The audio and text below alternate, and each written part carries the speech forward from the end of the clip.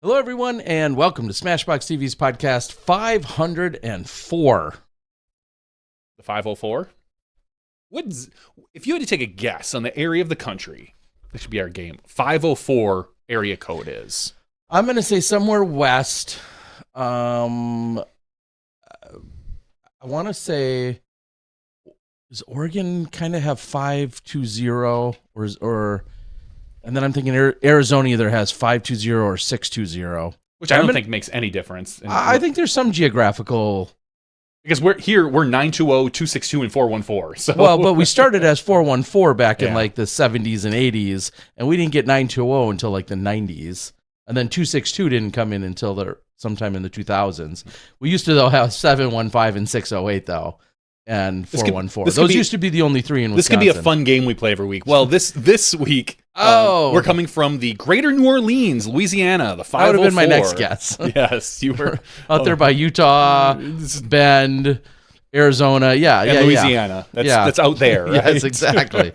Well, either way, here we are. It's 504, and unfortunately, this game is dumb because next week when it's 505, I'll have no better. I know. Guess. That's why this is fun. Until it gets into like the 20s and 30s, and then still my guesses will be not much better. I look at it this way: we've got a game for 500 more episodes. Yes, you guys better be here for it. You guys straight up representing. Throw up your area code. Yeah, throw up the 504. Anyway, welcome in, everyone. This is Podcast 504, 504 for being technical, right? As if I don't have a whole weekend of making audible mistakes and miscues. I didn't hear anything that you made a mistake on except for Chris Dicker shit. Which is funny because I really didn't say that. You got close. I got You kind of got the SH part out. You were like, Chris Dicker shit. And I wasn't even like catching myself from saying that specifically. Correct. It was just like a wrong syllable that came out, yeah, and then you cut weird. It off, but it sounded like Chris Dicker shit. Okay, so. Well, I did make a few other pretty obvious mistakes. First and foremost, congratulations. Last week's guest in Simon Lizotte welcomed in just as he had predicted on Thursday. They had forecasted and predicted that they would be having a new addition to the family. So Mia... congratulations. I think is another thing you screwed up on the podcast or on the. That's what I'm saying, because you called her Maya. That's exactly why I'm saying it. I had heard that. I'm trying to correct it, and I was like, M-I-A. That's her name, but I'm like, well, maybe they're going to pronounce it Mia. Like, I'm like, that would be usually M-Y-A or something, but I'm like, no, Maya, Mia. I'm like, all right. Well, I'm like, maybe Terry's right because he heard from him, and they're going with a strange pronunciation. No, so what? But no, you horked it up. At one point, I texted him during that day, and I said, "Hey, any news?" Because apparently he had just prior to that had posted to Instagram saying that that they had welcomed her in. And so I said, "Oh, is the name? Did you decide on a name?" Is what I think I texted him back, and he texted back, and I said, "Congrats, blah blah blah. I got to get back to the broadcast." So near the end of that day, it was the end of the FPO round in the morning. I looked at it, I'm like, "Oh, that's Mia." And then I'm like, "No, don't be an idiot. It's not Mia." Because all of a sudden, I absolutely second guess myself. I could understand that because Mia, let's be fair, is not that common of a name. No, it's not. But it's honestly, and you're not going to care about this. There's a very... Tell me when I should tune back in. There's a very, very underground popular song by a band called Ted Leo and the Pharmacists that uses the name Mia in it. So at any rate, I second guess myself, it's called Mia, and I'm like, don't be an idiot. Don't say Mia. Don't say Mia. It's clearly it's Maya. It's Maya. It's Maya. It's Mia. So I say, congratulations, welcome Maya. And then immediately I was like, no, that can't be right. So sure enough, I got it corrected pretty quickly, but nonetheless. And Simon did text back and say he forgives me for the mispronunciation. I wouldn't. I hate that it was the first time I ever said it, and it was truly a new moment for me to be able to say it out there, because little did I know our producer and director did in fact had it all downloaded, and they actually had it queued up. I was just going to say it, but they had it on a button already. So it's a long-winded way to say, yeah, that was one of many F-ups. Okay. Maybe not many. I'll be fair. I didn't listen intently. I kind of had the broadcast on in the background when I wasn't directing. Oh God, no. So I didn't hear a lot of mistakes, but then again, like I said, it was secondary. And for those of you, I got a message from someone saying, John, did you lie to us and tell us you weren't directing? And I was like, no, it wasn't a lie at the time. Last week, I had zero plans to do any directing. But as everybody knows, we had the weather issues on Friday, which pushed the MPO round into Saturday. So the normal director is located on the West Coast, Ian.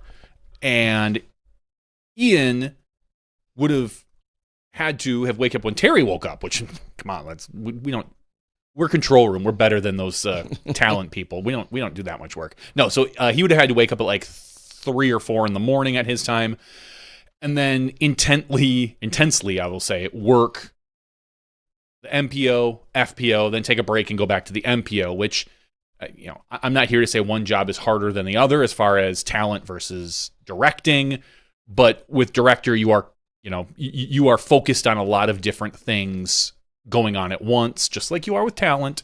But talent just tends to be, divas, as we all know. That's kind of what they are. So Ian, actually, one of the control room dude, Gary to the O, one of our good friends, he reached out and said, hey, could you maybe direct tomorrow? And my first instinct was, I could probably do it in the morning. Like the 5:40. I actually didn't mind getting up at 5:40 in the morning my time and knocking out like a 3.5 hour round. It worked out really well. So that is why I was directing, is because of that. That's all I did was the MPO in the morning. Literally when the MPO ended, before the broadcast was even over and they closed it out, I was done. Ian jumped into the control under the controls and finished taking over. So I had no plans to do directing. It just, they needed a body. They needed a warm body. And I was the warm body. Yeah, well, it was a crazy weekend. And before Andrew joins us, I guess we can talk about some of what we saw this weekend. Clearly, let's just say it right off the bat. Congrats to Evelina Salonen. Congrats to Andrew Presnell, both champions and both in really fun and exciting fashion as that course provided. So we start with the obvious takes there. Definitely the secondary story to the winners was the way in which the event just played out. The fact that we saw the weather come in and be a factor. It was what seemed like damn near perfect on Friday, or excuse me, Thursday. On Thursday. It was great. And people seem to take advantage of it. I mean, I remember looking at the sunshine and the what seemed like relatively nice conditions in terms of the temperatures and the sun and everything else. Not major or significant wind. And all of that was flipped on its head for Friday, which was our second round. And the FPO side was actually fine. Yeah, they didn't really get hit with delays. They had weather, they had wind, a little bit of sprinkles here and there, but nothing significant, thankfully, as opposed to what the men got on Friday afternoon. And then from there, it just became an all too common game of what's next? Where do we go from here? Mm-hmm. When do we start again? When do we not? How does this get played out? How many holes can we get in? When can we get them in? What's best for the players? What's most practical for the staff, the crew, the volunteers, the actual course people, scorekeepers, players, caddies, media? I think that's one of the things that gets largely overlooked is when we have these really significant challenges when it comes to weather, the tour in general has grown to, it's no longer just what's exclusively best for the 100 or so players or 150 players in total. Obviously, they're the reason why we're all there. They're the reason the media is there and everything else. So I'm not second guessing them. I'm saying we have to think about so much more than just them. Things that we probably weren't thinking about 10 years ago, or we were, but at a much lesser degree. Well, now we've got so many, like you said, moving gears, because it's not just the players that have to go out and get that second round in. Like, again, as you said, 10 years ago, okay, cool, let's send the players out. They'll get a round in the morning, then we'll have the FPO and the round in the afternoon, assuming that's how it would have been. Not a big deal. But now, you're right, we have to think about things like volunteers, scorekeepers. On a course like Northwood where it's heavily wooded, we have spotters.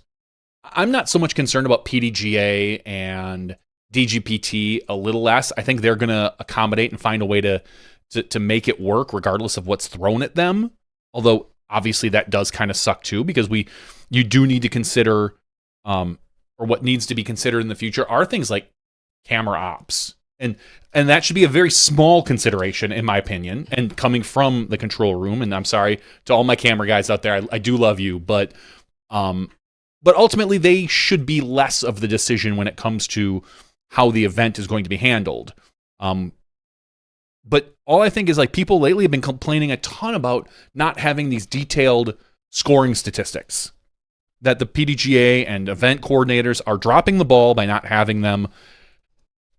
This is a flat out reason why at some point, I don't know what you would do, because getting 18 or 17 or how many ever you need volunteers out there at 7:30 or 6:30, 7 in the morning for a shotgun start, how realistic is that? I don't know. And these are things, as we talked about last week or the week before, when it comes to the whole future of gambling and this and that, they could be important in the grand scheme of things, depending on how you want to weigh and what you want to look at. Right now, to me, if you don't have the detailed stats, it's unfortunate. It sucks. I couldn't really hold it against him if it didn't happen on Saturday, but yeah, there's so many things to think of now when you have to make these decisions. Because my first thought was, well, let's just, on Friday, let's get as many of the men as we can in, and then we'll get the other half of the men in on Saturday, and it'll be a 3-round event. And now, hindsight being 2020, I think the right decision was probably made to get them all in. But of all the courses, that's maybe the roughest course to get 2 rounds in a day. Yeah, and that's, to me, there's, and then on top of all of that, you have to think about the players, and I don't want to say just what they're accustomed to, because everybody at some point in your playing career is going to have to overcome some adversity and have some out of the ordinary challenges. As a sport, we have to decide, is playing, we'll say for the MPO lead card, is playing 34 holes at Northwood Black, is that an acceptable challenge? Is that, clearly it's not going to be a norm, and it's going to be one of these bizarre scenarios. Is that something we're worried about? You think about them warming up. You think about everything they have to do to get themselves ready, where the course is located, and then the conditions of the actual course. I think about all of those things in totality. It just like I've said here 100 other times, it puts nobody in a good position, and it's whatever decisions get made, somebody's going to have a problem with it. If you're on a heater or you're playing really well and you're stopping and then things go sideways after the fact, you hate that. If you were playing terrible and you get this reset, you may love that. I mean, there's so many individual ways that every single person can look at it. I think of someone like, I happened to see his post on social media, Silas Schultz, who had 2 holes left to play. Obviously, plenty of people got done, not plenty, a number of cards got done on Friday and had basically a normal day on Saturday. Someone like Silas Schultz, for instance, was out at the course at 6:45. He played 2 holes and then went back and then came back out later in the afternoon. And I'm sure there were a lot of other players that played 1, 2, 3 holes, or maybe you maybe only just 1 hole, whatever the case is. Those 3 holes could still be 45 minutes to an hour. And that's just it. Like, that's just it. Yeah, you're not going out and playing a 300-foot hole 18, in a wide open field or anything like that. You're playing hole 18, which could make or break your entire round still. So more than one person asked me this weekend, what would you do? And I said, I've run more than 100 tournaments. Maybe, I don't know if it's to 200 in total, probably. But how many 2-day events have you run? That's just it. And that's where I said, I didn't run tournaments in the world of tee times, multiple day tee times on courses that are taking this long to play. I'm not going to claim I have the right answer. Yeah. That's why I think it's that much easier for me to hold back any significant criticisms, because I just don't know if there's a perfect answer for it. So it's so tough. And when you think about the way that course plays, we love how difficult it is in terms of just, we're seeing. Some people do. Well, some people.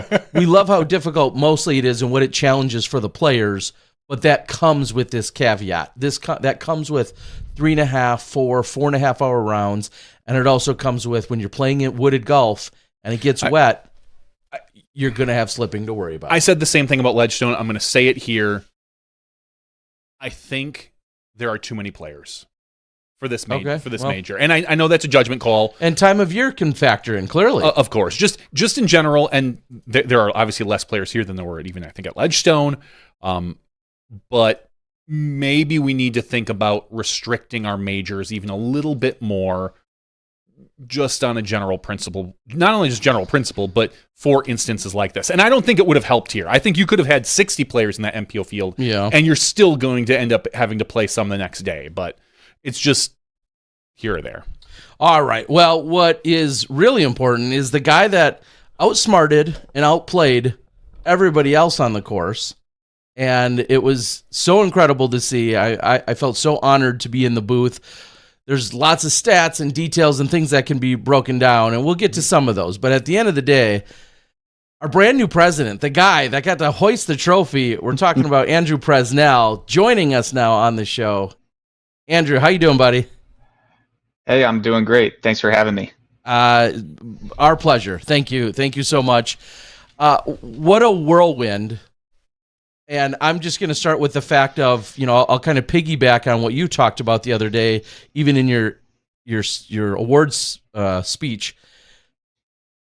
Your stuff's got to be blowing up. I mean, you've made posts about it, right? Like you can't even keep up. Podcast requests and everything else. You're blowing up, man. How's it feel?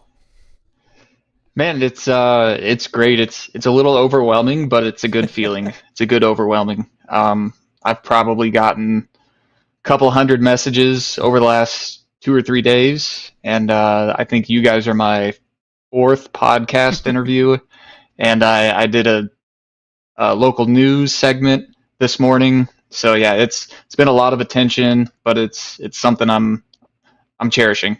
Was that local news of the Peoria area? Was that local news of your hometown area? Where was the local news?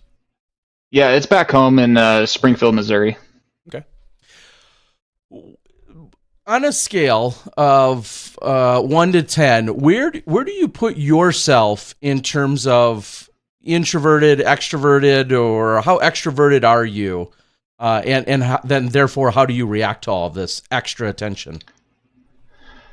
I'd say on a scale of 1 to 10, I'm probably like we'll say like a 3 as far as extroverted goes.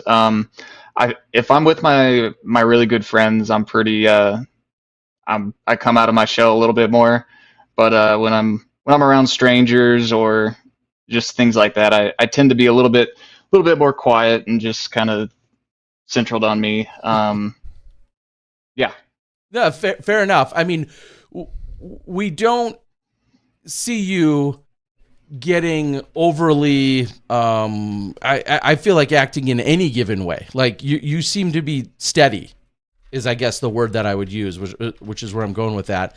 And with all this extra attention, does it intimidate you? How do you react to the extra attention? I like it. I enjoy it because it doesn't happen very often.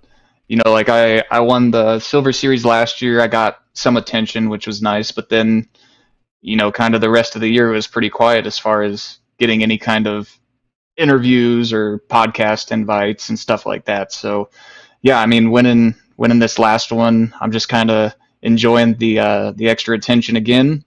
And, hopefully it's not the last one I ever win because I do enjoy it. One of the main storylines for this weekend, as obviously it progressed, was how many events you've played, how you've been out there locally and on the tour. And I think I saw the stat that said you average like an event every 9.8 days or something of that nature. I think I saw that. Yeah, you've been playing a lot and you've been certainly grinding. Are you offended or upset if somebody says, you know what, I didn't I didn't pick him to win. He wouldn't have been, if we still had our UDisc picks or whomever, even in a fantasy league, whatever it might be. Does that annoy or frustrate you if somebody's like, yeah, I didn't even think of putting him, in a winner circle? Not at all, because I don't have the results to back up why you would think anything else. Last year, I struggled at majors, especially. I think I cashed in one major of the 4. And so, yeah, like, honestly, did I think I was going to win the Champions Cup? Probably not. It's not that I didn't go there to try to win, but my initial goal was to go there and play better than I did last year at the majors. And so I think I did that. Yeah, certainly. And I do love, speaking of maybe being a little, one of your Twitter or one of your X posts, whatever we're calling them these days, I don't know. You had mentioned something about looking in the mirror on Sunday morning. Share with everyone exactly what you posted. I feel like that's going around everywhere. Yeah, so the X post or Twitter post that I made was yesterday morning.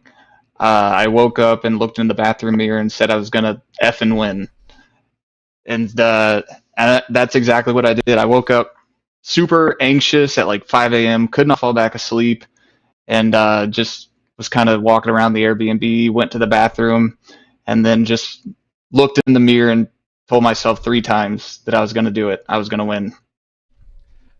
Are you old enough to get the Stuart Smalley Saturday Night Live reference about like I'm good enough, I'm smart enough, and people like me? Gosh darn it, people. No, like you're me. probably not. Okay, I'm not getting that one. All right, some of our older folk here that are our age will get that reference, but those are his daily affirmations, and he's looking in a mirror and saying, damn it, I'm good enough, I'm smart enough, and people like me, and some of those affirmations clearly worked for you as well.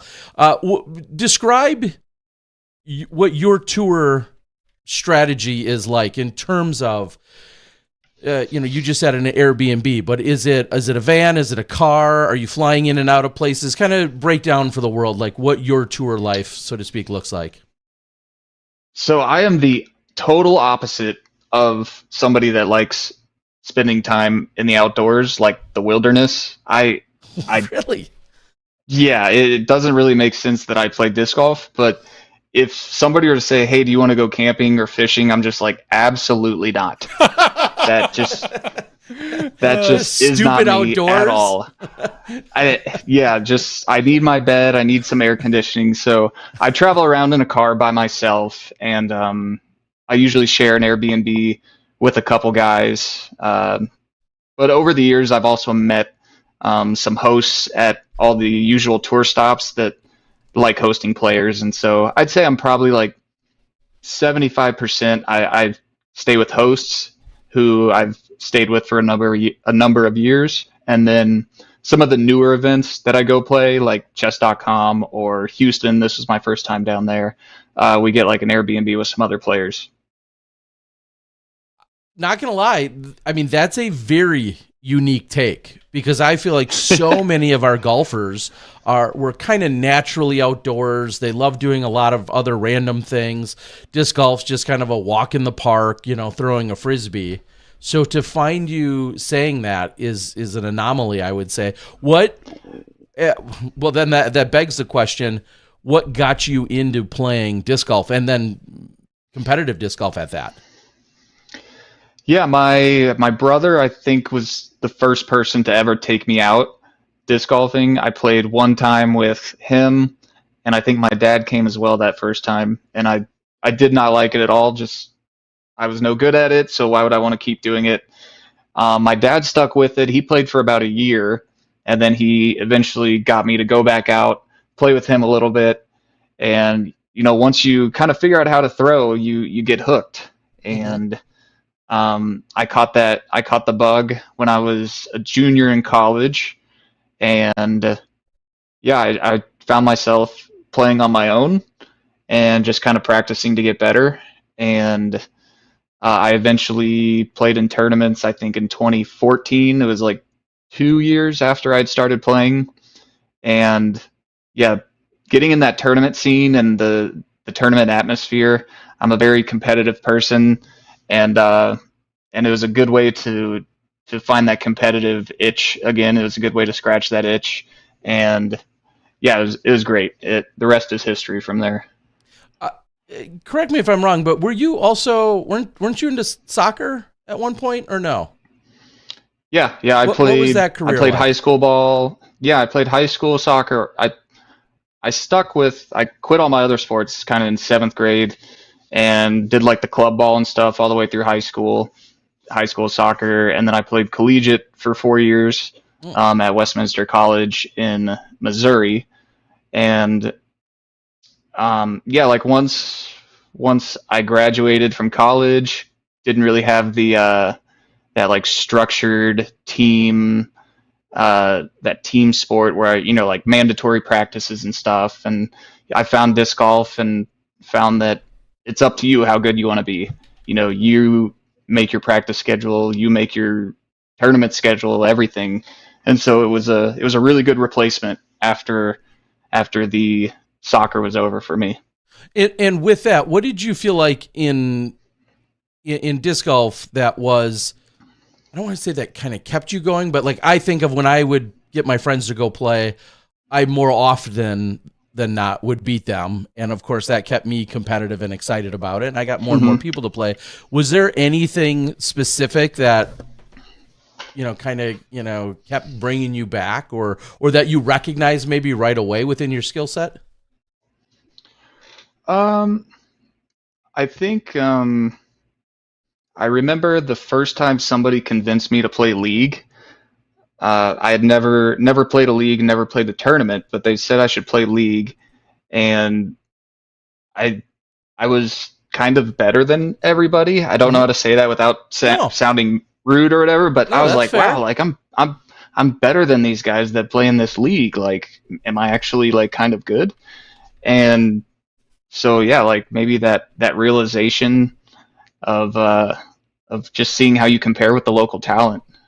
Yeah, I think that's fair. I think there's a lot of people that, may play with their buddies or even play alone, and then they've just always played casually, and then all of a sudden they enter and they're like, oh, like I'm better than these guys. They got bags or they play every day, and and I show up with 2 discs and beat them. I mean, we've had some locals in one of our leagues that was always like that, and it was like he just had to realize, like, damn, he's pretty good, and I think that alone kind of kept him hooked.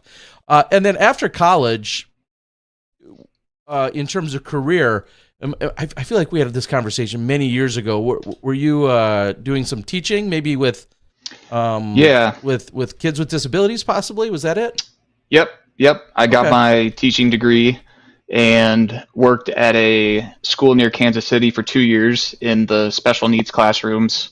And after that, I worked for 1 year in Ozark, Missouri, which is where I grew up and went to high school. And so that was pretty cool as well. But yeah, 3 years working with special needs kids. And it was after that 3rd school year it ended where I took a chance. I told the principal, hey, I'm going to pursue my dream this summer and see how it goes, and I might not be back.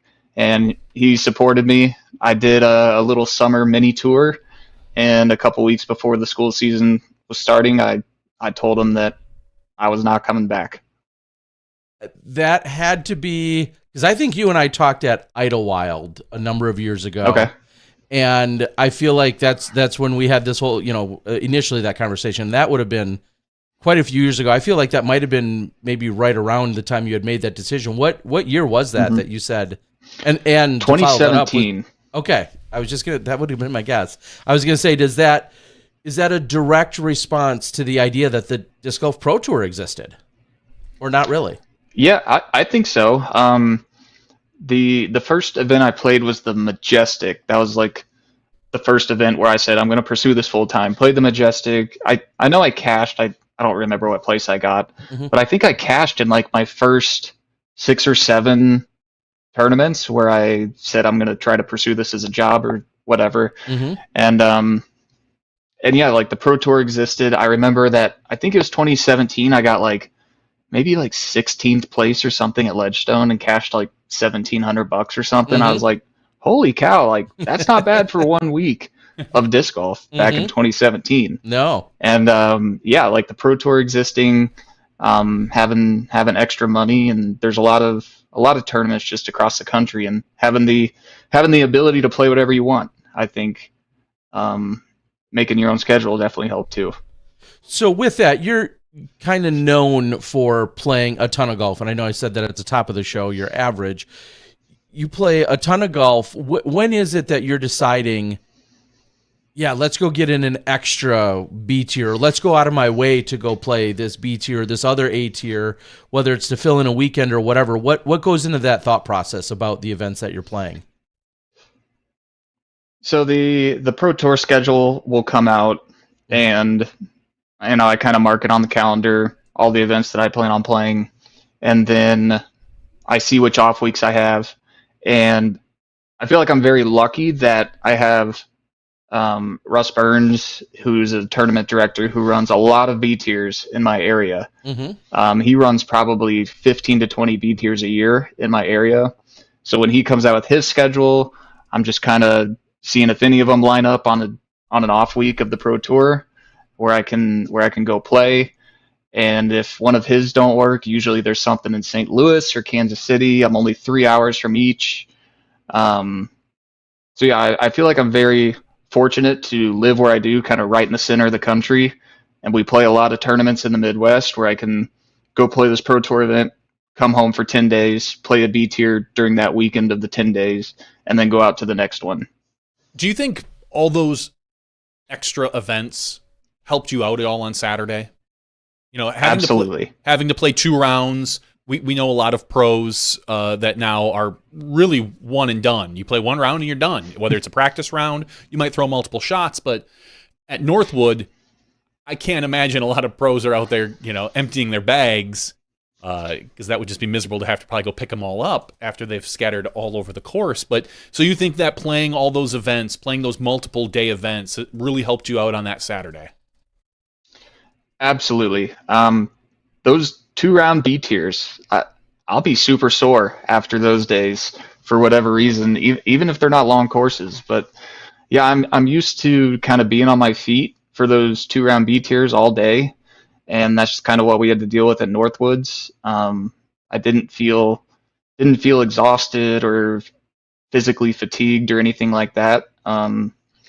Maybe that has to do with playing the B tiers, maybe it doesn't, but that's just how it was that tournament. That could also be adrenaline. Yeah, some natural True. highs. Yeah, being on the lead card of a major could be adrenaline. Well, just before you came on, I was pandering around about the whole idea of how things were handled, and I'll say it again. I don't feel like there's a perfect solution, and no matter who you ask, somebody will have a problem or a challenge with it.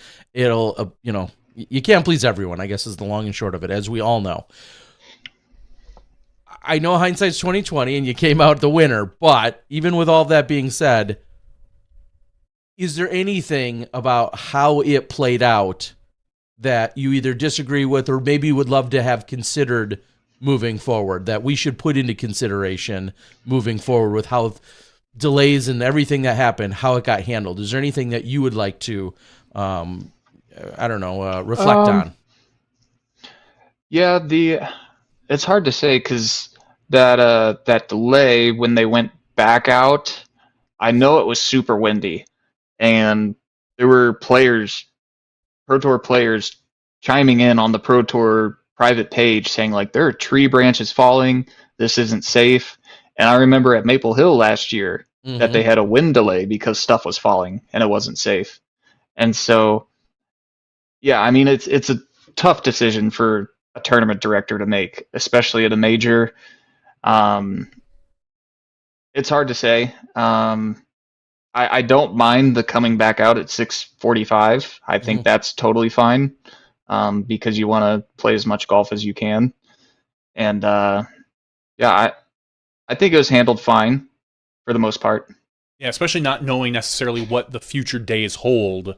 If had they decided to cancel one of the rounds, and then for some reason Sunday's weather was bad, now you're down to a 2-round major. Just it obviously Sure. Getting the round in makes logistic sense if you can pull it off. Yeah, you almost want to find any way you can to get those I know in. there's mumblings of of like coming back on the Monday Mm-hmm. potentially in the future to try to finish an event, which that opens up a can of worms as far as like players traveling and stuff. Mm-hmm. But Lodging, you know, traveling. that might be that might be something that we move to in the future. Who knows? Yeah, Evelina had said that she was flying out that night. Yeah, literally flying. Yeah, like she won, grabbed the trophy, and then was off to the airport. Yeah, had to probably drive to Wow. Chicago, I'm guessing, and then and then fly out still that night. Clearly, if you're in the running, everyone would say, "Well, if you're in the running, you're doing That's that an well." international flight, though. Yeah, I mean that could be $1,000. That could be $1,000 rebooking to potentially. And I know you guys are earning more money, but $1,000 is still $1,000, and it's a major title and all those things. Like we're still just, and then naturally someone will say, "Well, you should always just plan on." I feel like that was kind of the hurricane issue in the of future. USDGC all those years ago. Is everyone then was saying, "Well, maybe all the players should just plan on possibly staying around an extra day." And like you were just saying, like that's nearly impossible to plan for a 1 in 100 scenario. Mm-hmm.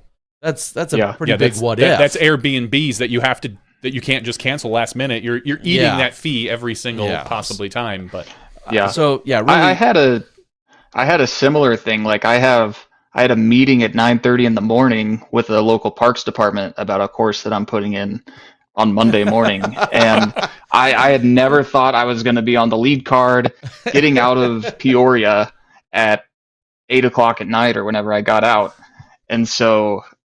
Like my initial thought was I was just going to drive home and get home at a reasonable time, but I left Peoria at about 8:15, and it's a 6-hour drive. And I said I can't do that. So I stopped in St. Louis halfway, stayed at my aunt's house, woke up at 6 a.m. to meet the guy at 9:30 in the morning to deliver him baskets. And I was not going to reschedule that meeting because it's been a long process of getting this going, and I was like, I'm not rescheduling. I'm gonna make it by 9:30 no matter what. Wow, knocking it out on both sides, like front end and back. I mean, you're winning events and putting in courses. Amazing. Well, let's just dive into that for a second. Then, what is this course design, and what has been some of the process? Give us some of the highlights of what people should be able to expect. It's my the city right next to the one that I live in. It's in Nixa, Missouri. It's a course redesign, and so. The course as it sits right now is kind of fun, but it's an old course. It has like really old Mach 3 baskets, and I randomly sent the Parks Department a message, and I was just like, hey, I have 18 brand new Chain Star Pro baskets. I will sell to you at a big discount if you let me come in and redesign your course. And I thought I'd never hear from them again. They sent me a message back saying they love the idea and they want to meet, and so in I think it was maybe early March, maybe it was after chess.com when we had an off week where I really worked on the design, met with them a couple times, and we kind of came to a contract agreement, what I'd sell them the baskets for and things that I expected from them to do. And we're supposed to start the install a week from tomorrow. So after DDO, when I come back, that's going to be my project for May. I'm not going to OTB. So I'm going to be home for 3 weeks, and in a perfect situation, the course is done in 3 weeks, but we'll see. What was the course like, and now what was your vision, and what's it going to be like now that you've redesigned it? Yeah, it's just like a pretty basic park style around a YMCA. It's nothing. The course as it sits now is nothing special, but it's still fun to play. They've added a lot of new playgrounds, new walking paths that kind of interfere with the current layout. So that was something that I suggested in my initial message to them is hey, I'll redesign it where we can stay away from the walking paths. We're not going to be throwing in the neighbors' yards anymore. And they jumped on the opportunity. Wow. That's great. I for everybody, we applaud that dedication and commitment to the idea that you still wanted to meet up with them. And as a guy who does course design or has been involved in a lot of them, sometimes if you get the right people and if you don't take advantage of the opportunities, there and now, you may not get them again. And so the fact that you stuck to it was pretty incredible. One of the big takeaways that I found out, I'll say mid-broadcast, was that there was already, for lack of a better term, a campaign of merchandise that was being put together, as we see on screen right now. Yes, your Prez merch for president. It was already being put together, and I was even told like this was just a quote unquote coincidence. Obviously, I mean this had been worked on for days or weeks prior. Is there any way in the world that in the back of your head, like factor, like, well, okay, well maybe stuff will sell better if I do well. I mean, was there anything that maybe silently motivated you? Maybe. It's hard to say. Like you said, like this stuff was being worked on well before Champions Cup. Mm-hmm. I didn't really know how people would respond to it. It's just kind of a funny, silly thing that Paul Macbeth and Ledgestone and I kind of threw together since it's an election year and play off my nickname and everything. And so yeah, we like had the videos and everything ready to show the merch, and then I just happened to win the tournament. And so yeah, it was, like you said, it was a kind of coincidental timing, really good timing, and yeah, I don't know. Maybe people will buy it more since I won the tournament. Who knows? I no doubt. First of all, if you're listening to this, you should absolutely go out and get one. Second of all, I hope we see some commercials at DDO for it. Like honestly, I hope we see some Discraft or not Discraft necessarily, Ledgestone commercials, the Prez for Prez merchandise at DDO. I would love to see that. I think that would be a big hit because the first thing I noticed was the hat. The hat you were wearing. And I was like, oh, that's really cool. The hat's really cool. I know my brother was wearing it to caddy. I had some friends out there wearing it. When I brought all the stuff back to the Airbnb, everybody thought it was so cool. And I didn't know how I thought people were going to be like, that's so dumb. But everybody's like, I want that shirt. I want that hat. Where do I get the discs? And so, I don't know. People are receiving it better than I thought they would. Name me a better happenstance, coincidence, whatever you want to call it. Like, name me better timing for anything. Like, it's just is so perfect. The fact that you had it, you're maybe iffy how it will be received, but then you win, and it couldn't be any better. I mean, if he took second, he could have always changed it to vice prez. Yeah, but he didn't have to do that. He got first. That's true. Yeah, just great timing. It really is, and naturally, all the companies react, which is awesome. That's what they should do for their players. They react with Tour Series this and commemorative that and whatever. I love all of that. I've got no problem with any of that. But the fact that this was fresh and new and it wasn't at all a reaction, it just was something you guys were already working on. I can't say enough about it. Well, one of the people that reached out to him was maybe the most important one was Bob Giulio that reached out and said, hey, what was that conversation? Just like, would you like to be back on the tour team or welcome back? And like, how does that conversation go?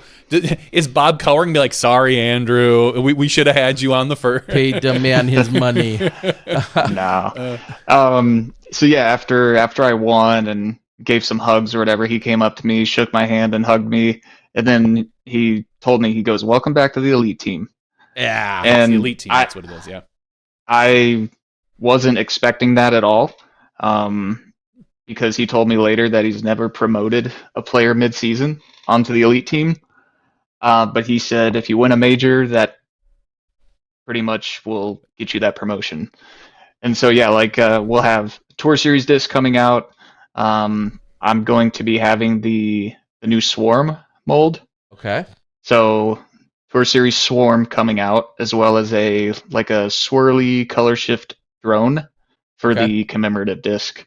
Sweet. Yeah, I know, because you may be one of the sole people on tour keeping the drone in on the course, we'll say. Yeah, I loved the drone. Absolutely. I loved the drone. I always loved the overstable, the zone, the Buzz OS was always a decent disc, but yeah, the drone was one that we were using just a long time ago. For some who may not know, I have a little funny side story about the drone. So at Music City Open the week before, somebody had a bunch of random used Discraft discs, and I said, "Where are your drones?" He handed me like 6 used drones, and I said, "Can I go see which one's straight?"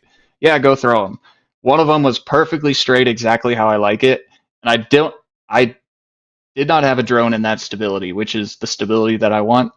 So I bought it from him for $10, threw it in the bag, and I threw it all over Northwoods. So it's just funny that a disc I bought for $10 the week before helped me win a major. Yeah, I bet that guy. He called every one of his friends. He's like, Dude, did you see him? he He threw it again. He threw it again. Yeah. That was my disc. Maybe he can be vice pres. I mean, it sounds He's like probably going to earned want some more.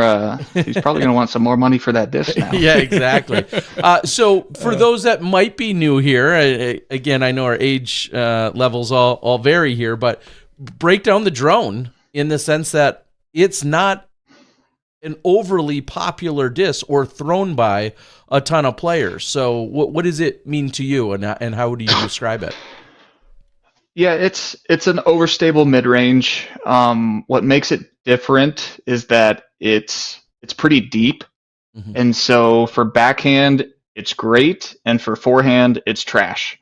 And I know I don't have a good forehand, but people who do have a good forehand don't throw the drone because it just can't handle the forehand torque. And so that's kind of why the Swarm is coming out. It's a little bit better flick mid range. Yeah, the drone. I like the deep beaded feel of it.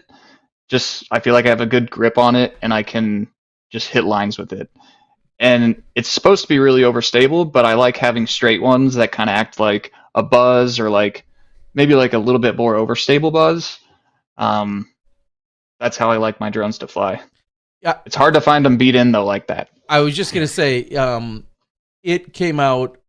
I know there was one of the most famous versions was a 2009 Kansas City Worlds drone. It was a special one, a Z drone. I know I've got a stack of them somewhere. And they weren't well received. They weren't that popular. Like the disc just simply, there was, of course, the people that love it, but there wasn't a ton of those people. And it's such a beefy, like meaty rim that, and Kale LaVisca used to throw them often, various levels of beat ones, I feel like in the Midwest here. And so knowing that was kind of, special to you is again, like a very unique thing overall, but hopefully a whole bunch of commemorative ones fly off the shelves as well. Hopefully. Obviously, there was a couple of big takeaways outside of the win. There's a lot of chatter. We saw some aces from a couple people in different divisions.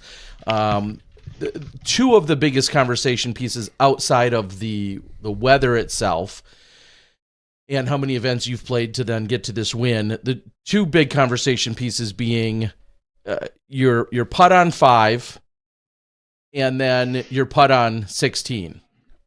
Yeah. And I apologize if they've been talked about, to death, and you probably have heard every stupid take and every various angle on them. But for completeness sake, on our, archiving purposes, let's start with 5. Was it the wind, or did you just yank it? I'll start there. Yeah, I was on the green, had a putt for birdie to go up by 4 strokes. And I was telling I was so amped up to putt that and go up by 4 strokes. And when I'm lining up the putt, I do my routine of like 2 pump fakes and putt on the third one. And I'm kind of going through it, and I notice this wind gust coming through, and I just tell myself it's fine. It's 22 feet. You're gonna make the putt. And when I putted it, it looked like it immediately kind of lifted out of my hand a little bit. And when I watched the replay, it looks like I putted it on a little bit too much hyzer than I normally do. And so I don't know if the wind just kind of got under it and sailed it, or if I just sailed it on my own. I'm not sure. But I did not have any thought in my mind before that putt that I was going to airball it into the creek. And I mean, you can see like right afterwards, I do this, hands on my head. I just could not believe it. Was so many things, because myself, Nate, and Nate are in the booth, of course, watching it live, commentating on it, and just a million thoughts going through our heads. But my first one to follow that up is hands on the head because it's a miss, or because it's an OB stroke, or because your frisbee's possibly gone? Or was it something else? All of the above. Okay. It was a combination of all three. I think right away it was a miss air ball. I was like, oh crap. And then I think I realized that I'm not getting my putter back out of that creek. Because the water, like on a normal day where it hadn't flooded, I probably would have got it back. But that water was muddy, it was deep, and there was no seeing that putter. Just the amount of speed in which that, like you said, that stream a couple days earlier, it's barely moving. You can see to the bottom, or it's really no big deal. Like so much of the water out there. I was there a week earlier. And saw all of that, and there's places where some of this water is entirely dried up in the right time of year. So the way this thing is like flowing, like a river, was crazy. The initial reaction from the three of us in the booth was wondering if there's any way the leaf, there was an individual leaf that blew, and it told us A, that wind picked up to some degree, and or B, your actual focus maybe got redirected. Doesn't sound like that. I did not see the leaf. Okay. I didn't see the leaf, so leaf gate. Yeah, we can out of question. Put that to bed. Didn't notice the leaf. It was just a bad putt. Yeah. And just knowing that it blew as much as it did, obviously with the secondary was the indicator to us. Is like, oh wow, there might have been a very legitimate wind gust here, which then would have helped assist. Your release too high to send it off. Nobody found that putter, right? It's gone. It's gone. It's gone. Oh, that's worth so much money now. Well, if somebody ever finds it and gets it back to me, he'll trade you a drone for it. Yeah, that's right. Yeah. Because when I saw it, I was just thinking like, oh, all right, well, that sucks. Obviously, no one wants to lose their putter, but he's got a second one. He can just pull out. Everybody has two putters, right? Like who wouldn't? Like who wouldn't have two putters that are close to the same beatness that you feel comfortable with? I know who. Andrew Presnell. Yeah, so that's a story in itself. At chess.com, I've putted with the Focus mold for the last 6 years on Discraft. Putted with a Focus. I fly to chess.com, putt so bad the first round that I fold my putter into fourths after the first round, and I realize I didn't bring a backup putter. And you're like, and so I got Chris Clemens staying at our Airbnb, and he's on Discraft now. And so I'm like, Chris, what do you got in your van? Just what do you got? And so he's like looking through all of his tubs of discs, and he goes, I got a Challenger SS, and a Roach. And I was like, give me all three. I'm gonna go putt on the practice basket in our backyard and see which one goes in. Challenger SS winning the most, so I said I'm going to putt the Challenger SS.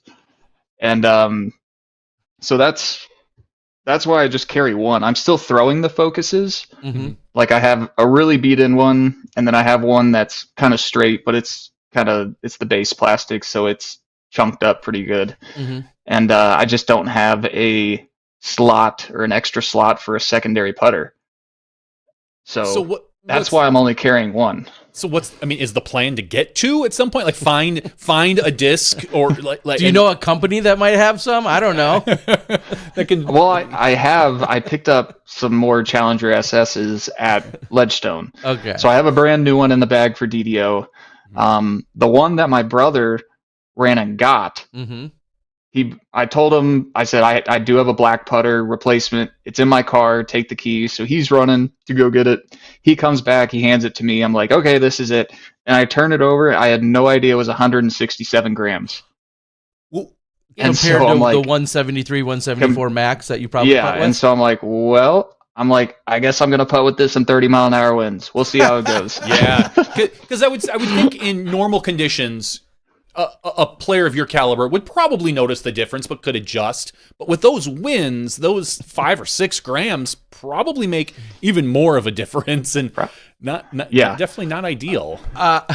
So a big shout out, and I said it on air, and I'll say it again. Thank you to Chris Clemens, who really gave me. He sent me a message on Facebook in the booth and gave me the update saying, "Hey, he's got a bunch of Focus in his bag, but now he's putting with this Challenger SS," and so I really appreciate it. And I kind of relayed that into the broadcast. One of a great question that Glenn asks is, if you didn't have your brother or a caddy at all that could run to the car, are you just pulling out one of those Focus to then complete the round with? Yeah, or? I would have just used the straighter Focus that I had in my bag. Okay. Just hopefully everything the last 6 years would have helped me with that. Yeah, your muscle memory kicks in hopefully at that point. Exactly. Was there any consideration, knowing you have your caddy there, your brother, was there a consideration for him probably to take off the socks and shoes and jump in there and do any looking? Because that, honestly, that's what I thought was going to happen. But was that talked about? I was this close to doing it myself. Okay. If I was standing on the edge and I could see it on the other side of the creek, and it was about 5 feet away, and it was just kind of floating there, and then it'd go back under the water, then it'd come back up and go back under the water. I saw it maybe 2 or 3 times for about a second each time, and it kept coming up and going down. I was like, I could jump in there and get it, but then I'm just going to be soaked. Like, I didn't know how deep it was. I don't know if there's rocks in there. I didn't want to risk it, and I knew I had another putter and a caddy that he could go get it for me. I just honestly, just the fact that you actually saw it, I would have just assumed it was black and it was that, that all that raging water. I thought it was just probably gone, and you have no idea where it was at any point. But the fact that you saw it at all, yeah, I'm really surprised then that you didn't throw your brother in there and say, "Hey, there it is. Go get catch it, buddy. up with me later. You go get that." I was standing there hoping it would kind of come to the close side of the creek. And I was just waiting for it, and then it was gone. Okay. Okay. Yeah. Wow, that's crazy because we just assumed it was probably lost forever. All right. So let's talk about hole 16. Let's move to that. The talk was, everyone looked at, they had seen, I think it was Ezra putt first, and he was outside of, who was it that was right inside of him? Niklas? Yeah, Niklas. Yep. And then, so Ezra putts, looks like he's at circle's edge, maybe just a hair out. And then you putt, and it's really hard to tell where circle's edge is. Did you confer with your group? Because obviously, when you putted, it was tough to see if you fell a little forward with a step or went to the side. Like, what was that conversation like? So we didn't have a verbal conversation whether I was outside circle or not. After Ezra putted, I think he was a little bit in circle too. I don't know if he was like right on the edge. If I remember, he was maybe I feel like he was a couple. He was maybe feet. a couple feet in circle two. Yeah. Okay. So he putts, he makes it, and then Nicholas and I was like, "Who's next?" And we all say it's me. And Nicholas is like maybe a foot inside circle. Mm-hmm. And so when we determined it's me, I'm like, okay, like I'm probably just outside circle on the edge if I'm further out than Nicholas. And I'm looking around for a whisker and I don't even see one. Mm-hmm. So then I just kind of look at the basket and I'm like, to me, it looks outside circle too. Like you've putted on circle's edge so many times, you can just kind of naturally be able to look at it and be like, okay, yeah, it's outside circle too. So, I straddle out and I putt, and I'm not thinking like intentionally trying to fall forward. I try to keep my feet planted, but I think like watching it and being a little bit of a downslope, my body weight just kind of was going forward. And so I did step forward to, keep myself from falling. And I was kind of like waiting for half a second to see if somebody would question it, because I knew I was close and we didn't actually like verbally confirm it beforehand. But yeah, if somebody would have questioned it, we probably would have had to mark it off somehow, because it was very close. But I did see a video where I make the putt and then walk all the way to the basket from my lie, and it was 13 steps. Yeah, exactly. Yeah, it was like 12 and a half steps, 13 steps. So I'm like, okay, like right there, like usually you pace off 11 for circle's edge. So I don't know. It was very close. That's just kind of how it played out. Sure. What didn't help, and this is obviously not your fault, what didn't help was that in the corner of the screen, there was a Bushnell distance that says 30. Yeah. 30 feet. Yeah, exactly. Yep. And everyone knows it's 32 feet 8 inches or exactly 10 meters. But 30 would be inside the circle, even though a lot of people refer to it as a 30-foot, whatever. Anyway, That's what unfortunately, again, this is none of your fault, but unfortunately that helped stoke the fires is Sure. the idea of that saying 30. And we'll say it right here very bluntly, and I love Bushnell as a company. There's wiggle room. Well, not only that, nobody Bushnelled that. I'm just going to say that. I'm going to pull back the curtain and tell a secret of the production company of us right now. Nobody Bushnelled that. That's oftentimes, especially when they're near the basket, there's some form of estimate. And somebody estimated that got entered. That's how that showed up. And it just sucks that there's any hint of challenge or criticism that comes your way for something that looked pretty clearly like it was not an issue. Yeah, nobody. The way I looked at it, nobody on your card made a sound or even looked practically. So I thought it was clearly obvious. Everybody knew he was out. It was just difficult for us to see. Yeah, I wonder what the distance showed for Nicholas's putt after mine. We didn't. I don't think it had one on there. Okay. But there was a whisker because we just saw Ezra's, who was outside of it, and then Niklas was just inside of the whisker. And so, when, like you said, when you just kind of a reasonable deduction of, well, Ezra went, and then you went, and then Niklas went. So it's absolutely feasible, plausible, that you were also still outside the circle, but just closer than what Niklas was. So anyway, I think it was Matt Rothstein of the PDGA who had the angle that then had the step counting. I think he was like right next to you, possibly. When that got posted, albeit the next day, I think, to me, that dispelled even any more questioning at all. I mean, I really didn't question it anyway, but I feel like that helps dispel it for everybody else at home that's screaming, ah! It was such a good putt, too. I couldn't believe I made gosh. it. It was just a nice little Anheuser floater right into just. Did you ever think about hyzering around the tree? Yeah, so you can see in the live video, I kind of walk up to look at the green, and the tree split the basket kind of right in the middle. So I had to straddle either right or left, and I'm thinking to myself, if I straddle right and I airball the putt, it's probably going to catch edge, roll into the creek, and I'm going back 100 feet to the mandatory drop. And so I straddled to the left so I could Anheuser it. If I miss, it's probably going to hit flat, going parallel with the creek, par at worst. Yeah, assuming you don't miss and hit the basket and get up and roll. Assuming that, that would be unfortunate, but yeah, I was assuming like things in my control, even if I miss the putt, it should at least land flat. Yeah, makes sense. I know that, again, this probably feels weird after the fact, but when did you truly feel comfortable that you had this? Was that the defining moment, or hole 17's drive is when I don't want to say I knew I was going to win, but I would have said I would have to absolutely blow it to lose, because Nicholas hit the first tree in the rough. He's probably getting a 4. Like a 3 would be super hard from where he was. I throw my drive and I'm like 25 feet short maybe. And so I'm thinking, even if I don't make the putt, Nicholas is probably going to get a 4. I will have a 3-stroke lead on hole 18. And I felt pretty comfortable with that hole and knew that a 3-stroke lead would be fine.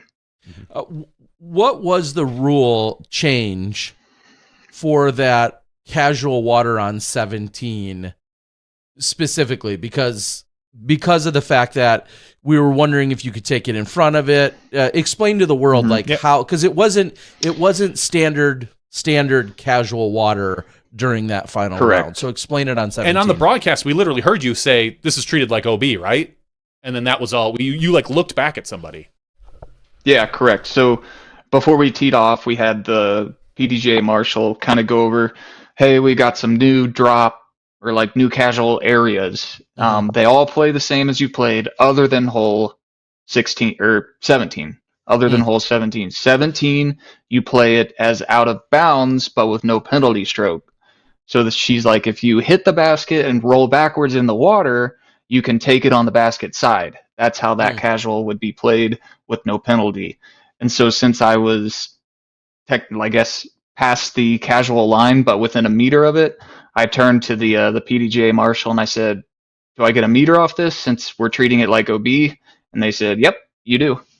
Because there were a lot of people in the chat and things like that, just saying like, "Oh, that's interesting," because if it's casual relief, you don't get the meter and things in that. And everybody, I don't say everybody, but a lot of people are like, "Yeah, but this is unique, and we know that there's certain rules." And you could see Andrew ask somebody, like turn around and physically ask, and so it was kind of like, yeah, it's clearly being treated as OB, even though it's casual. So yeah, it's good. Yeah, again, that I think just goes back to what we were saying earlier. Is there's so many unique things that unfolded throughout this weekend with those weather conditions, and then having to take really unique or awkward even or out of the ordinary provisions, and that ultimately being one of them as well. So good to know. And what I think is great too is having on the top two cards, at least, I don't know if they had one on the third, but at least on the top two cards, there's a PDGA official that's walking right along. So I think you turned to, whether it was Bill Newman or Rebecca Duffy or whomever, you were able to get that answer. Yeah, you'll be able to get that answer right away. Obviously, this course was slightly reconfigured from what most people see. It wasn't exactly Northwood Black. It obviously wasn't the Northwood Gold from Worlds. We got a Northwood Blue out there. There's all sorts of configurations and things this course has been through. How did you feel about skipping a couple of those early holes and then having these other ones factor in and finish on 18 and so on and so forth? Any input on that? Yeah, I liked all the holes that they added. Hole 10, they put like the tee pad 100 feet longer, and that hole is already pretty challenging. And then the holes they took out, I don't really think that they're anything special. They're difficult, but I don't think they're special holes that they took out. I like 18 as the finishing hole, being out in the open for the people to watch or whatever. I like that idea. We were kind of joking that hole 9, like 5 years ago when we played it for Worlds, that a perfectly reasonable par 4 in 2019 was no out of bounds 100 feet shorter than what we played it for the Champions Cup. Now they made a 50-foot wide fairway, OB everywhere, and 100 feet longer. It's just crazy how much the game has progressed and how good the players are getting. Yeah, and I got to say, great foresight by the crew. Hole 10, as you said, with that new longer tee, they installed that because that section between the two tees or the new tee and the old tee, like, is almost always wet, and they weren't confident you guys would be able to play from the short tee. So basically, installing this tee just for this reason made the hole much more difficult. But I love that they were thinking ahead of, it's going to be this time of year, and I think that was also home to quite a few frogs that we were hearing on the broadcast. Everybody has been hearing them. Yes. So I do really appreciate that foresight. Now, it's kind of a funny turn, but come Ledgestone now in a first week of August, you guys won't be out there. And it's going to be 4 completely different rounds taking place all at the Eureka course.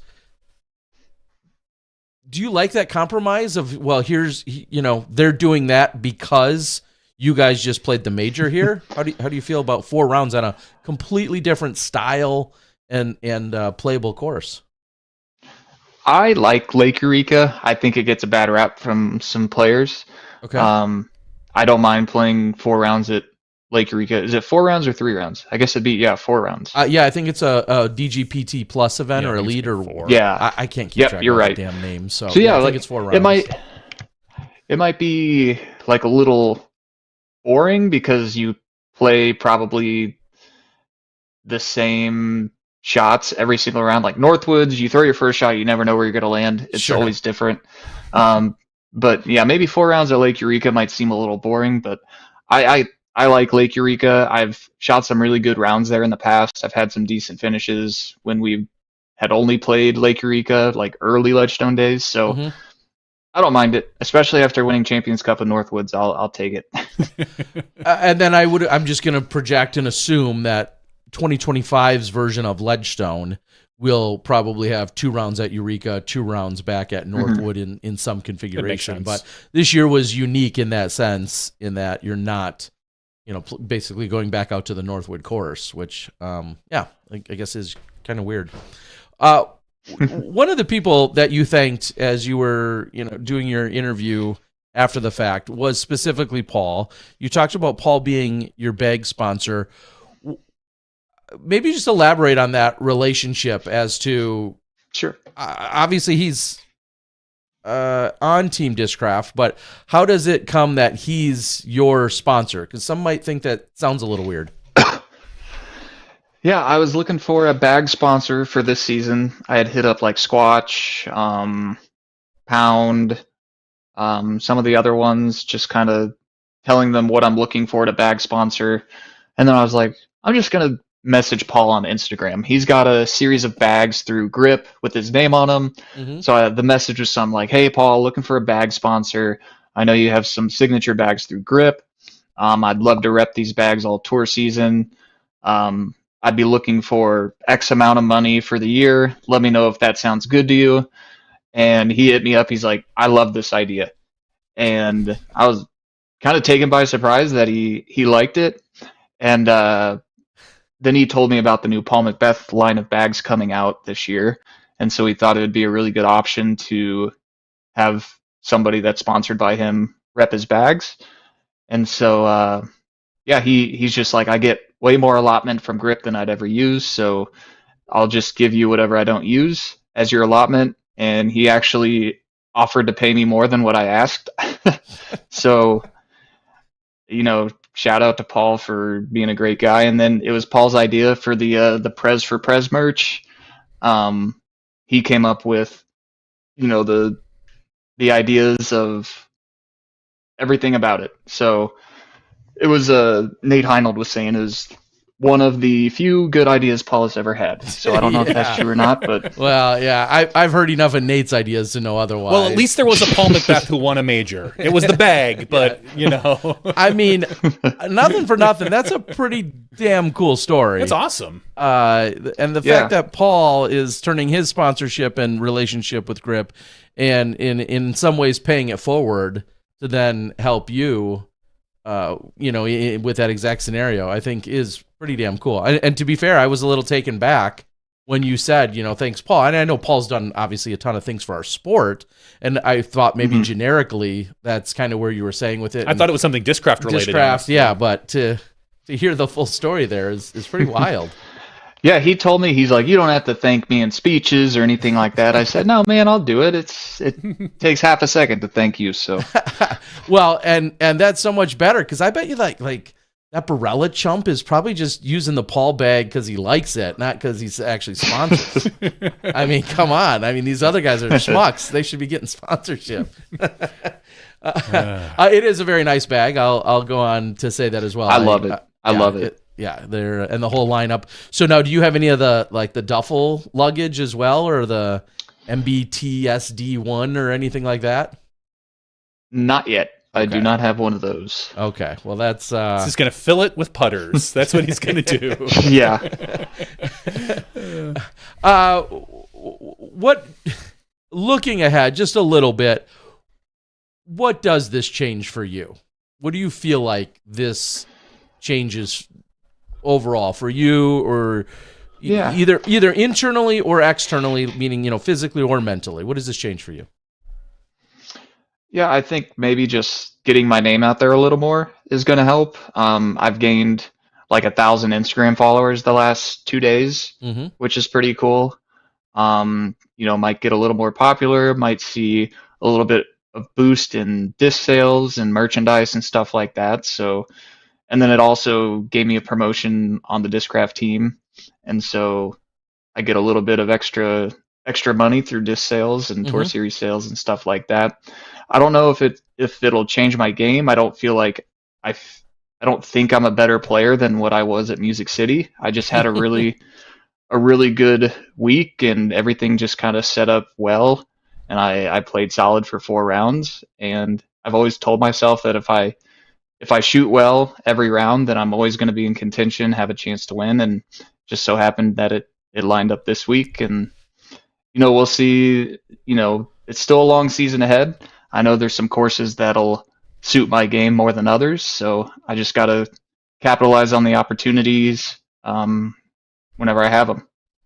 Well, I want to say one thing as far as fans and things go. I did a quick lookup on how many people picked you in Skip Ace Fantasy Disc Golf to win, or just have them, just to have them in their lineup for this event for the Champions Cup. Okay, you ready? You want to take a guess? How many people? How are you polling? Yeah, Prez.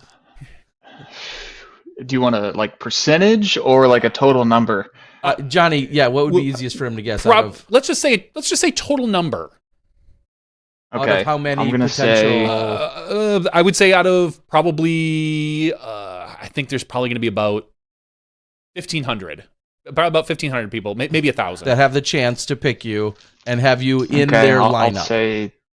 I'll say 15. 6. Okay, not too far off. Yeah, but I will say that was Champions Cup. You have you've tripled just for DDO. That is fandom. And I will say there's one person. The way usually most people pick is you've got a list of number of players you want to pick, and the way most people do is they pick the first player is their usually kind of their surefire thing, the guy they know they want to pick, and then they'll rattle it down. Mm-hmm. There was one person, and I'll have to look at who it is who picked you as their number one pick.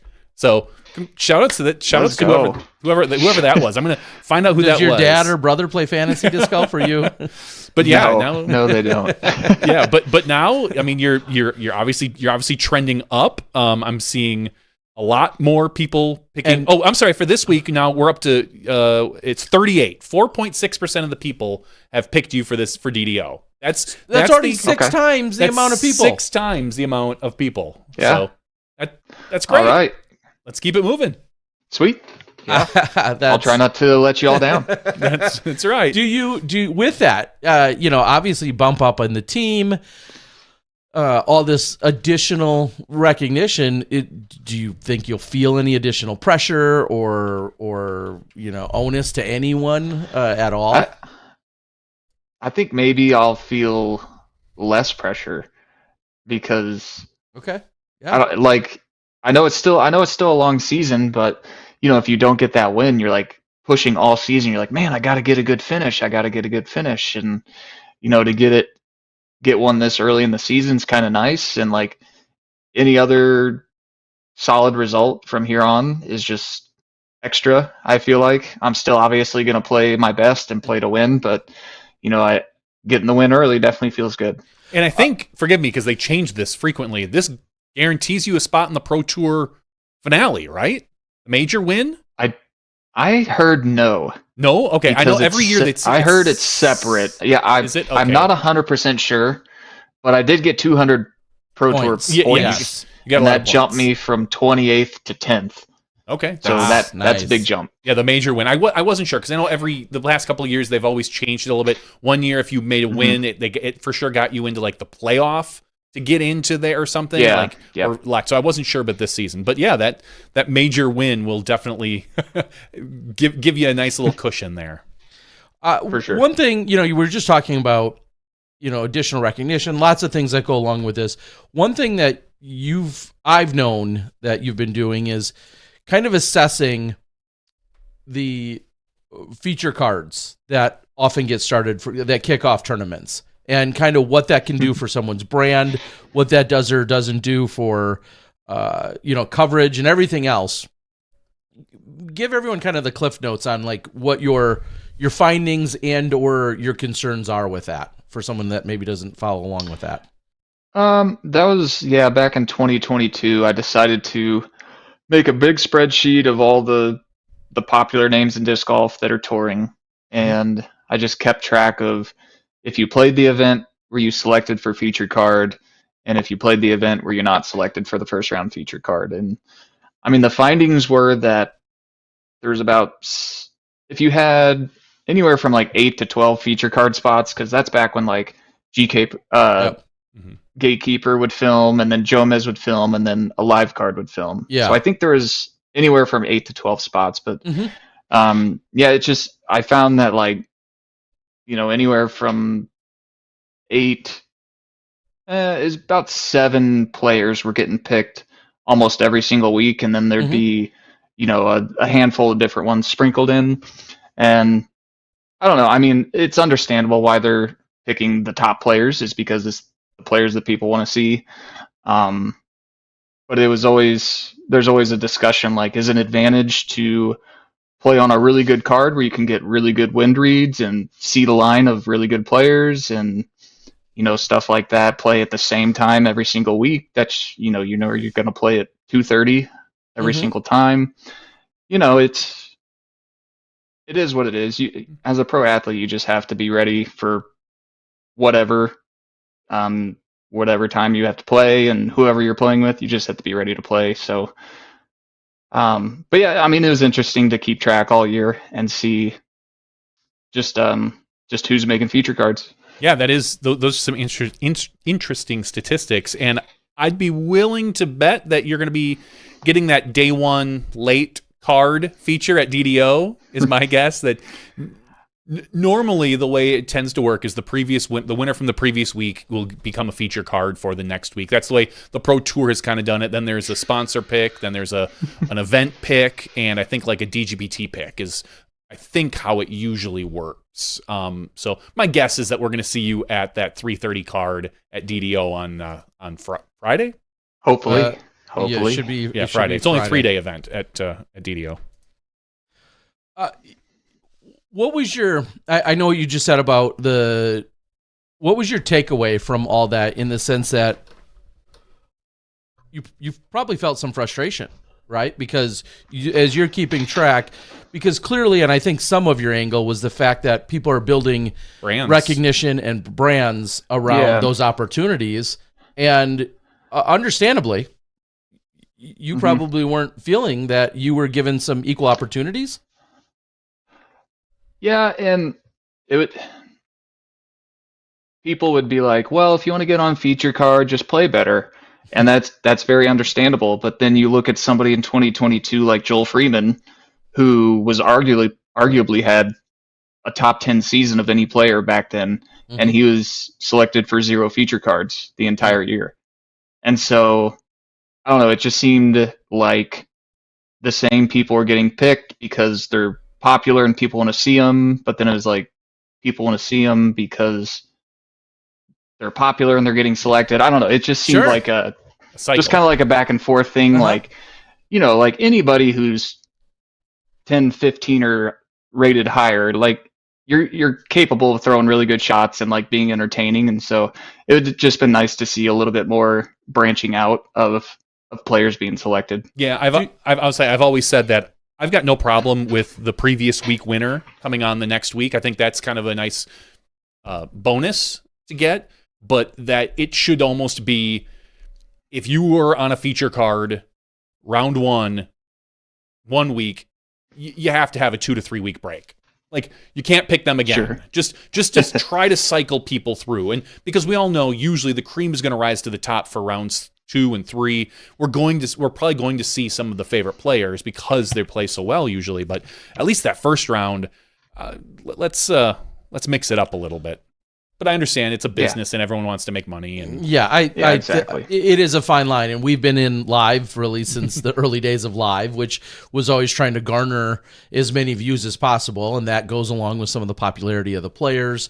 And there's all this give and take about who you're trying to have and why. And I fully understand what I believe would have been your frustrations with some of that, and maybe that goes back to some of the first questions I asked you about if it's sometimes just a matter of being extroverted and or maybe a little more gregarious and outspoken or controversial or whatever. It isn't always just play.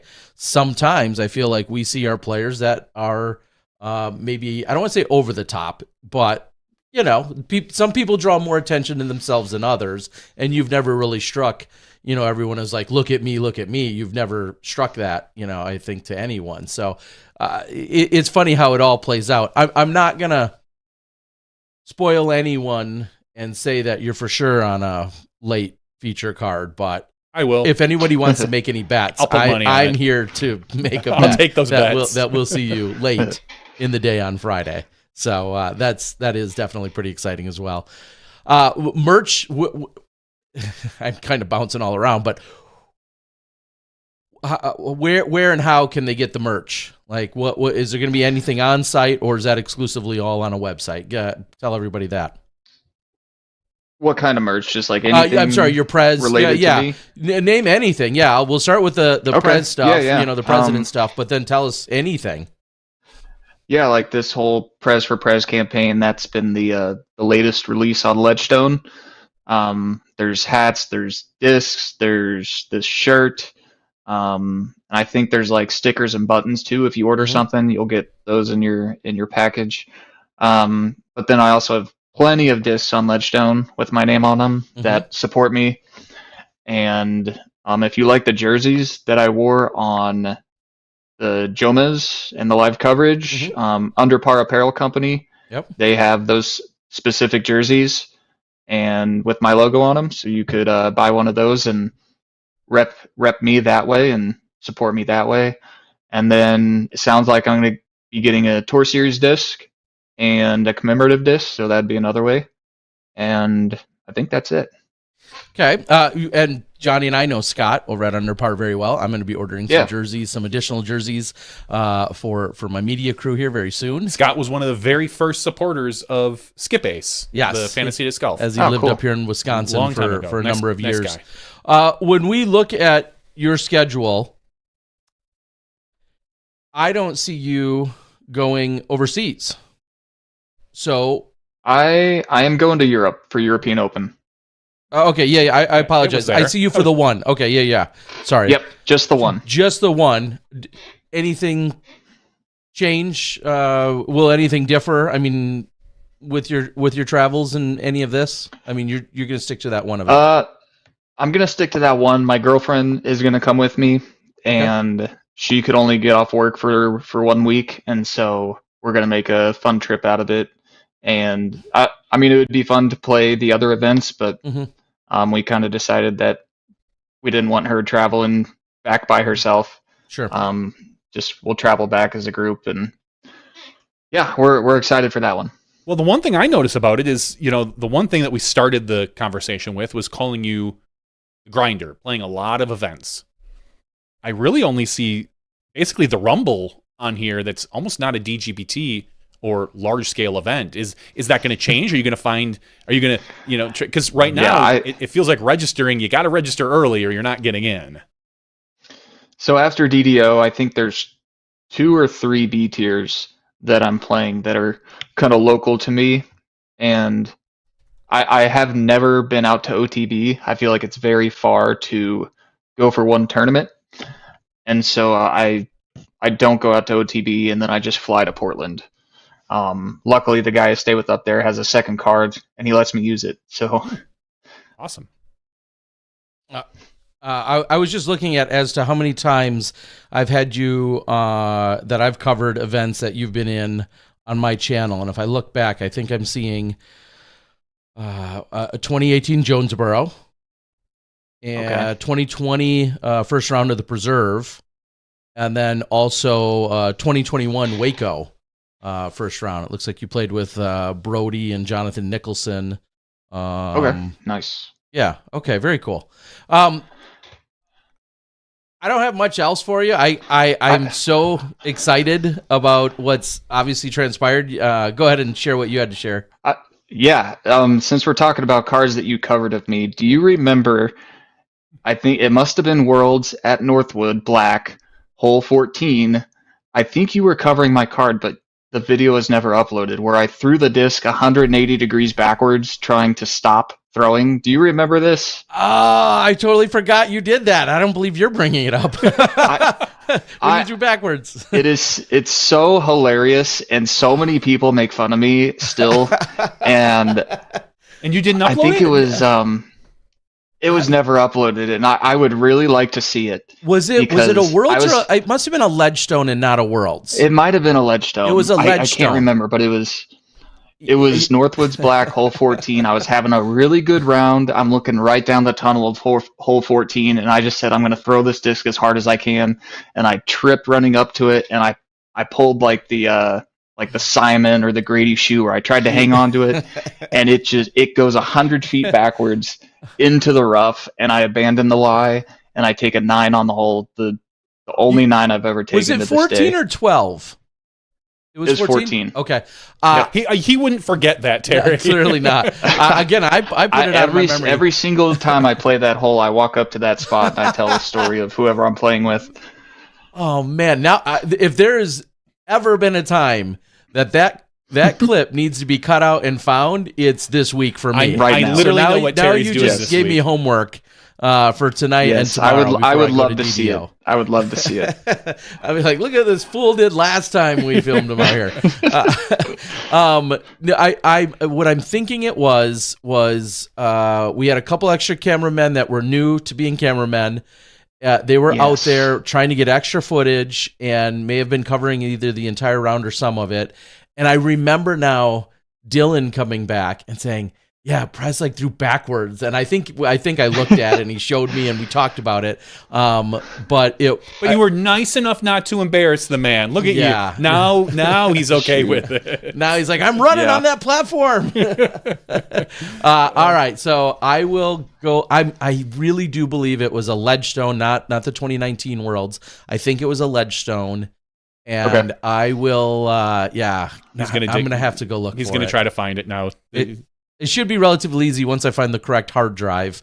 I should be able to hopefully pinpoint it. So, all right. Well, when it comes out this week, this week, and I'm tagging you. Make sure to like it, or just throw Terry under the bus. Like it and share it. And, I can't believe Terry. It'd be like, I can't believe Terry would do this. I'm sharing it everywhere.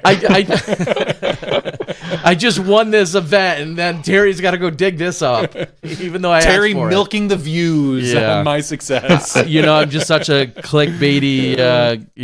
I'm all that's great. Well, I mean, we want to thank you for joining us tonight. Obviously, we know that you're being pulled all over, and I can say with confidence that this weekend, that Friday, you're going to get to sleep in. I got a little behind the scenes look, so you'll definitely be able to sleep in. Sweet. Yeah, I said, I'm ready for that last year's bet. winner, Parker. You and Parker. So I'm ready for the bet. So great.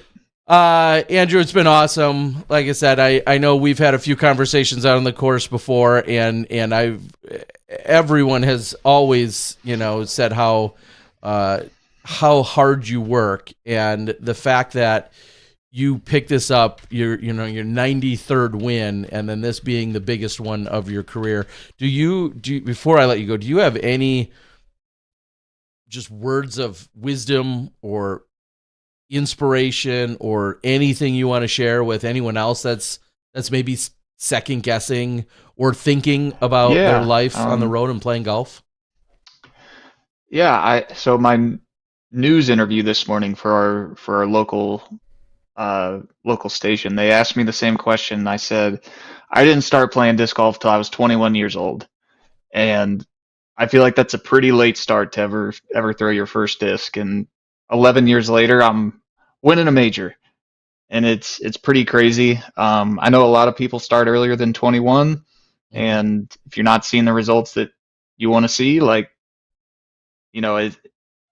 it's what people say all the time. It just takes hard work and dedication. I put so many practice hours by myself, just out in the field, and just made it happen.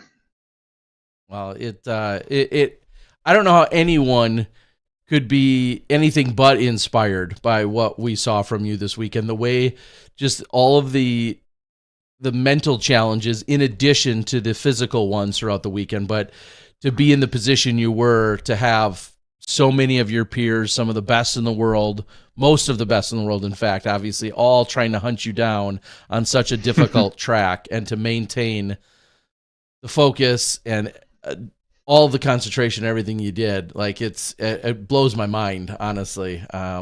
It was absolutely incredible. So if you've got any other sponsors or people you'd like to thank or thank again, or whatever the case might be, the floor is yours to share anything, including your social media handles where people can find and support you. Please share away. Yeah, I'll shout out all my sponsors. Obviously, Discraft, Ledgestone, Underpar Apparel, Greasy Dyes, Paul Macbeth, Elephant and Castle. Big shout out to my family, biggest supporters of me. My girlfriend, who sits at home a lot, waiting for me to come back from these trips by herself. And shout out to everybody who sent me messages. It was great seeing people I haven't heard from in 10 years messaging me saying congratulations. People that I didn't even know followed my disc golf that were sending me messages. So it's been great reading all of them. I try to reply to every single one. And yeah, my social media, Instagram is probably the best way to follow my disc golf journey. It's just Prez. I think it's Prez017 on Instagram, or just Prez17. I can't remember. But yeah, if you want to follow me, that'd be great, and I appreciate it. Yeah, it is Prez, PREZ017. So on Instagram, and I'll go out and share it. We see a bunch of great pictures that are out there right now. I'll go ahead and put it in the chat so everybody else can find it if they're not already. I know I was already on board. Yep. I didn't need this weekend to become a fan. I already was, and it's absolutely incredible. The world is so proud of everything that you accomplished, and to watch it unfold the way we did this weekend. Vote Prez. Yeah, it's absolutely awesome. So thank you so much for joining us. Like Johnny said, we know there's there's a ton of new obligations and or people pulling on you, but I think you'll be able to sleep just fine knowing all the extra spotlight that's on you is all for such a good reason. Well, yeah, until I release that video. Maybe like a little I voted Prez sticker like you get when you go and vote. Yeah, I don't know. There we go. Sounds fun. All right, one last time, congrats. Thank you for joining us. Thank you. I'll see you this weekend at the DDO, Dynamic Disc Open. Sounds good. Thanks for having me. All right, have a good one. Good night. Thanks. Andrew Presnell, your one-time major champion. Pretty awesome, you ask me. Like we said, not a whole lot of people saw that coming. No. Even he, didn't necessarily, of course, he's going to grind and play and do his best, but, I don't think he thought he was the favorite going into that event either. Well, no, you can't. And just truly incredible. I saw quite a few people talking about the excitement of this event and that maybe it wasn't quite there. And I feel like, obviously, with someone like Prez winning, who isn't necessarily, like you said, someone we see on the coverage all the time, that a lot of people were rooting.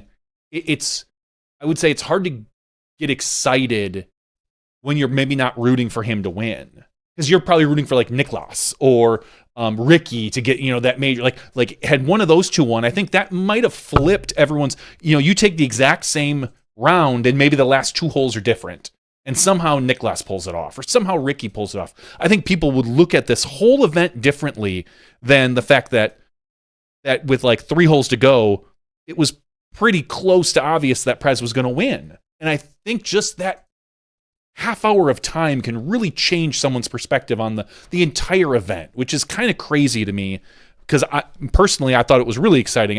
I always love to see someone new win. And of course, I have my favorites I'm rooting for. And we do need to say something about our last week guest, one Simon Lizotte, who Daddy Lizotte? Daddy Lizotte, 2-time dad, he came on our show last week and said, we asked him, who do you think is going to win this? Oh, you should queue up. You got it queued up? I don't, because I'm not that good.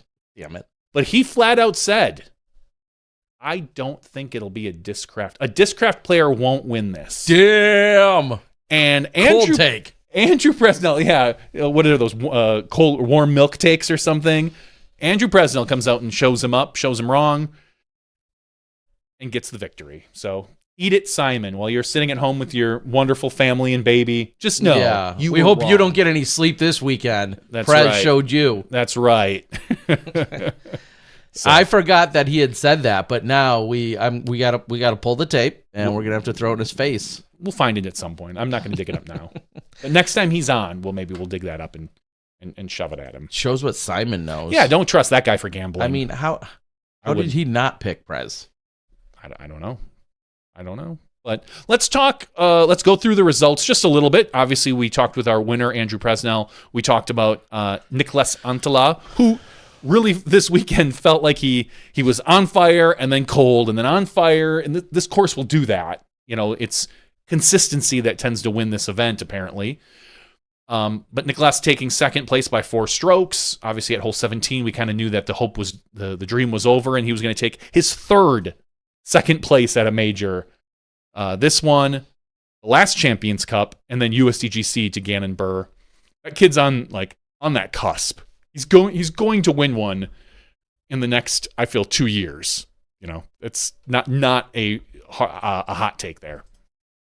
In tied for third place, one Richard Wysocki. Good to see Ricky up near the top of the leaderboard again. I know some people are kind of talking like he's. Would you consider Ricky part of the old guard? I was thinking about Prez, and I didn't realize he was like 32 years old. And a lot of people consider people like Paul the old guard, who is 33 years old? Yeah. And I'm thinking, to me, in my head, Prez was like maybe that in between. Like, he's not the new guard, he's not the old guard, you know, because maybe, again, we haven't seen him on coverage, but he's 1 year behind Paul. Yeah. Like, he when I think of when phrased in terms of guard, like the old guard or the new guard, who are touring pros. Yeah, we're not talking masters. We're not talking. No, but I mean, I'm looking at it in terms of, I think era is the reference in which I look at. I think you could be a relatively old player but still be part of the new guard, although I don't think we have a lot of those examples. I don't think we really do. Like Brody, he's older than most, but I wouldn't consider him part of the old guard. He's definitely he's not. much. So he's maybe a good example. One of the possibly the few that we would have. But anyway, the point is, yeah, when I look at your eras of players, I think about your Kennys and your Barrys, and then just generically, you kind of slide into your Doss, your Averys, and your Fellbergs, and then you progress from there, where it was essentially passed, and continue to carry into your Pauls and your Rickies, but yeah, Paul, and your Will Schustricks and so on. Matteo. Obviously, they all blend over some of those times. I get that. I'm not an idiot. I was there for it all. But when you think about kind of as slowly as the torch passed or got grabbed from one player to the next, those are kind of like the eras that I currently think about. Yeah. Eventually, there's going to be a Taylor Swift eras tour with I don't know. Well, I just think we so often refer to as the Paul Ricky era, and Ricky is not even 30. Yeah, I mean, 28 years old or something, or 29. I would feel like you're talking Disc Golf Pro Tour days. But the Pro Tour is what put Andrew. Whatever you look at, Andrew is exactly what you'd say essentially of Conrad. Conrad, it was the Pro Tour. Because Conrad feels like the old guard to me, because I feel like he's... Well, then Andrew is too. I understand that. It's just funny because we've seen so much more of Conrad. We've seen so much less of Andrew that it's hard to talk about him as the old guard, even though he has been around for most of the Pro Tour. So... speaking of tied for third place with Ricky Wysocki, someone you could easily say is part of the new guard, Ezra Robinson. Ezra, same thing. Ezra could have won this event, with the exception of like hole 12. I think most rounds. That dude just couldn't. It felt like he was snake bit at times. It was 12 last round and 14. Maybe it was 14 the previous round. Yeah, 14 on two rounds. Yeah, he took sevens. Yeah, it was on the second and third round. Awful. Like, just he looked so good so often, and every time, I swear, like, you would watch him and you'd think, oh, this poor guy. He's tanking. He's got to be like 5 over par, and then it's not. He's like even or 1 down, and you're like, how is he? And he's just constantly getting birdies that then just he seems to wipe out. So he always was just treading water. But third place is nothing to scoff at in a major. Fifth place, Calvin Heimberg. Sixth place, a tie between Matty O, Joel Freeman, and Chris Dickerson. And Joey Buckets. Joey Buckets continuing his hot 2024. And in a four-way tie for 10th place, Gannon Buhr, Paul McBeth, Robert Burridge, and Anthony Barella. I have a question for you, Terry, and I know I'm speculating. This is all speculation you have to put here.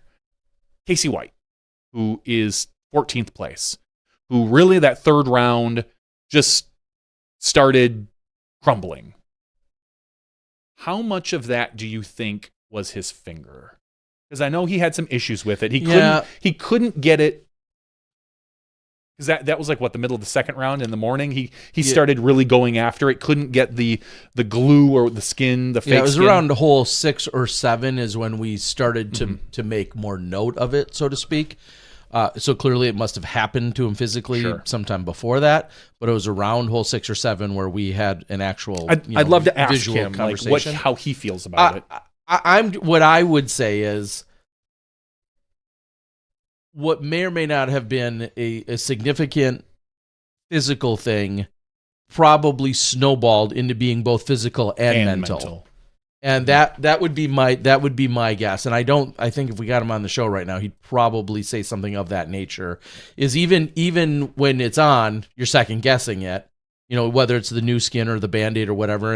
And I think there's just a second guessing overall and maybe a slight hesitation in some capacity because now you're worried about if it's going to slip, if it's going to come out clean, is it going to get worse? What's it going to do? And I'm sure that, and I'm not downplaying the physical component. I'm just saying, even if the physical component was largely addressed or somewhat addressed, sure, there's it's kind of, I feel in the back of your head. Yeah, and I kind of feel like it's probably like once you slip on a certain tee pad, and then every hole after that, you're maybe a little tentative of how is this tee pad going to work. We saw that with Owen on hole, I forget, but she always we heard her say on the broadcast like it was like last year I slipped on this. Oh yeah, on hole 11, 10? No, 8. Hole 8, yeah. Hole 8. Where then she went and slipped again or tripped again, and she mentioned it, and then very next person came up, and I think it was KT, Kristen Tar, and she had to stumble on it as well. And I think once that gets in your head, exactly, it's there. You see somebody else do it, and they talk about, oh yeah, this is a rough one. It's this and that. It's maybe a little bit slick. Even I think Pilcher said that's one of the few old tees that's left. Yeah. And you just have to be weary of it in general. So, but it just how those mental things can really build on. Yeah, I mean, I think Casey proved, as he's done in the past, at some of the other times we've seen him, and I want to say it was a Texas States a couple years ago, is when he worked himself onto the lead card. So he was featured, he was there in contention for the event. It's more than obvious that Casey has the skills, and it's just a matter of consistently putting them all together and holding on to them for a weekend. I mean, he was at one point at 15 under par. Yeah, the winning score for the weekend. And it's not often, in fact, I would say it's very rare, if ever, you see someone get to the winning score and then it falls back. And then fall back, because we don't usually see players fall back. Usually other players will catch you or pass you, but progression usually is upwards. If someone's at 15 under par after the second round, you're probably thinking, all right, 28's going to win this weekend. Yeah. And it's clearly, this course is an anomaly on the tour in that just doesn't happen, because you could just as easily, as we said, you could just as easily shoot a 4 down as you could a 2 over and barely feel like you threw any different Simon style. Let's move over to our FPO division, winning this in slightly dramatic fashion. It came down to the end. Evelina Salonen takes this down, shooting an 8 under par overall for the event. Henna, her best friend or touring partner, whatever you want to call it, is tied for second with Owen Scoggins. And she's tied with Owen Scoggins. Henna and Owen tied at 7 under. And Henna eagled hole 18 every single round, which is amazing, that consistency. It's a soft par 5, but to still get that eagle every time is a 3's a 3, like you regardless. said. Yeah, whether that is renumbered to being a par 4, that fine. She birdied it all 4 rounds, which no one else can say. Yeah, that to me, again, we all know you could argue about pars, and there's a legitimate argument if you want to have one. Fine, I don't care.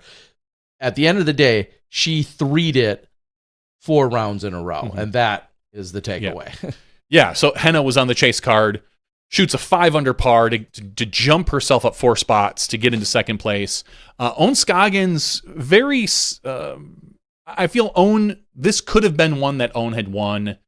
She just, like a lot of players, she was conservative.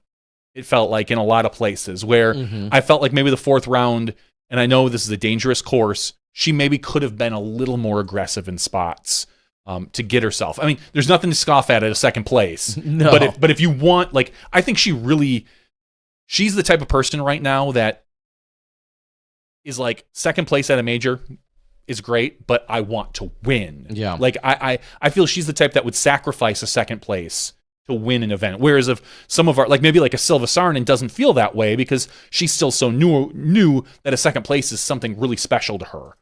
I think that with Own, maybe that specialness is maybe starting to lose its shine.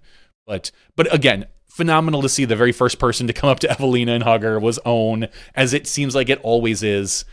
So congratulations to your top three. Talking in fourth place, like I just said, Silva Saarinen, just very consistent. There was I'm in one of the Discords, and they came up with the greatest little emoji. It's just the yellow face with the glasses and a straight mouth, just no smile.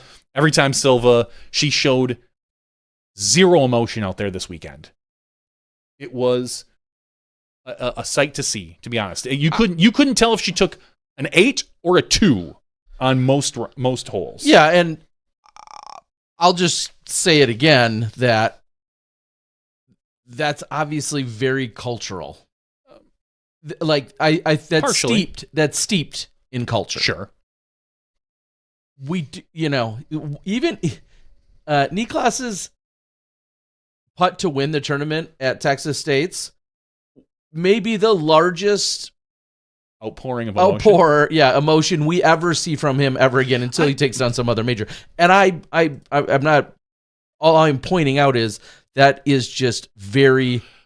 I mean, Scandinavian. That is a very cultural thing, but we still see you can read Henna, you can read Evelina. Like, I understand. With like, you can see when Evelina is just frustrated with either a missed putt or a bad drive or something. I know we didn't see it a lot this weekend, but she seemed to have she has a smile on her face so often. And Henna, 50-50 with Henna. Like, you see her smile, but you also see her get frustrated. Yeah. With Silva, it is ice.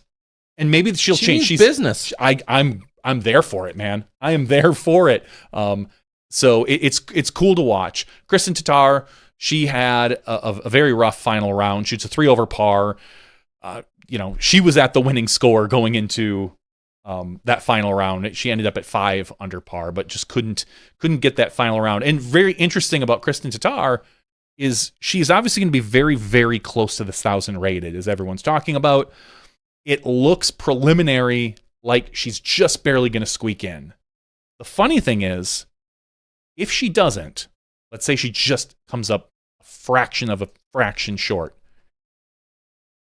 a lot of the statisticians out there are saying, had she not birdied the last hole, it would have been low enough to drop off her rating, which then would have guaranteed her the 1,000 rating. So possibly, think about this, if she doesn't get to 1,000, it's because she birdied a hole.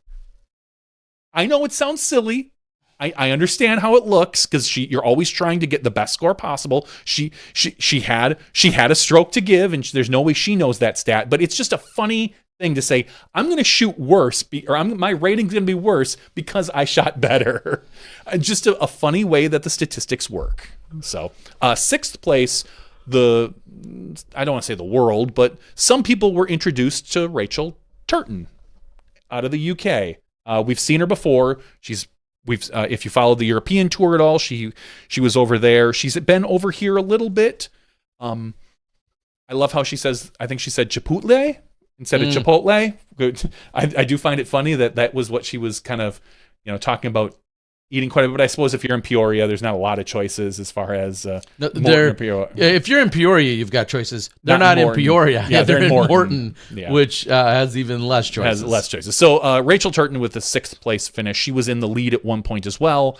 Just overall, a top 10 finish is, I think, really good for her brand and where she is in her career. I just want to go on record and say this now, that She's only been playing disc golf for 4 years. Yeah. A little less than 4 years. When she even more so dials in some textbook form, she's going to be She's a good putter. so damn good. Continue to get, I hate to say so damn good. She obviously is good now. I think it's crazy where her ceiling is going to be.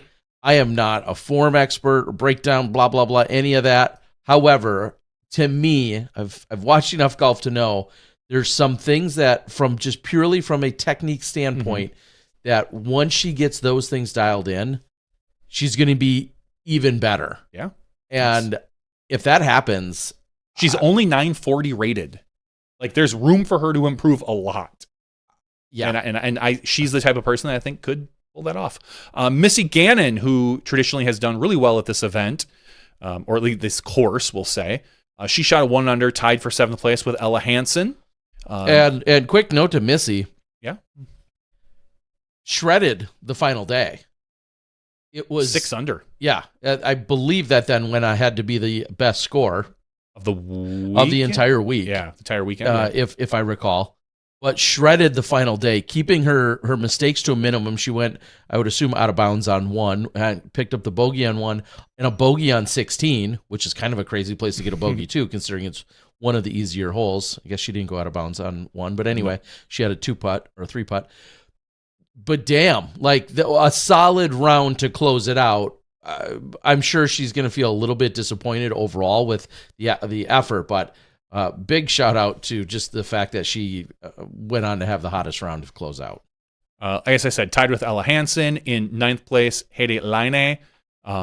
She shot a phenomenal final round as well with an ace. She shot a 5 under par. You know who recorded that? Who recorded that, Terry? The man on our board, Ed Root. Ed Root, you recorded. Yes, he recorded. Awesome. The done, Hedi Ed. Laine ace. So He congrats. said he said he was out there doing early morning scores too, Yeah, just stats and stuff for the MPO card. So damn shout out impressed to you, dude. because That's awesome. To get it and then to not lose your mind after the shot. You know so many aces are somebody throwing. And then usually the camera just is everywhere because you're losing it. And there was a dip for like a second, but near perfect footage. So, and in landscape, even better. Like that's, it's what's a up. cameraman can appreciate that. And so congrats. I'm going to be probably sharing it out there tomorrow. So congrats. Because I did think, well, she's on like 3rd card. Who got this? Why? And then I'm like, who's recording that? And then I found out later that it was, in fact, you, Ed. So you're awesome. Like, thank you. Yeah. The fact that we had it.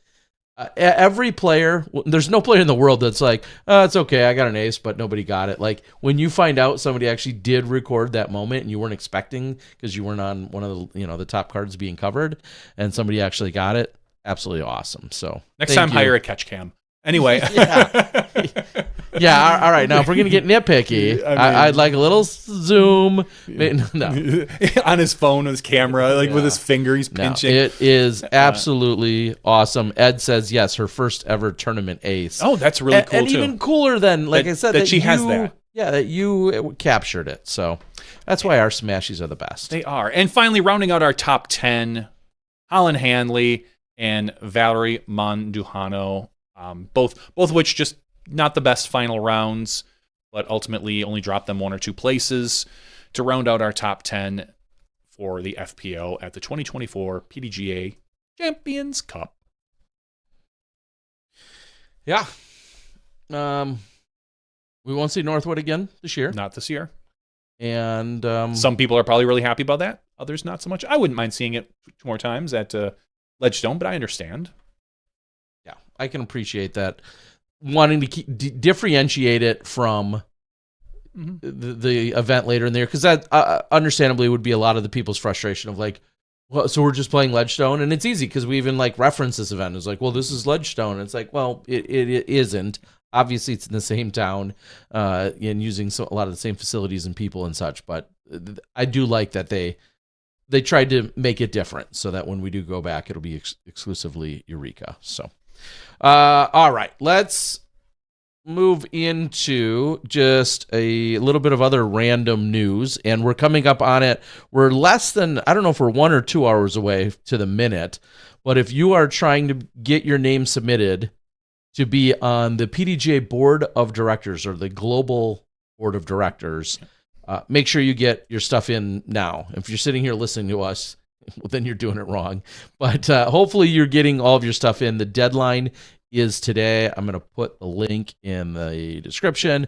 I kind of think I know we talked about it a little bit last week, just the fact that Drew Gibson is one of the people that I know for sure is running, because he's obviously made mention of it last week.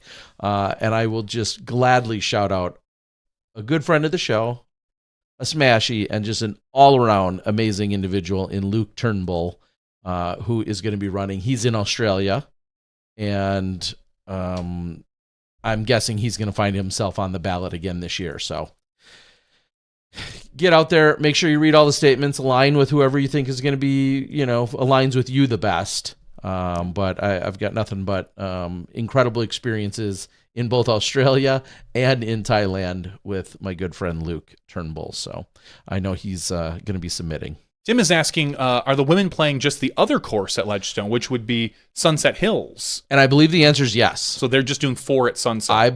That's what I believe I heard earlier in the year when a lot of the good conversation, which is they don't really, very scoreable. Yeah, and they don't usually play Eureka. So if we're not playing Northwood at all, it doesn't make sense to just have the men play Northwood if that were the case. Or just the women, if you're going to rent out the park, more than likely have to pay some sort of rental fee. You would want both your divisions playing there, most likely. So just 4 at Sunset. That's actually going to be really exciting, because that is a very scoreable course for them, as you just said. I will see if I can get a confirmation on that. But I think that'll simplify a lot of things as well, just because there's some confusion and or sometimes challenge, whether that's the media component, courses flipping back and forth, where you're going, what days, who's playing where. I think that overall will also simplify things for this year to see them just at one course. So great. All right. So what else you got to talk about, that Terry? You brought notes. Yeah, as usual. Kristen returns to Estonia, and from a post that I saw, it looks like she too, just like Andrew, was greeted by the local news, which is, of course, it's awesome. She's so highly revered and regarded, as she should be, and Estonia is a very small country, and clearly she can figuratively and literally carries the flag of disc golf for that country. So to see her, the only thing that I thought, and this is really silly and petty. Okay.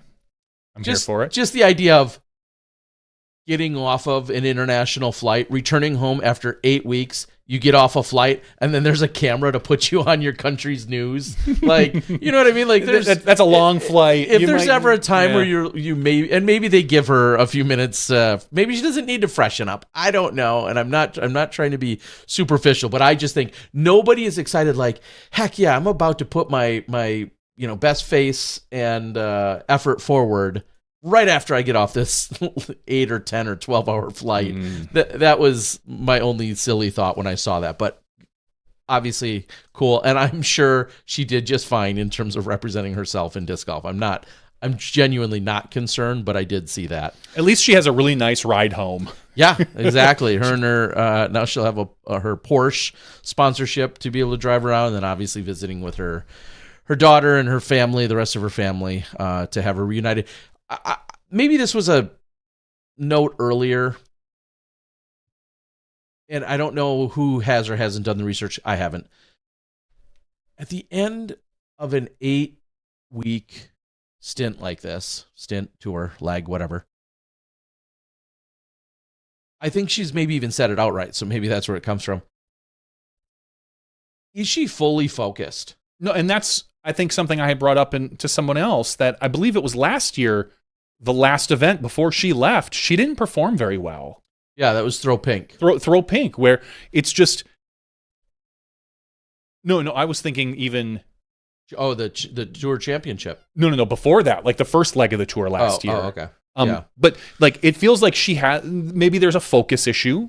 maybe there's a homesick issue. Maybe, you know, anticipation of going home and seeing your family. An exhaustion issue. Yeah, I mean, it's clearly, I don't want to say exhaustion because so many of our other players do these same stints that I think it's not that. Like, had she known she has 4 more weeks in this country, I'm guessing that it more likely wouldn't affect her. I think it's just, this is the last event. You know, this is the finish line for me right now, or the Estonian line, for me right now, to get home. And maybe there is a little bit of her mind is wandering. She's ready to go. She at some point, if she realized this isn't my week, maybe just having the air come out of you, just okay, fine. I can just now not have to be 100% focused, and I can think about that 8 or 10 hour plane ride. It's someone go and look at some of the statistics of that last event where, before she goes, on both sides, whether it's the first leg of the tour or the second leg of the tour, and just see what those stats are like for me. I haven't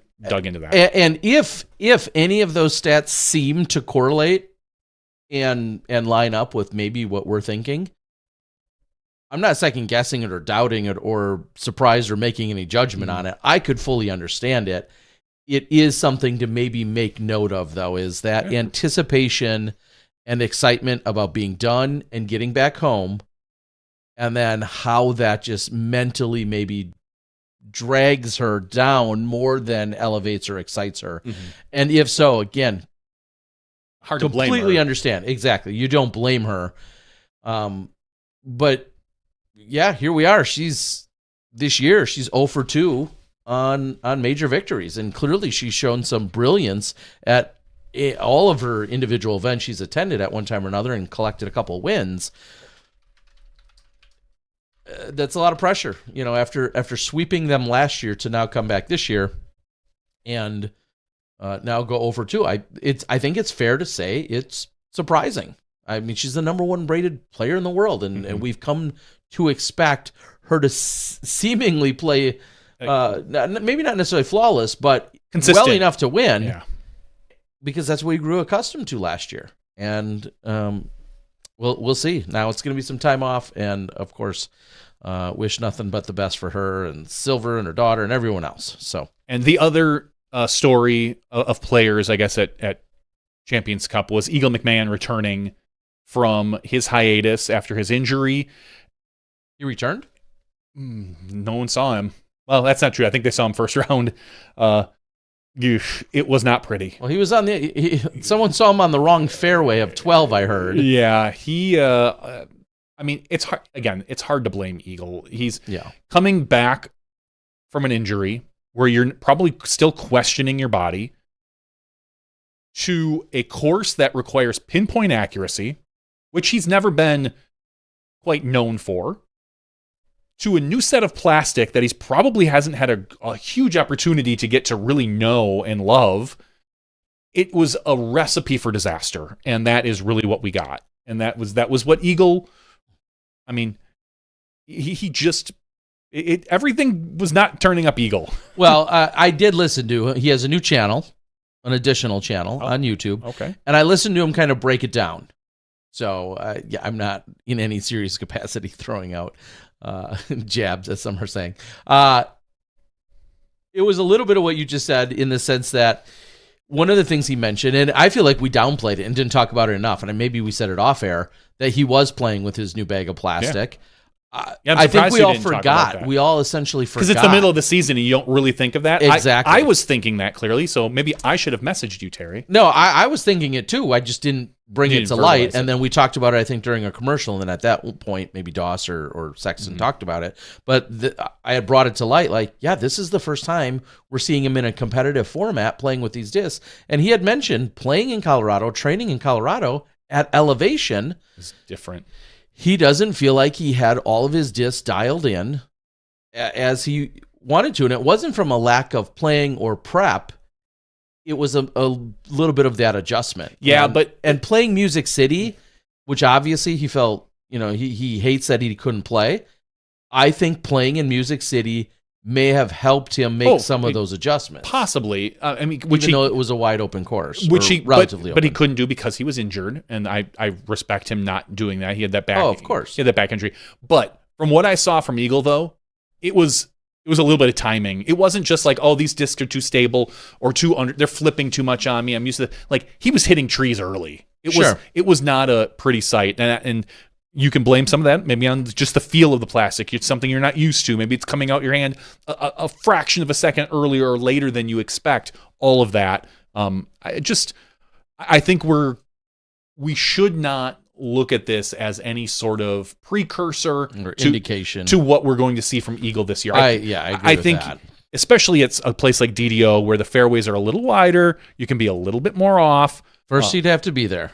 Yeah, that's right. He's not playing. He's not playing DDO. That's right. Okay. Which is something else, which will lead me to my next point. But yeah. So all right. So he's not playing DDO. But in general, other courses where the fairways are not as punishing. Exactly going through. Yeah. So I'm not super concerned about Eagle. I didn't get a chance to see how well he putted, which is really, I think, more of a concern, I think, than anything else. I think his putting was damn good. Was it? Okay, so then his putting was not the problem. Okay, then to me, then I have zero issues because if his putting is fine and he's found a putter that he likes and is good and is working for him, the driving will come. I am not concerned about that. Exactly. Yeah, I'll just leave it at that. Okay. That kind of segues into my next point, though. This is maybe just the timing of it with the major getting moved onto the location and the date in which it did. I love it early. It got moved, and I think that directly then impacts what we're seeing for this weekend's participation. Do you feel like the participation is lower than it should be? Or I don't say lower because they're going to fill no matter what. Yeah, the field is 111 players. The top players maybe not all going. Bingo. And it seems to be more on our European side with the FPOs. Yeah. And and some of our MPOs for sure. Yeah. But more so on the FPO side where this is just the quote-unquote perfect break point for them to go back. Kristen, Evelina, because you have a Hannah, week break and then you go play Copenhagen. Yeah, if some are going to do that. I know exactly. I know Nicholas has signed up for Copenhagen. Rachel Turton's playing Copenhagen. I think I saw Evelina. I'm not 100% sure there, but so who else are we missing? I thought Simon obviously is having a kid, whatever. Simon, Eagle. Maybe Eagle just was uncertain as to, and then therefore didn't sign up for the event. Which is funny because this feels like an event that would be a good place for him to kind of just more reps in, just loosen up that arm, get some reps in. It's not punishing. It would probably favor his style. Maybe he already had a pre-existing thing he had to do or something, but it seems like an event which would favor him. I could have swore I had a small list that I've lost. Okay. Of people. But yeah, anyway, I mean, do we see a lot of the Europeans in MPO like Vino, Niklas? Oh yeah. Niklas gone. No Vino. Well, here. Oh, I apologize. Let me sort by country. Albert Tom of Estonia is the only overseas MPO competitor. Unless I'm missing something, which I could be, but yeah, it looks like Albert Tom is the only one. Okay. So that tells you something. Oh, I apologize. Couple more that snuck in on the bottom here.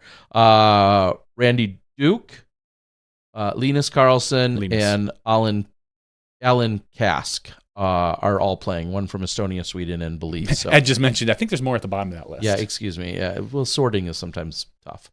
Alphabet, Terry. Yeah. Well, to be fair, you would think there would be a code here. Correct, because you sorted by code and you didn't sort it by country. Yeah, let's do this. Silly. We're going to see now. Funny enough. The only is she the only? Nope. No, we only have one. Yeah, the only is foreign the right word? Non-US, European, whatever competitor that we're seeing on the FPO side is Luque Lorenzen, who wasn't playing this last weekend. Her and Bradley Williams weren't at the Champions Cup; they were instead at a wedding. So she will be back in the division. Is she also going to be? Okay, yeah, she's like 7th or 8th highest rated woman that will be there. So we won't see Kristen, we won't see Henna, we won't see Evelina. And right now at 989, Owen Scoggins is your top rated FPO. You wouldn't normally say this on a course like this, like, oh, this is a good chance for Owen to get a win, because she's not necessarily known for her distance, which is a factor, tends to be on this course, as well as wind. But no, I think this is a good opportunity for Owen to get a win. I think she's just as likely as anybody else out there. I was going to say, I'm at a point now where I've thrown out the whole she doesn't throw far thing, because depends on the course. To me, it truly does, because there are some, like OTB, I wouldn't even pick her in my top 3, to be honest. Go ahead, and then you'll be wrong. And you're right. There's a good chance she'll finish second. She probably will. I just think the reason why I throw this out is I've thrown it out is because I look at D-Glow, and I think that's one of the most grueling, longer, tight, a little bit of everything on that course that's featured, and she won it last year. I'm kind of done going into that stereotype. Now, again, I'm not like claiming, she all of a sudden went from throwing 325 to 425. I don't think she fixed her distance. I just think it doesn't matter. It just truly doesn't matter anymore. She's so much better getting close and then hitting putts. She converts putts so much more often. I agree with that, but I just think that it's no harder. longer. I'm done ruling her out for any given course. As logical as it may seem, I'm just done ruling her out. That's nothing but a compliment. I 100% agree. I would say there's probably 2 to 3 courses in the entire tour that I would look at and go, I'm probably not putting her in my top 3. She'll probably take 4th. And then she doesn't. And then she might not. Exactly. I'm just saying.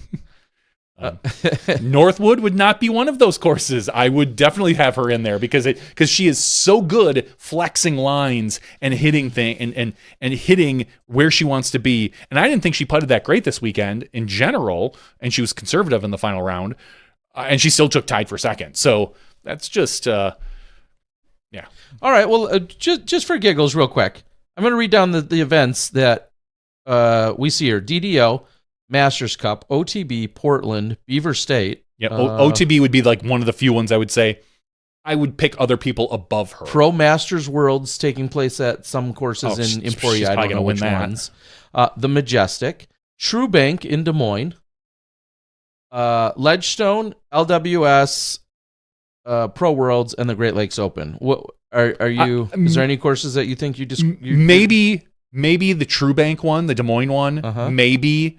I'd have to go back and think about that course a little bit more. It's on the longer side. I don't know where she's finished in the past there. You could probably go back and look at her previous I'm going year. to guess probably top 3. I know. But that would be one where I would favor longer throwers. Now, again, I'm never betting against her. She finished second at OTB last year. Did she? Yeah. Awesome. That's which I didn't remember, but I am. And to be fair, go look at the OTB lineup. Okay. I'm just saying that we don't necessarily see your Henna, your Evelina, your longer, your more consistent upper echelon players. That it helps her stock there. Again, it would have to be dependent. If you had a full field of all of our top players, that's where I look at it and go, maybe if she's like one of the top 2 rated players there, which she always is practically. She's the second highest rated player in the world, I think, right now. I don't know. Just again, I think there are some things to be said about that. But again, I'm never betting against her. You could never get me to bet against her. I might just bet for other people. There was only essentially 5? 3 or 4 places she finished out of the top 3 all of last year. Yeah, she's awesome. Which ones were they? Just curious. Throw Pink, which is when she was definitely dealing with injury at the end of the year. Yep. I don't think that has anything to do with the course. No, not course. At all. I'm just Beaver State, she finished 4th. Music City, she finished 11th. Which she skipped this year. Yep. And then the Open at Austin. That wasn't necessarily a long course. No. She did finish 8th at Vegas, which... Vegas, I don't know. So for FP, I'm not sure if that's considered a long course. Anyway. Either way, doesn't matter. So, anything else, Terry? Do you have anything else going on? Let's check my notes. Check your notes, Terry. No, that's about it in terms of I don't know, significant regular show stuff. Okay. All right. Well, with that, We'll talk more. We got some Patreon giveaways. I had some great conversations with a few patrons today, actually, via email. Some additional items have gone out. We got some stuff in the works there. So thank you to all of our Patreon subscribers and supporters. And I do want to say, last week, do you remember who won last week? Theron Hobbs. Yeah, who already got his stuff. And posted about it. Became a Patreon supporter.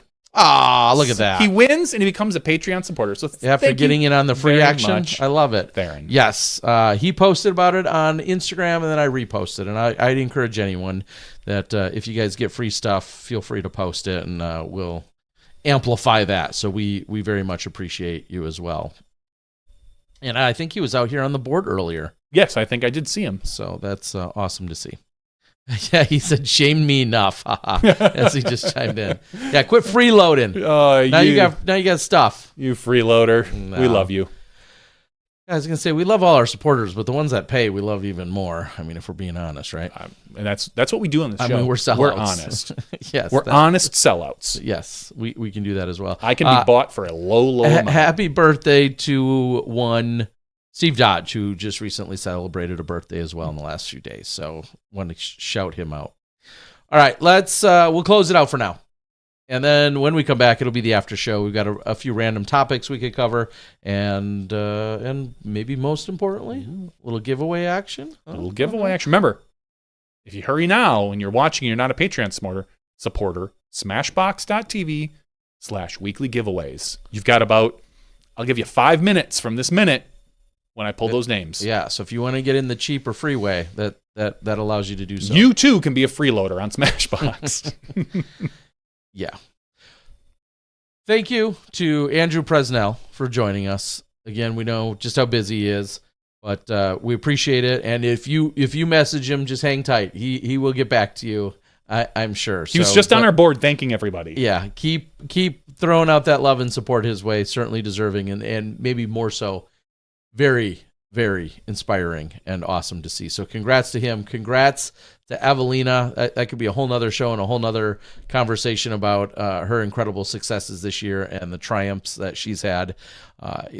Incredible to see. And I saw her, she was back playing, I don't know, racquetball or pickleball or something, already back in Finland and enjoying time with friends and family. And I love to see it. So congrats again to her. Congrats to the staff. Congrats to all of the media team and the local organizing committee and the team Ledgestone and the team PDGA and everyone that somehow pushed us all the way through this weekend, because it wasn't easy for anyone in any capacity, and everyone pushed through it. So, and Ed, who captured the ace, Tom McManus was out there hustling around, working as part of the team. Thank you to all of you so much for doing what you're doing. For Johnny V, I'm Terry Miller, the Disc Golf Guy. We're going to take a quick break, and then we'll come back with the after show. This has been SmashBoxxTV Podcast 504. We'll see you in a few minutes when you step inside the Smashbox. Thank you to our $2 and above patrons. Your name is listed below in the credits. If you are interested in being listed as a producer in the Smashbox TV credits and supporting this and other fine podcasts, please visit patreon.com/SmashBoxxTV.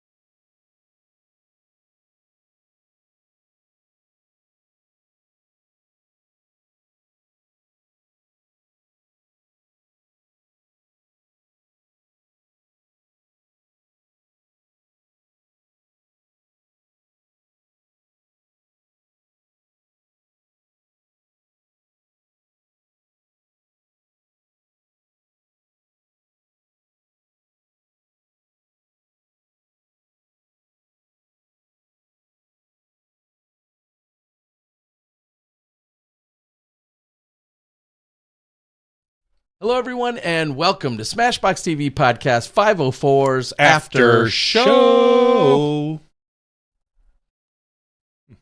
I got to go on Tour Life today, right before Prez. I was the headliner. He was like, you should go on tour. He was like just this afterthought. So they focus. They really. I mean, you right. You always bring on the guest first. Like if you watch any late night TV show, you don't bring on the animal guy first. No. You bring on the headliner. Yeah, that's what you are. So yeah, how did what was the premise? It was a ratings. Are they trying to recruit you? Because I could dump you in a second. No, they're not. They can't. They couldn't handle this jelly. No, there was a little bit of ratings talk on the social medias. Brody had mentioned how, we shouldn't be ratings, something along the lines, ratings are broken. We shouldn't be using them in the Pro Tour environment, whether for graphics, for stats, or anything like that, that he doesn't necessarily like them. He had thrown out we should use score instead. We went back and forth just real quickly.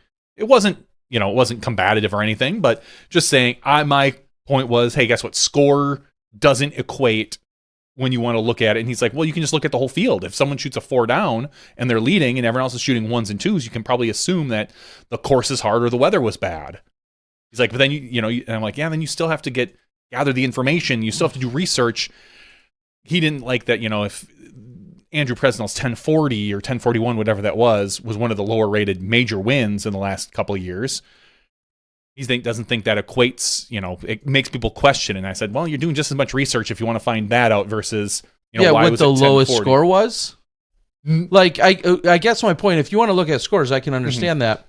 Well, I guess because low scores don't necessarily equate to low ratings. It all depends on, like, I had a whole talk with our good friend Chuck Kennedy about course SSA and how it happens and why is a 6 down on one course rated 1040 or 1050 or 1060, and another course it could be rated 990. There's so many different variables. And I get that, but I'm saying if you just exclusively look at scores, if Isaac won, I'm just gonna make up a number and say won at 39 under last year, and this year Andrew wins at 15 under, somebody wants to put some quantitative difference on that other than just the simple subtraction of 24, right? Mm-hmm. Like 39 minus the 15. Ratings are just one possible additional way to quantify, like, it's no better or worse than other ways. I feel it's just different. I said I don't think ratings are perfect. I think they have their flaws. I think that you could argue maybe that however UDisc does it, maybe theirs is a better way. I don't know. I'm not extremely familiar with them. I know they have a slightly different way where, like, the closer you get to, I think, 18 under par, the more those strokes count for ratings. Sure. So it's not an even percentage of your SSA and all the stuff like the PDGA's is. So there's room to. I don't know if one's better than the other. I'm not a statistician. I feel like that's things for smarter people. But we have a system, and that system is, I think, a relatively good bar to look at and compare between different rounds in different areas and different courses. But I don't see a problem, because I kind of feel like if you're going to throw out the whole ratings don't matter, then you absolutely shouldn't be celebrating if Kristen Tatar gets to 1,000. Yeah, and that's always been one of my major challenges. I feel like I often hear players say how they don't matter and they're screwed up and they're wrong, and then turn around and the next day are posting about how mad they are that they just went down and it's BS, or how awesome it is that it just went up and it's their new high. And there are which is it? There are definite ways to massage the your rating. Like you can shoot, let's just say you're a 950 rated player. You could probably get to 960, 970 just by playing certain events with certain players and certain course SSAs. Like going to play the Memorial. If you played the Memorial every single year and that was the only event you played, your rating would probably be a little inflated. Sure. There is some advantage to play with certain scenarios. To play with higher rated players and things like that, as opposed to... You know who also hits more home runs in the Major League? The guy with the aluminum bat? or Sammy Sosa, The guy with the corked bat? or The guy people in Colorado, because the air and the field and all this or other stuff, yeah. or the people that play at a certain field that have a shorter left field that's more advantageous to the right-handed batters. I mean, there's always going to be like some of these slight advantages or slight tweaks. I can't even. I was going to say I can't even think.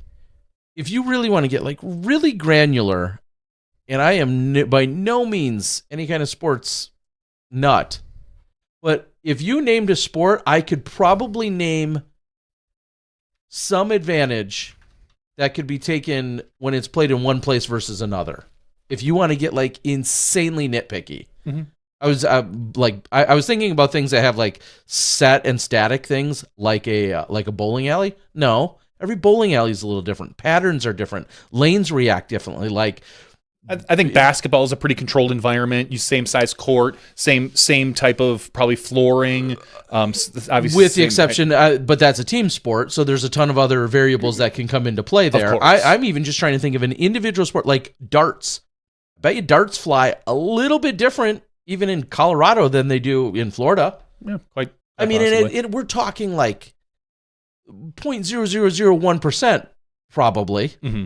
But there's no 100%, duplicatable scenario where everything's going to be absolutely perfect and identical to the next place that it's played or competed at.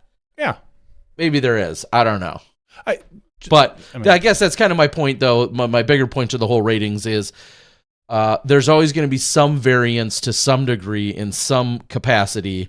And somebody, I think it's, and again, I know it goes back to it's not an individual sport, but even somebody that may have there's got to be some correlation to somebody having more home runs in one field versus another, or a higher batting average, or whatever, due to whether it's the air or the the fence line, so to speak, or whatever, the outfield walls. They call it a fence line still? I guess, what would you call that? The outfield wall? Yeah, the outfield wall.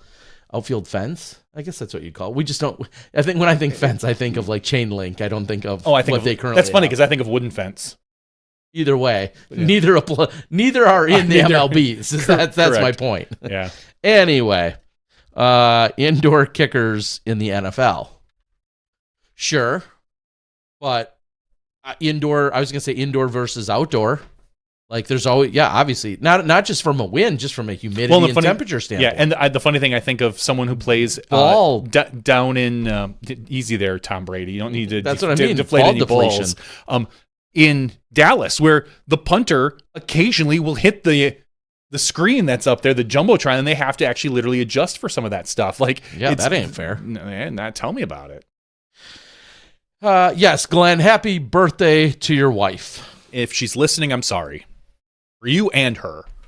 Yeah, that is no way to spend a birthday with us two, unless we're in downtown Emporia. If we're in person, then then maybe, but otherwise, no. You should. That's too bad. Mark says, if Brody doesn't like ratings, why did he celebrate with a commemorative disc with a big 1,000 on it? I know that was a little bit of a joke early. and a poke a little bit even from Brody, and he said it would be like the one time they did so many of them.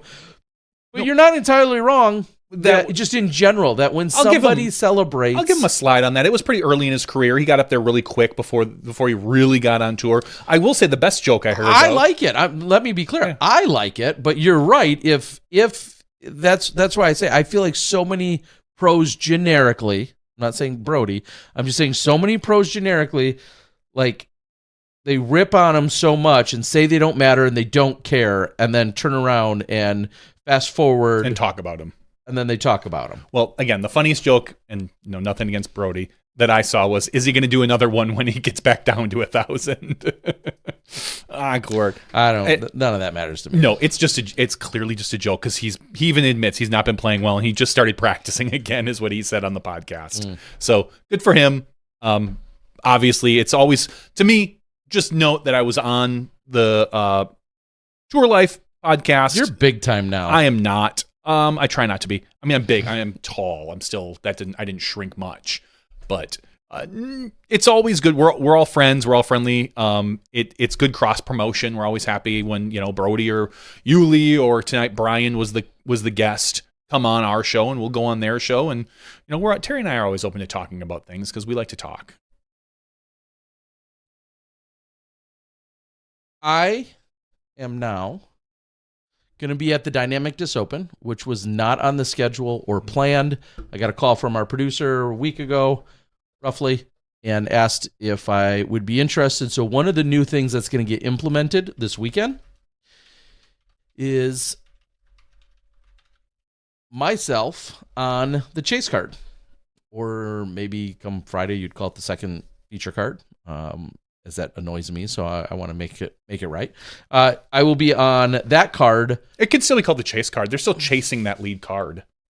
They're still behind them. They're still chasing. No, they're not, though. They're in front of them. Damn. It's the stupidest subtle mistake, but I will admit I do my damnedest on day one to not refer maybe they're getting to them, chased. To not refer to them as a leader chase card, because they're not. They are handpicked. But what if the leader's on that card? Featured cards. Which is rare, because usually, as we know, the numbers tend to go higher. Yeah. So by the time that lead card finishes, there's already It is not a lead or a chase card day one. And you have the right to yell at me, even though the second I say it, I will already recognize and know that I messed up. But yes, I try my damnedest to not refer to it as a lead or chase card when they are going out. Anyway, so I'll be out there. And I think I will then also assist potentially with some interviews if something were to happen, and I'll just make up will the players a story. Go to the Bourbon Cowboy for those, or I set up there. Yeah, I'm assuming I'm you're not over there leaving. at 4 p.m. So I leave midway through the round to get a good seat at the mechanical bull. Yeah, you're gonna ride the bull, of course. No. So I will likely peel away if there's any interviews that need to take place. If we need to check in, somebody comes in with a hot round or something like that, I may then go move off of the second feature or chase card and then go conduct some interviews. I'll fill in some of those roles in some of that capacity. So what I'm most excited about is the fact that I'm going to be there and assisting in whatever way that is needed, as I have been not assigned to be on site for any of the events doing any sideline stuff, because we have Nate Perkins, because we have Brian Earhart. Those guys are kind of the official staple people. So yeah, so I'm excited. Shout out to Mark Hill, who says what? His wife too. His wife's birthday too, and she's listening in the background. So well, happy birthday, Miss Hill, Mrs. Hill. Whatever you would want to go by. Madame Hill. I don't know. Happy birthday. Yeah, happy birthday. Yeah, happy B-Day to all the wives out there. So yes, I'll see maybe some of you this weekend, and it's definitely going to be exciting to be down there on site. We know that Champions Landing has a little bit of a redesign, specifically hole number 18. I think that was made known this weekend by Eric McCabe making some posts about it. So we're going to see a different I'm spot. really interested in seeing how that plays. The way where the tee box is, because I don't think the tee box has really moved much. I don't think it is either. That they're going to be throwing to probably that same spot and then throwing over to where the old basket was and then making the island. I don't know. I would have to take a look at it to see, is anyone going to be able to go for an Eagle 3 on that at all? I think that would be very difficult for the MPO. But again, we'll see how it plays out. Well, actually, I won't. I probably won't watch much at all this weekend, Terry, because on Friday I'm taking the day off, and myself and some of our buddies are going to play Standing Rocks Open this weekend. Must be nice. It is, actually. It is. I'm going up about 3 hours from here, and I'm going to play in an event. Going to play in MP40. I have not thrown a disc this year.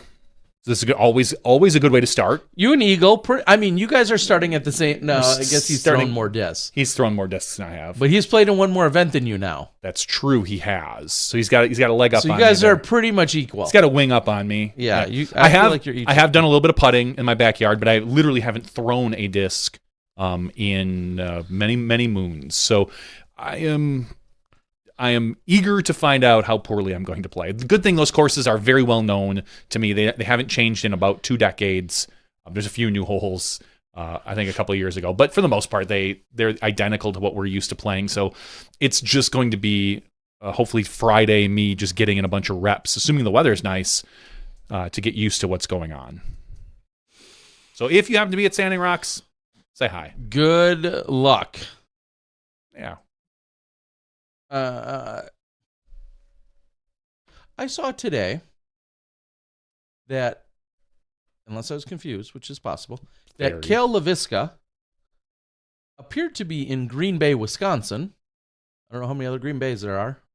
It'd be weird if there was a Green Bay. I'm sure there's other Minnesota. Green Bays. But... I know. I'm sure there are, but I don't know if there's one in Minnesota. But Cale seemingly has a course design project that looks like it's taking place here in Green Bay, Wisconsin. Now, Cale lives in Minnesota, west of Green Bay by about probably 4.5, 5 hours. So it wouldn't be crazy, obviously, if he was over here. But it looks like he's got a course design that's taking place up in Green Bay. That's funny. I wonder where it is in Green Bay. It's at what I believe is an... He first said something about UW Green Bay, and then he went on to say it was a golf course that shut down in 2020. And he says he's got about 60 acres to work with. So excited to see what's going to come of that. Is he playing? Sometimes he registers. I'm going to take a look, see if he's there. He is. I'll say he is registered. Cale, this event has been a little sketchy sometimes for Cale. He has he's registered and sometimes not shown up. Standing Rock. So I will see, hopefully, Cale this weekend. He is the right now leading candidate to take down the event. He's 1034 rated, the next closest to him. A good friend, Danny Polk, who's rated 1002. But if Cale's there, I will make sure to give him. Maybe I'll get a chance to play with him. I mean, there's a lot of people in that First round. Yeah. Oh God. Yeah. First round. just so we're clear. So everybody's we're clear. I mean, if I'm playing with him second round, you should pay for the feature card. I should. If I'm playing with him second round, either something has gone terribly wrong with Cale, like he's playing left-handed, like maybe he's playing left-handed, or I had the greatest round of your life, the greatest round of my life. Yeah, those are the two. Those are the two scenarios. It's unlikely we meet in the middle.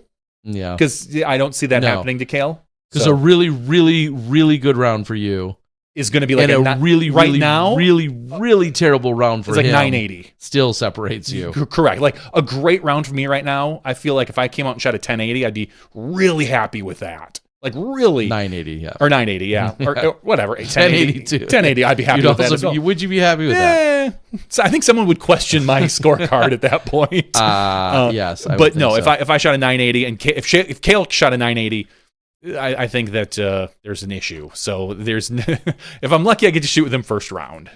But maybe I'll be in a card near him and I'll be able to say hi. You could be on the second chase card, day one.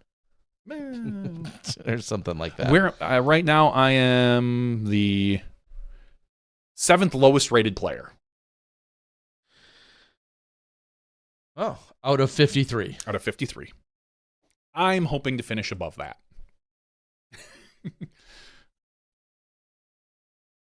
I'm not fooling myself to think I'm going to get into cash, but I'd like to be just a few strokes out if I'm lucky. All right. That's my goal.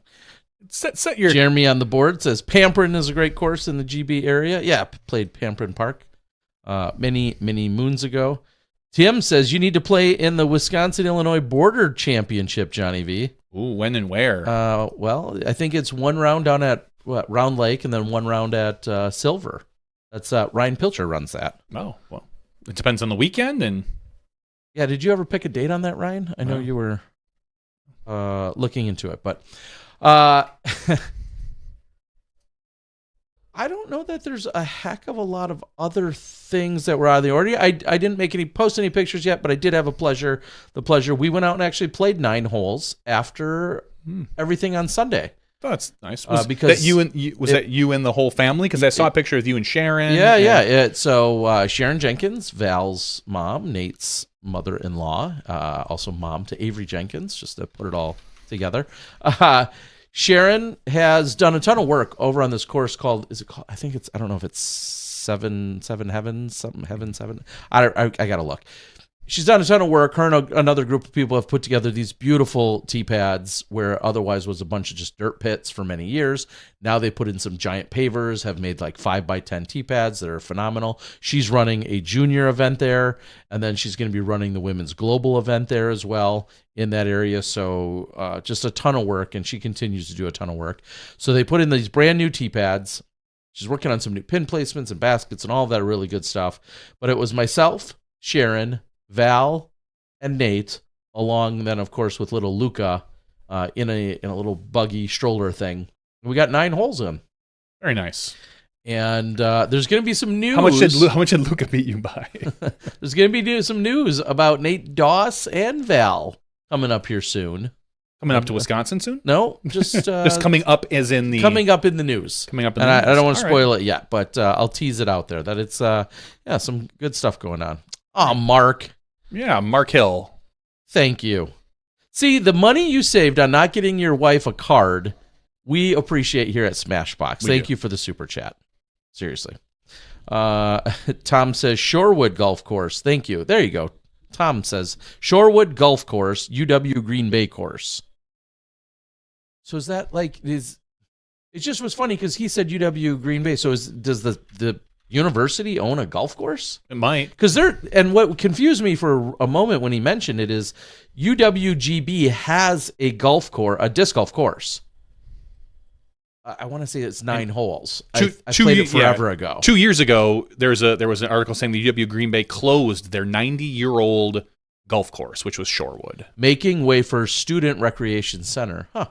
So, in part of that Student Recreation Center will be a disc golf course, clearly designed by Cale Leviska, which is great because I drive through Green Bay quite a bit on my way up to Door County, visit in-laws, and one of these days I'm just going to make the family stop and drop me off, make them go to lunch or something, and I'll go play. I'll get some disc golf in. Update for you. Pilcher says June 9th for the Masters. So there you go. Johnny will be there. I don't know about that, but his new sponsor, Paul Macbeth, will pay for him to and a couple bags, Paam. Just saying. Yes. I mean, if you sell the bags, then you could make some money. I will not accept anything less than what Prez gets.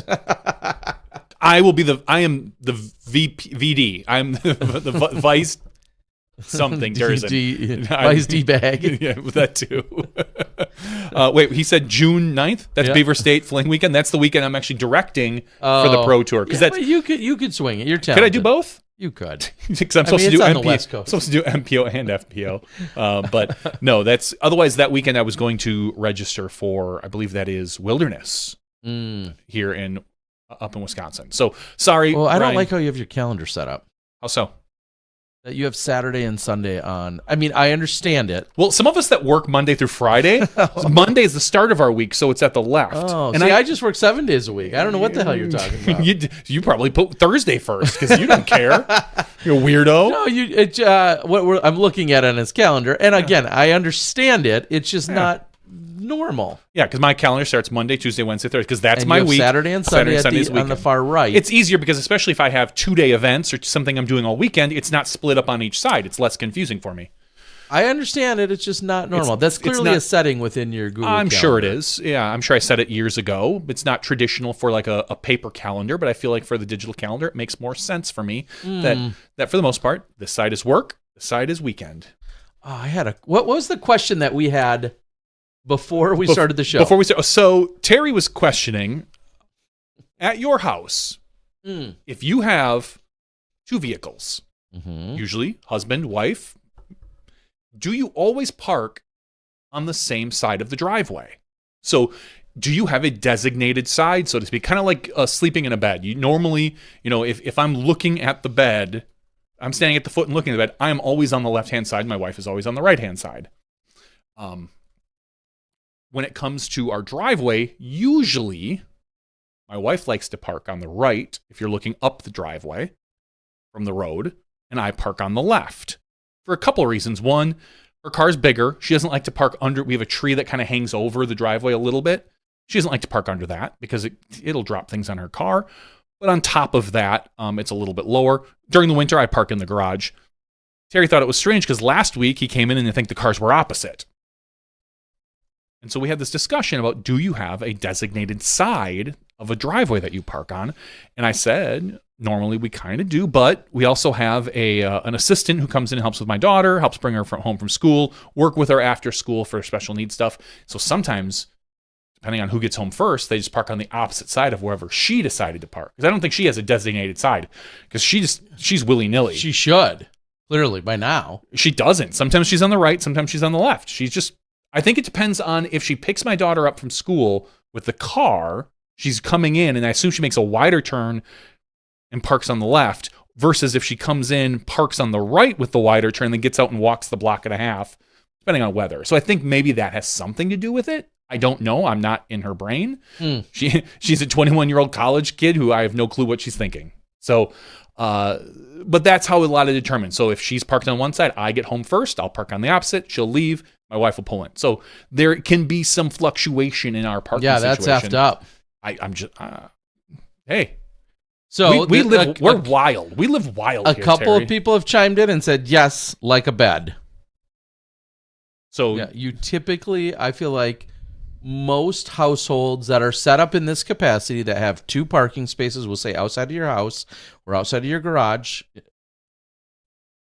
typically, I feel like one would always grab the same side. And to follow that up, even from I'll say, go as far as saying like a safety perspective, like you would think you'd get to know, like it's more common then, and you would get to know and be more familiar with every day you're backing out. It's the same. If you can't back out from the right versus the left of a driveway, no, I'm not saying like you've got like, a problem. No, you're going to accidentally fall into your own ditch. I just think of like just from a consistency standpoint, it would be a little bit more.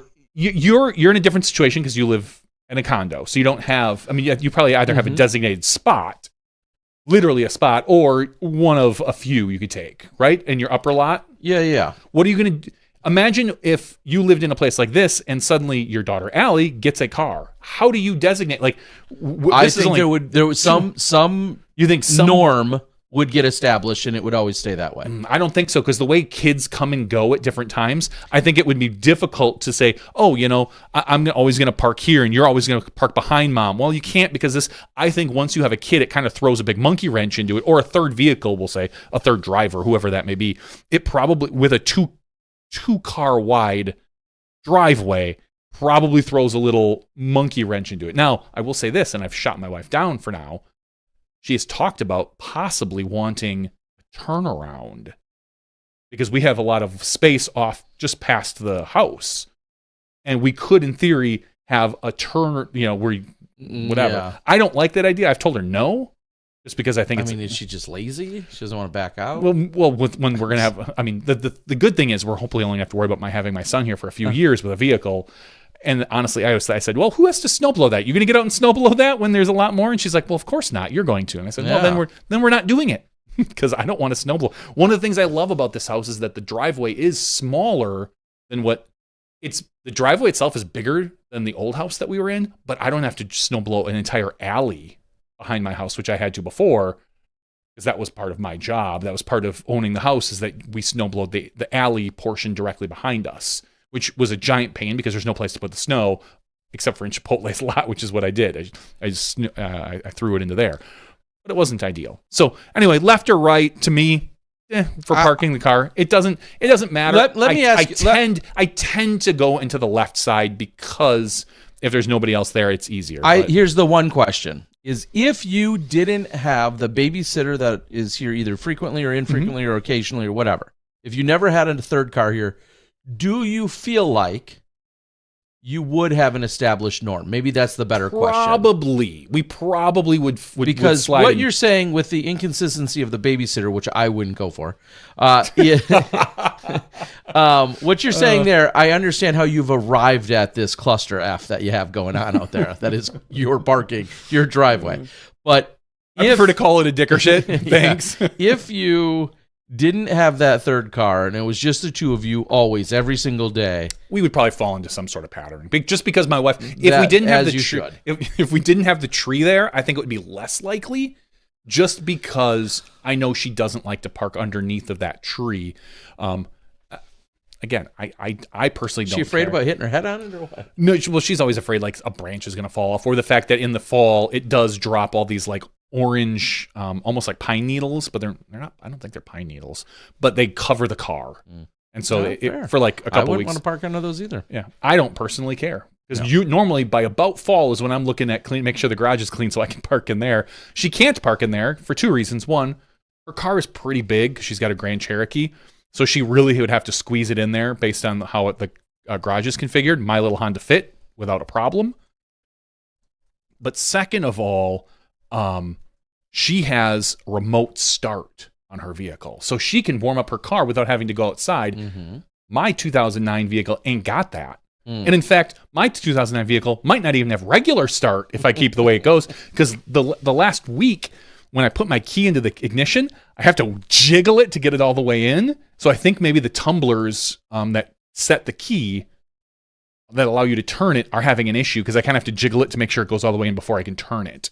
Oh, so you have a key. I see. I literally have a key, Terry. It's 2009. I was about to YouTube if I could replace the key with a like a remote or a button start, and how difficult that would be if I could do it myself. If I could just have and then get a key fob like a aftermarket. And I'm like, do I really want to invest what's probably going to be like $2,000 or something into this key fob for my 2009 Honda Fit? I'm like, probably not. So I have not looked it up yet as to far as if it's possible or how much it would cost. Here's a question. Terry, what is the number that you would invest if that was the case? If you could in your car or mine? In my, well, you already have probably a push button, don't you? Yeah, I do, and So that's my point. In is my like, car, if you're looking at my car, like 2009 Honda Fit, and I said, and that became your primary way to then start your car. yeah, if I could then dump my key, like what is that number that you think would be worth it? Is it exclusively remote start, or is it so that you turn it into one without? I zoned out for a second. Oh, just a button start. Just if I could replace the key with a button start. First of all, I don't trust you doing that. No, anybody. If anybody could do it, like what is the number? Like what's the value? My car is a 2009. It's got 115,000. In your particular car, I wouldn't invest more than $300 in that. 300. Okay, that's a number. In your particular car, I wouldn't. In a newer car, oh sure, that was going to for sure Yeah. or likely last you another 10 or 15 years. I would think like it's such a weird thing to think about upgrading, but I don't know. I'd put maybe $750 on that value. The value of doing that. Brody's harassing us on our board right now about scores and ratings. I'm not going to... you can't tempt me, Brody. Sorry, we already talked about this. You cut me off to have Prez on, even though clearly I was the opener. So, no, I'm just kidding. Another time. We'll have that conversation another time as far as... we did say that... we did say maybe it could be advantageous to have tour-only stats. To take just because there, like we said, there are ways you can massage. If you're like a Presnell or a Yuli who used to play a bunch of B tiers, it could affect your stats. Maybe having tour only rating would be a little bit more accurate. But I don't think personally. I think it all washes out in the long run amongst a year worth of stats. But I could see how that wouldn't be the worst idea. Well, I feel like, and maybe it's an old take, or not by. I think Yuli years ago, and I'm sure others, was that once you get to 1,000, you no longer need to know what someone's rating is, or hide it, or get rid of it, or move it, or whatever. Like after 1,000, it doesn't matter. I don't know why we would then be like, oh, okay, you're over 1,000, let's just hide it. Like that to me has never made sense. I'm pretty certain that Yuli has said that. Yeah, I think he did in the past. Like I think that's a different take. 1,000. So like, I just wonder in what other sports. And 1,000 isn't the same as what it was now versus what it was 5 years ago. And then maybe that's another question. And then that would be even a better point is at what point. Where's that arbitrary line that you do hide it? If there is a thought of like, hey, at a certain point we hide it, and it's not 1,000. Then I think the idea is really. Then I think it's beyond stupid. If you're gonna be like, oh, 1,008. Now we're no longer showing you what it is. It's like that's such an arbitrary number. 1,000 at least is like a round number that has said something for a long time. And there is something nice. It's clearly significant, but any number, if you were to ever move forward on that concept, Any other number that's not 1,000, I feel like would be absolutely even dumber. And here's what I'll say. I don't think, I'm going to go out on a limb and say, I don't think in our lifetime we're going to see a significant change to the ratings. I think ratings are here to stay. Maybe you'll see a little bit of a tweak of a formula or so. Like Chuck Kennedy was saying how the Northwood course, they don't even have a bucket. He was explaining how they don't even have a bucket for the difficulty because there are 6 current buckets based on the SSA. It's probably a higher SSA. And it's so high, it's such a high SSA that his bucket stopped at 72. This was a 76 SSA. So like I could see a little bit of fluctuation in that, but I don't think you're going to see a significant change to the way the ratings are. Like I don't believe you're ever going to see the PDGA go, cool, we're going to go to a 1 to 700 scale now, or because we've changed all these things. I just don't think you're going to ever see that. So I think we're going to stick with what we probably have. And as we know, the PDGA sells themselves that you get a rating. So that's another reason why it makes sense. People like to say, people want to see that, so-and-so shot a 1040 on this course. And if I go and I can kind of estimate, oh, look, I shot, when I shot there with my friends, I shot a 1040 at this tournament. Like there's things, because you won't get a rating any other way. You could try to compare it with scores, but you've got different wind conditions and scenarios if theirs is rainy versus not. And there's a whole lot of stuff that, again, it's just I've got no problem with the hot takes or the cold takes, whatever you want to call them, any ratings takes. Everyone's got an opinion, and I think they're all valid. Not every opinion is valid. But the ones I've heard are so far. And I apologize. I occasionally see Brody. I think you said earlier in the chat that I missed the point, and if you want to just clarify what you think I missed, I do want to make sure that I'm understanding what you're saying. I don't know if he said you did or somebody else on our board. I think at one point he said I did, but he said why can't they just use scores? And maybe I'm way off the mark here from understanding, but. So you're not concerned about from course to course. You're just saying we should only look at scores for an event, and that should be a good enough indicator of basically the skill level and the degree in which they shot. Please let me know if that's what you're trying to say. Because at that point... that makes sense within an event. Sure, of course. Yeah. It's one indicator. Yep. But if I'm understanding you correctly... that's almost trying to negate any other reason for any other statistics then too, right? Couldn't we extrapolate that into saying, you know what? I don't give a crap who hit 9 putts from circle 2 and who hit 18 putts from circle 1 at 27 feet. None of that matters. All that matters is the score. And that's just not, obviously at the end of the day, low score wins, but a rating, if you treat a rating like a lot of the other statistics that are out there, it just tells a little more of a story or gives some form of indicator of the play that was achieved. Just like if I told you, oh, wow, Simon Lizotte this weekend for 4 rounds, which he didn't play, but Simon Lizotte was 100% from C1, from C2. 100% from C2. Your ears would perk up.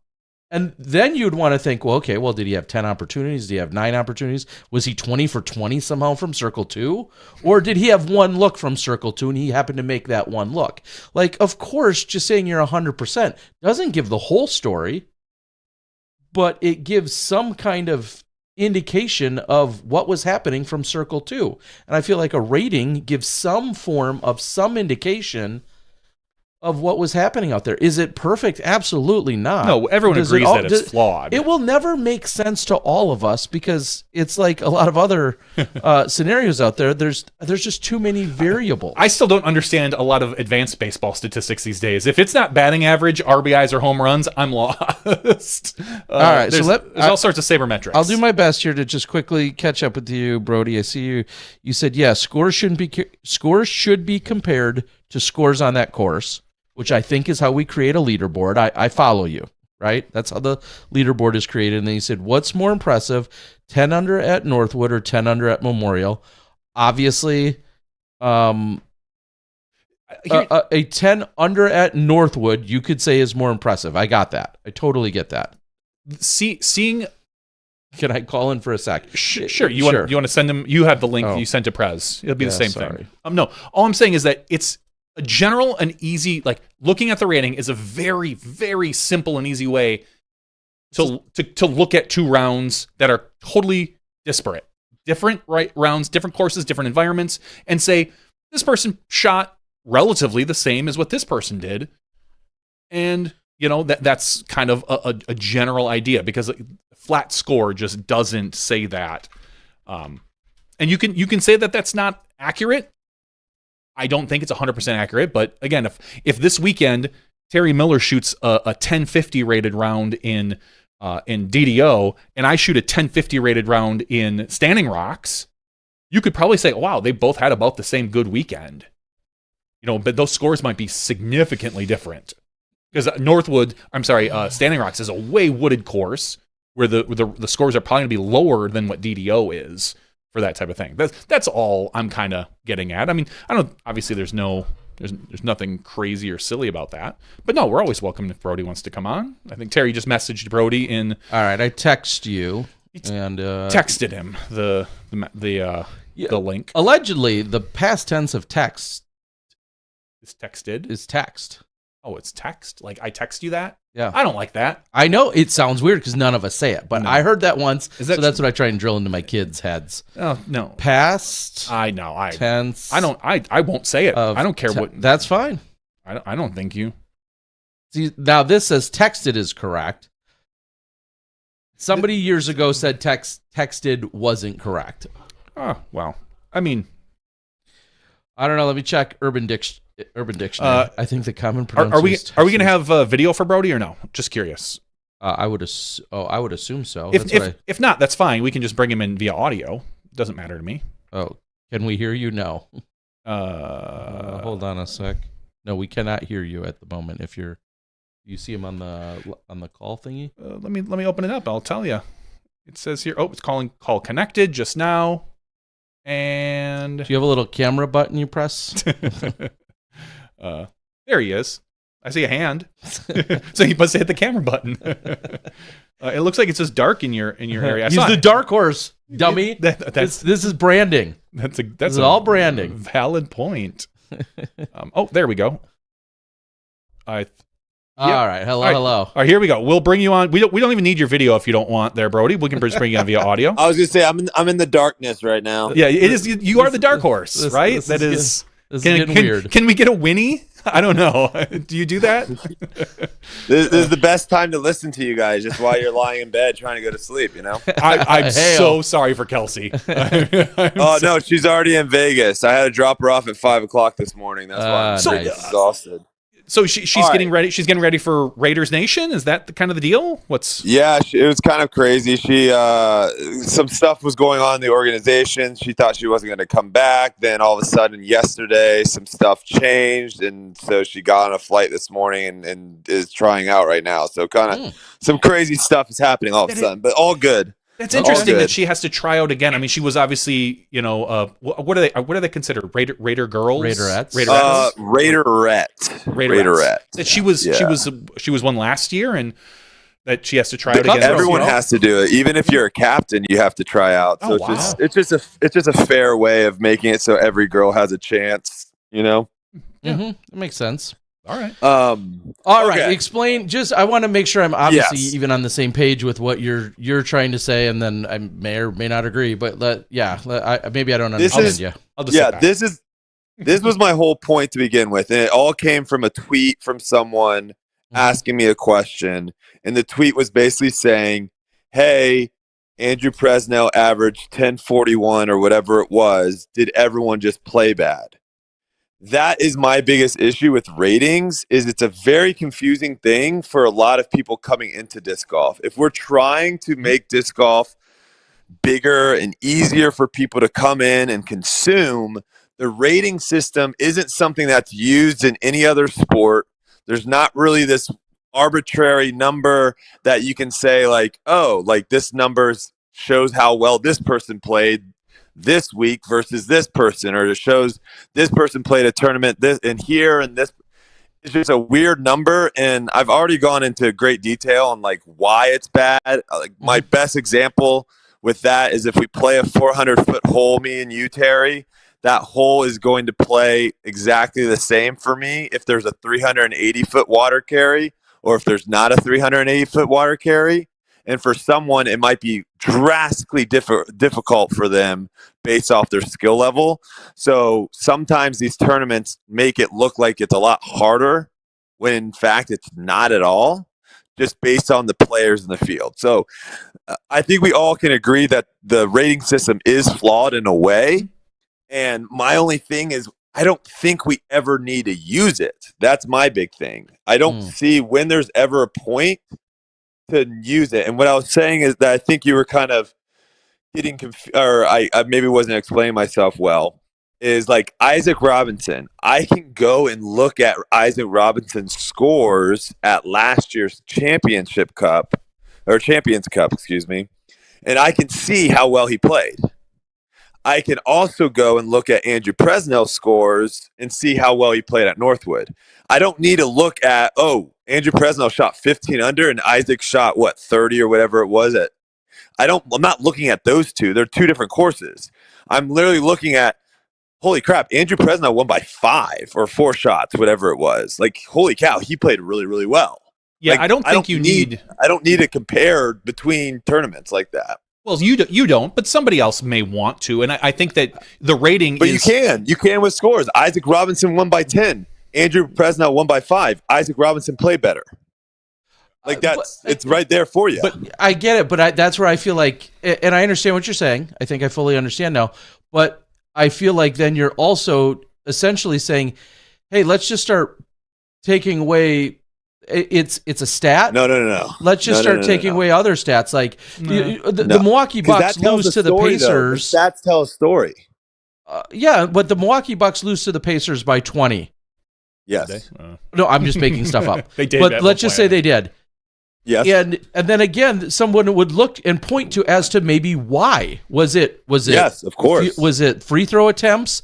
Was it 3-point attempts? Was it rebounds, steals? I'm all like for you're those. looking for those stats, and if the rating, I feel like, is some reflection of a statistic. It's not the only one, because like I just said, if you could also, if you drill down, you look at Andrew Presnell and you'd be like, oh my God, that dude went 40 for 41 from C2 this weekend. Well, clearly that's, was a factor in him winning.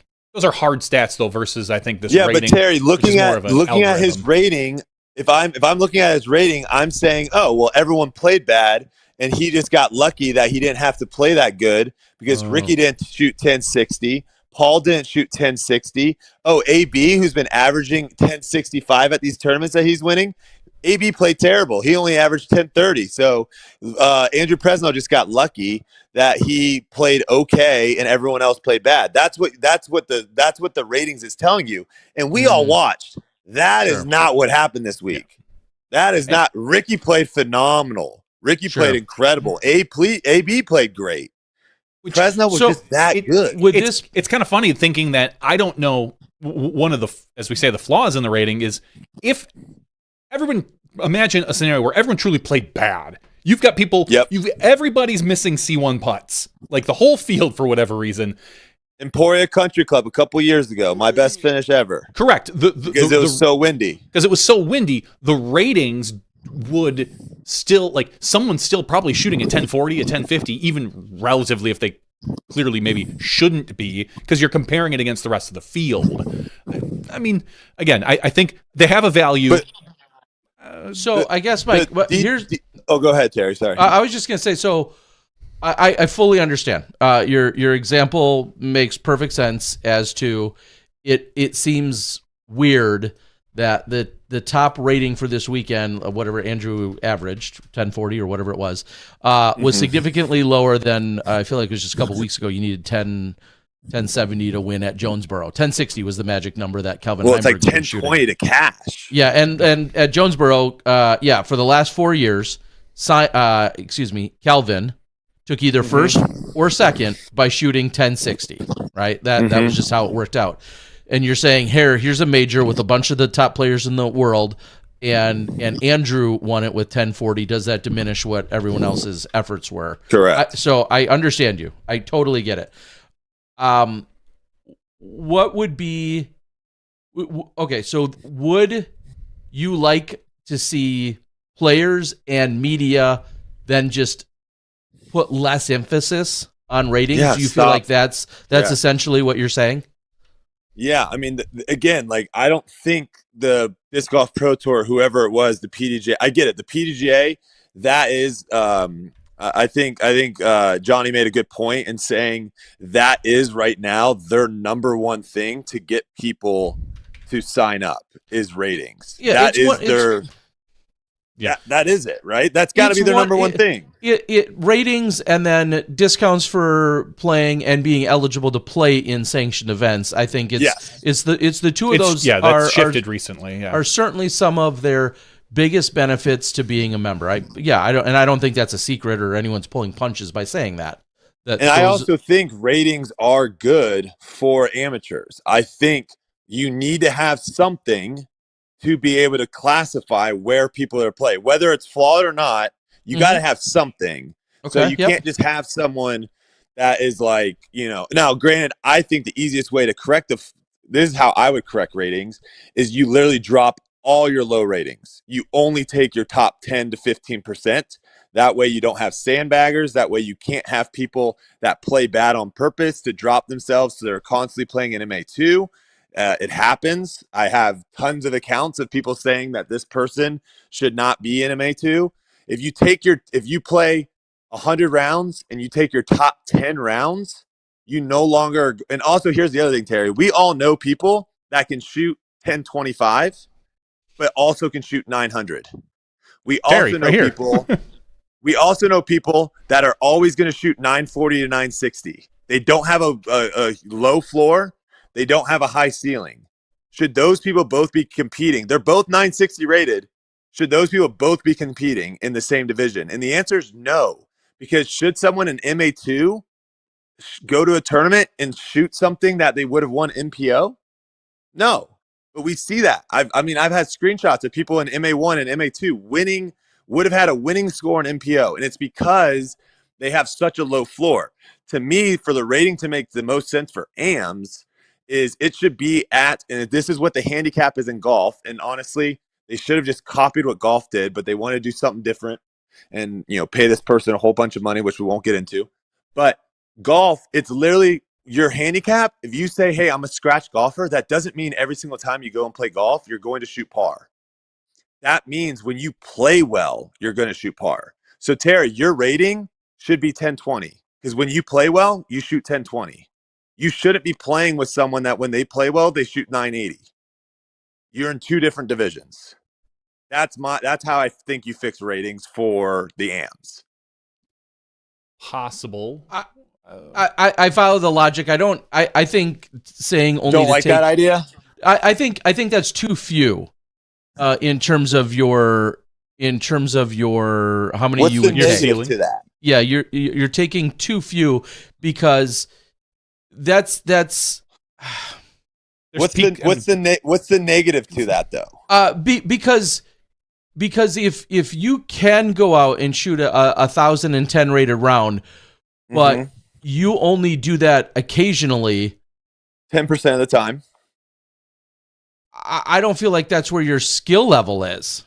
Like everybody can have a hot day. And if you then often shoot 940 golf or 930 golf or something like that, I just think it's a better representation of your actual average. Just like I would say, like in baseball, they don't just like magically throw out, well, okay, you get 10 free strikeouts per season, and we're gonna take those off your stats either. Like you're an average of every time you go to the plate. And well, yeah. Again, you're comparing actual like statistics that we want to know versus what I'm saying is trying to fit people in the right skill division. And I think to fit people in the right skill division, it should be based off of when people play their best, not based off of an average. Because again, the average, and I don't know if you guys get these stories either, but I get them every single time of sandbaggers, people that legitimately go out, they know they're not going to win. So instead of shooting a 980 rated round, they sandbag and shoot 920 and lower their rating so they don't move up. I've had countless people hit me up with that. That wouldn't happen ever. Also, I would like to see how many people admit to that, because that I feel like I don't think anyone's going to admit to doing that. And I feel like man, if you are built of that fiber and you're doing that, people love to win. to Come on. all to hustle Come on. for an extra freaking T-shirt. Like, Terry, God, come on. You man, know I'm people are staying doing in that. I'm staying in MA2 because next weekend I got a chance to win 47 funny money dollars. But some people just like to win. Terry, 100% that's happening. Dude, like some people just like to win. To win. Like they don't care. Which is funny because I don't believe they're sandbagging in disc golf. There's rating threshold. There's people that play. Usually, when you're talking about all these lower divisions, their scoring and their results are just that much more volatile. They're all over the place. Yeah, and we're taking away their lowest. Their lowest, that's whatever outside of the standard deviation, blah blah blah. We're taking away their lowest, and then you're double weighting their most recent. Like I don't know. I could see if people are hustling to get themselves an extra $27. I think those people exist out there. I don't think they're a majority. I don't think there's a lot of them. But and I will say I could see an argument for divisions as far as maybe changing rating as far as like look at I'll take the perfect example. What I think is for MP40 is 920 and higher for MP40. Like I'm a 920 now. Thankfully, I'm a 920 rated player. I could play in a lot of other divisions. I could play in amateur. I could play in advanced. I could play but say I really wanted to play in an age protected division.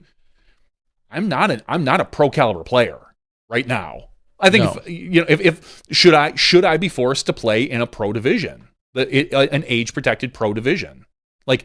Is 920 the right number? I could see some arguments. Me personally, I don't care. I'm not out there to like if I took bottom cash or less than bottom cash, as we said earlier, I don't care. My goal is like 920 might not be the right number. I think there could be some adjustment for divisions, but it's 100% arbitrary. The cutoff lines are arbitrary. Here, let me ask, and I've just thought of this, so tell me how this strikes you, Brody. Away. If you're talking about looking at basically players at their best, and maybe this is a terrible analogy, but does the high school or college basketball player that hits 99 out of 100 threes and makes 98% of their free throws for a season? Amazing. We're taking their skills clearly prove they can perform all of this activity. Does that automatically mean that they belong in the NBA? Like they've shown these skills and they're performing at this top level. No, that's like saying someone makes every single putt inside. And this is the other reason why I think ratings are stupid is I play with a guy that on certain courses is 1,010, 1,015 rated golfer. But if you took him and he played the pro courses, he would shoot probably 920. That's also a reason why ratings are dumb. Because he can't throw far. So if you put him on a technical short course, he's one of the best putters I've ever seen. You put him on a technical short course, he can get inside of circle 2 almost every time. And he's going to shoot great rated rounds. You put him on a course, he's never going to get a birdie on the pro level. Sure. So that was my other hot take is I think if we really want to get super crazy, let's do 2 ratings. Let's do an O rating, and that's for open, and let's do a W rating for woods. That's a super hot take. Well, and this is where I told you I talked to Chuck Kennedy, and he was talking about a standardized course, as in the same number of par 3s, same number of par 4s, and the same number of par 5s for most of the Pro Tour events. Right now, Ledgestone has 2 par 6, arguably, and a par 5, depending on how you want to look at it. Only having 1 par 5, because that's how golf does it. Clearly, as you know, 71, 72, you have a specific number of par 3s, specific number of par 4s, a specific number of do they even have par 5s? Yeah, they have par 5s in golf. Yeah, they have 4. They have 4 par 5s, 4 par 3s, and then 12 par 4s. And I know there's talk with Jeff Spring about some of this, and this is all future stuff about whether or not should the PDGA be involved in this? Is this a pro tour thing? Should we start to get more standardized courses and then find out ways to tweak them versus you don't necessarily need X amount of open holes, but at least try to figure out what the correct par is. Yeah, on no, those holes. It's like, and the then that most would make challenging ratings thing- a little more. Yeah, the most challenging thing with disc golf is even with golf, like if you go and play what I would consider an easy golf course, Mhm. if you're not good at golf, that easy golf course is still pretty challenging. If you go and play a hard golf course and you're not good at golf, that course is very hard. With disc golf, we have such a super vast change. You look at a course like Jonesboro. Jonesboro is a super scoreable course. You look at Emporio Country Club. I know they're making some changes for Champions Landing, but without wind, that course is super scoreable. And then you go to like a Northwood, that course is way harder. So it's vastly different. The other thing in golf too is if I'm a scratch golfer, if I go to one course, my best score or if I'm playing well might be a 70. And then if I go to a different course, my best score there might be a 78. So depending on the course in golf, your handicap also changes from course to course as well. And that is based with a lot of information from thousands and thousands and thousands of data points of players. We just don't have that in disc golf. And that's why I think the ratings are kind of really at the end of the day kind of pointless. And that's why I think the best way of us doing it is literally stop and again, this is just the Pro Tour, this is just the PDGA. Stop talking about players' ratings. Stop saying that Andrew Presnell is the lowest rated player ever to win a major. Stop saying all that stuff. To me, I don't care. There's other things I think we have right now that's better. To me, a better stat is Andrew Presnell's never finished in the top 10 at a major. And then he just somehow figured out how to win. Yeah, those are better storylines. That shows how crazy of a win it was. I think the downside in the golf scenario is that maybe the ratings actually benefit is taking into account things like weather. Because as you said, if you don't think so, if you go to a golf course and you're normally 70, I know so. You're doing 30 to 40 mile an hour winds. No, because again, the handicap is only taking your best scores. So if I go out and it's 30 miles per hour and I shoot 105, that score doesn't account towards my handicap, so it doesn't matter. They do Correct. not. It doesn't count towards your handicap. Your handicap does not account for weather. Correct, but let's talk PGA though. Again, if you look at someone at Augusta one year who shoots 8 under, and next this is my Emporia Country Club example. 2 over, exactly. I think our ratings take into account weather, whereas PGA doesn't, and they don't necessarily have to. But you don't need to though. Exactly, because the consistency of their courses. You go and you look at Emporia Country Club, and you look, and I shot the final round. I shot 1 under or whatever it was. If you compare that to other years, you're going to be like, "Oh, Brody played terrible. What the heck?" But if you compare it to that day, there was 4 people or 5 people that shot under par. And there were people that were shooting 8, 9, 10 under over par. So if you wanted to, you could literally be like, oh, what happened that day? Or you could literally just be like, oh, I guess it was super windy. Because any logical person would look at scores and be like, oh, the day before, the average score was 10 under par. And today, the average score was even par. I think people didn't just play bad. A bunch of people just didn't play bad that day. It was the conditions were harder. And I know we're going round and round. I don't think you need a rating to tell you that. I think what the rating makes it easy to do is display that in a graphic, rather than having to tell a story. If you say last year Brody Smith shot a 1040, this year he shot a 1030, you can easily say, oh, he shot worse this year. It doesn't matter about the weather. You don't have to think, how did the rest of the course shoot? Okay. How did, that is, I think the ratings make it an easier story to tell for a quick snapshot between different things. That's, and I know we're going round and round in circles. Why wouldn't you just say, instead of saying that, why wouldn't you just say last year Brody got 3rd place, this year he got 30th? That tells a way better story. It could, but I mean, again, it could also. No, it definitely tells a way better story. You might have taken 5th place both years. With we'll say a 1050 one year and a 1040 the next year. You may still. So I think that it's easier. Again, the rating just makes it an easier story for. See, I disagree. I think it makes it way more confusing. For people, your point right there. For people that don't necessarily know what the ratings are, sure. if I took 5th place both years and one rating was one and one rating was what another, like the ratings weren't the same from year to year, but I took 5th place both years. I don't really, I don't really care about the rating. Correct. You don't care about the rating. But again, there are people from the outside that, fans and stuff like that maybe want to see both years. Did Brody shoot better this year? But couldn't you say the same? He shot the same. He got 5th place both years. He shot the same. He finished the same. Like that. Relative to the golf field is based off of the people we're playing against. Like at the end of the day, that's what you're trying to beat people. Yeah, the ratings are too. Yeah. So you'd be okay with, or you're suggesting that we just basically don't emphasize what ratings were for an individual round or event or person or average or anything of that nature. You're essentially, the entire crux of your argument and your point is they don't matter because they're too flawed.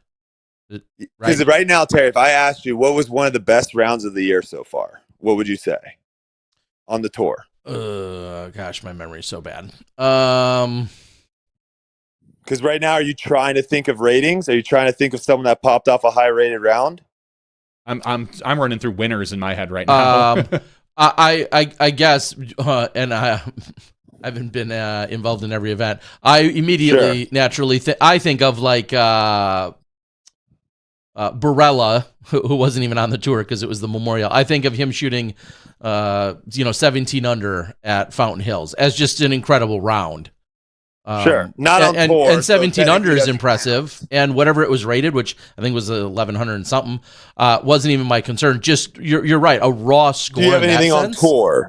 Do you have anything on tour that jumps out at you as a really good round? Funny. What have I broadcast?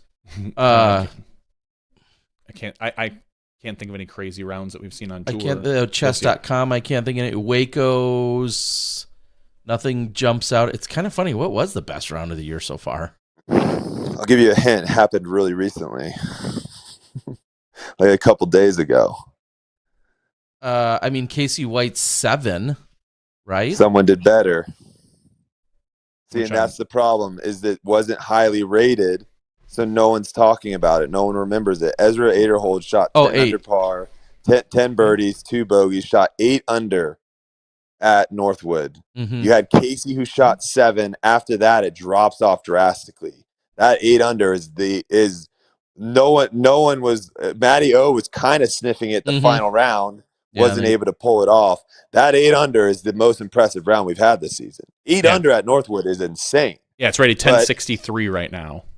So no Brody's one's talking point about is it. that that 1063 doesn't sound impressive compared to the 17 under by Barella at Fountain. And I understand if AB played 100 rounds at Memorial at Fountain Hills and played 100 rounds at Northwood, I don't know if he ever shoots 8 under at Northwood. I bet he shoots 17 under multiple times. But actually in the teens at Memorial. That's the whole reason why ratings don't work. Sure. 8 under at Northwood is insane. Yeah, but again, as you said, people would have to do research in order to find out. Like, if you just told me someone shot an 8 under, I'm like, okay, whatever. They shot 8 under. Yeah, you have to say what the course is. Agreed. Johnny, you have to tell them what the course is. But even the course, as you said, people that are uninformed, you could tell someone I shot 8 under at Northwood, and they're like, cool. They're going to ask if they don't know what Northwood is. They're going to say, "Is that good?" Yeah, and you're going to say, "Yeah, well, it was." You're going to say it was awesome. the course record. Mm-hmm. It was the best round ever shot there. Yeah, and now all of a sudden I have context. Of course, but again, that to me, as a broadcaster, that is a story that's going to be a lot more difficult to explain in a graphic. Like, because I need something. And again, I'm not saying ratings are necessarily right, but getting that point across to somebody in 3 seconds is difficult. But then again, we don't always. What if you did it this way? What if you did this in a graphic? Ezra Aderhold, 8 under, average score, 2.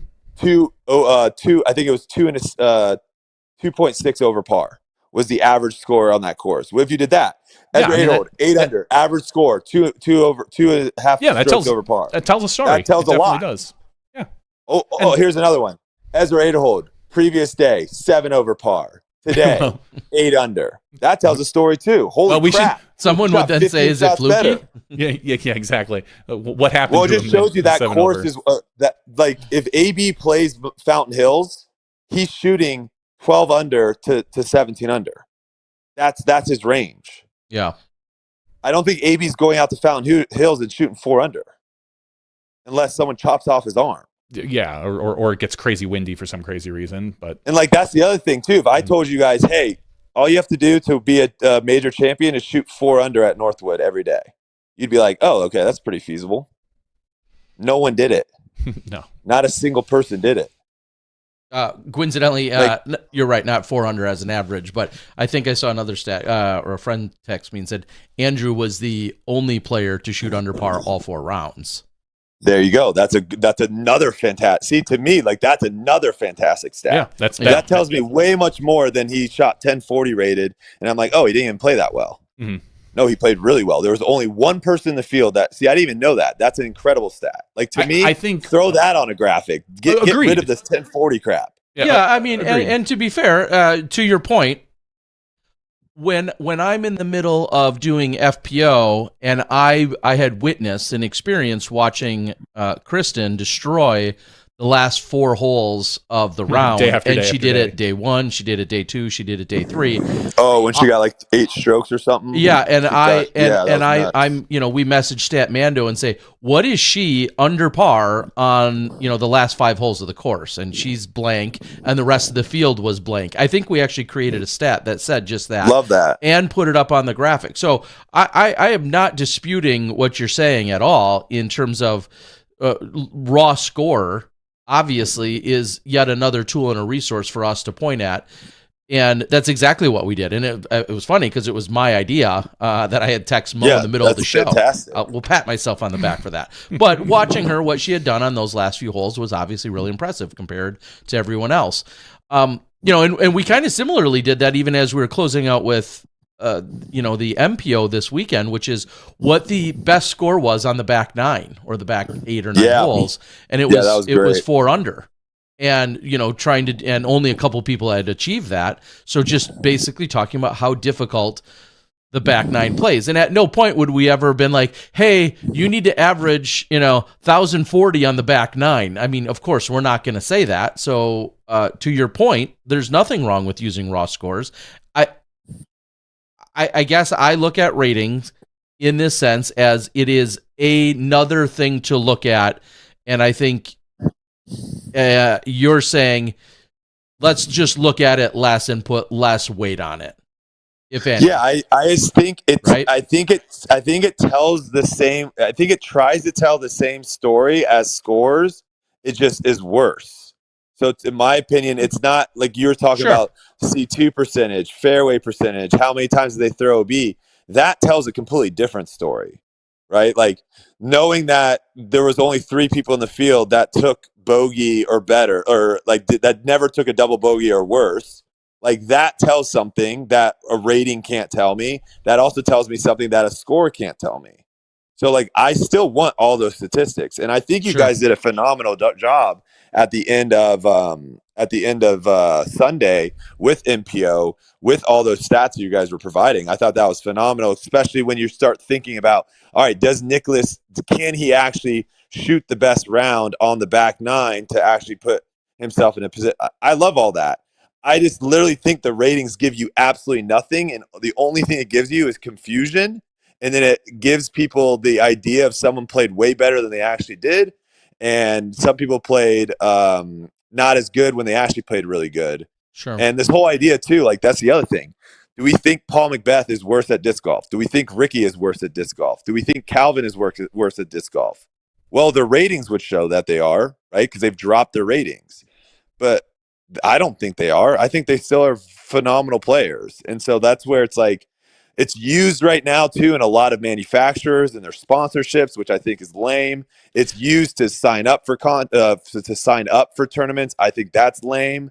I think it's used because we can go in a whole different like backstory kind of, because right now, obviously, we were just talking about graphics. I think it's used way more than we actually are really giving on, and I don't think it's a good assessment of skill level. I don't mind it for registration, honestly, assuming we're talking not talking Pro Tour. I think the Pro Tour, you've got tour card holders. No, we're talking Pro Tour. I'm always talking Pro Tour. I assume as much. Yeah. The tour card holders always get first dibs. That's the way it goes, and then it goes based, obviously ratings based. So in theory, our higher rated players will get the advantage to sign up over. I think there should be like more qualifiers and stuff like that. Yeah, I think there are good people that aren't being able to get into events, and I don't think that's really fair. Because, you said, you can massage your rating. You can, yeah. You said yourself, I think when you were first coming in the sport, you talked to Felberg or whomever about ways to boost your rating quicker based on the people you play with, the events you play, the type of courses you play. The third highest rated player in the world one time was this one guy in Texas that played a local C tier event. He played one event, yeah. He played one event. Luke Humphreys was there. Emerson Keith was there. I don't know what they were doing, but they both played terrible. And he was 1048 rated or something. And so he didn't play another event, and he is the third best player based off the ratings in the world. I mean, that stuff makes no sense. For that, you're taking a small statistical thing. You could say that about, at the beginning of the season, if a baseball player goes, hits a home run, a triple, and a double, or two doubles, they're batting 1,000. You could be like, he's the best batter in the league, and you're like, that's a small sample. Though. That's a small sample size. Johnny, he is though. No, he's not. At that moment, he is. At that moment, he is the best batter. Should one game, qualify him for saying that? No. But if you were saying, let's go to basketball. If one game happens in basketball, everyone plays one game in basketball, and someone scores 60 points, and you ask who's the leading scorer in the NBA after one game, it's that guy. That's statistics. Sure, but if you asked who's the best shooter, is it that guy? I don't know. What did he shoot? What was his percentages? You would have to look at those numbers. Yeah. I'm saying those are legitimate statistics of where you can't, if someone's 99 of 100 after a couple games in the NBA for the free throw line, and you ask who's the best free throw shooter, it's him. That's what we do with putting. That's what we do with all our statistics.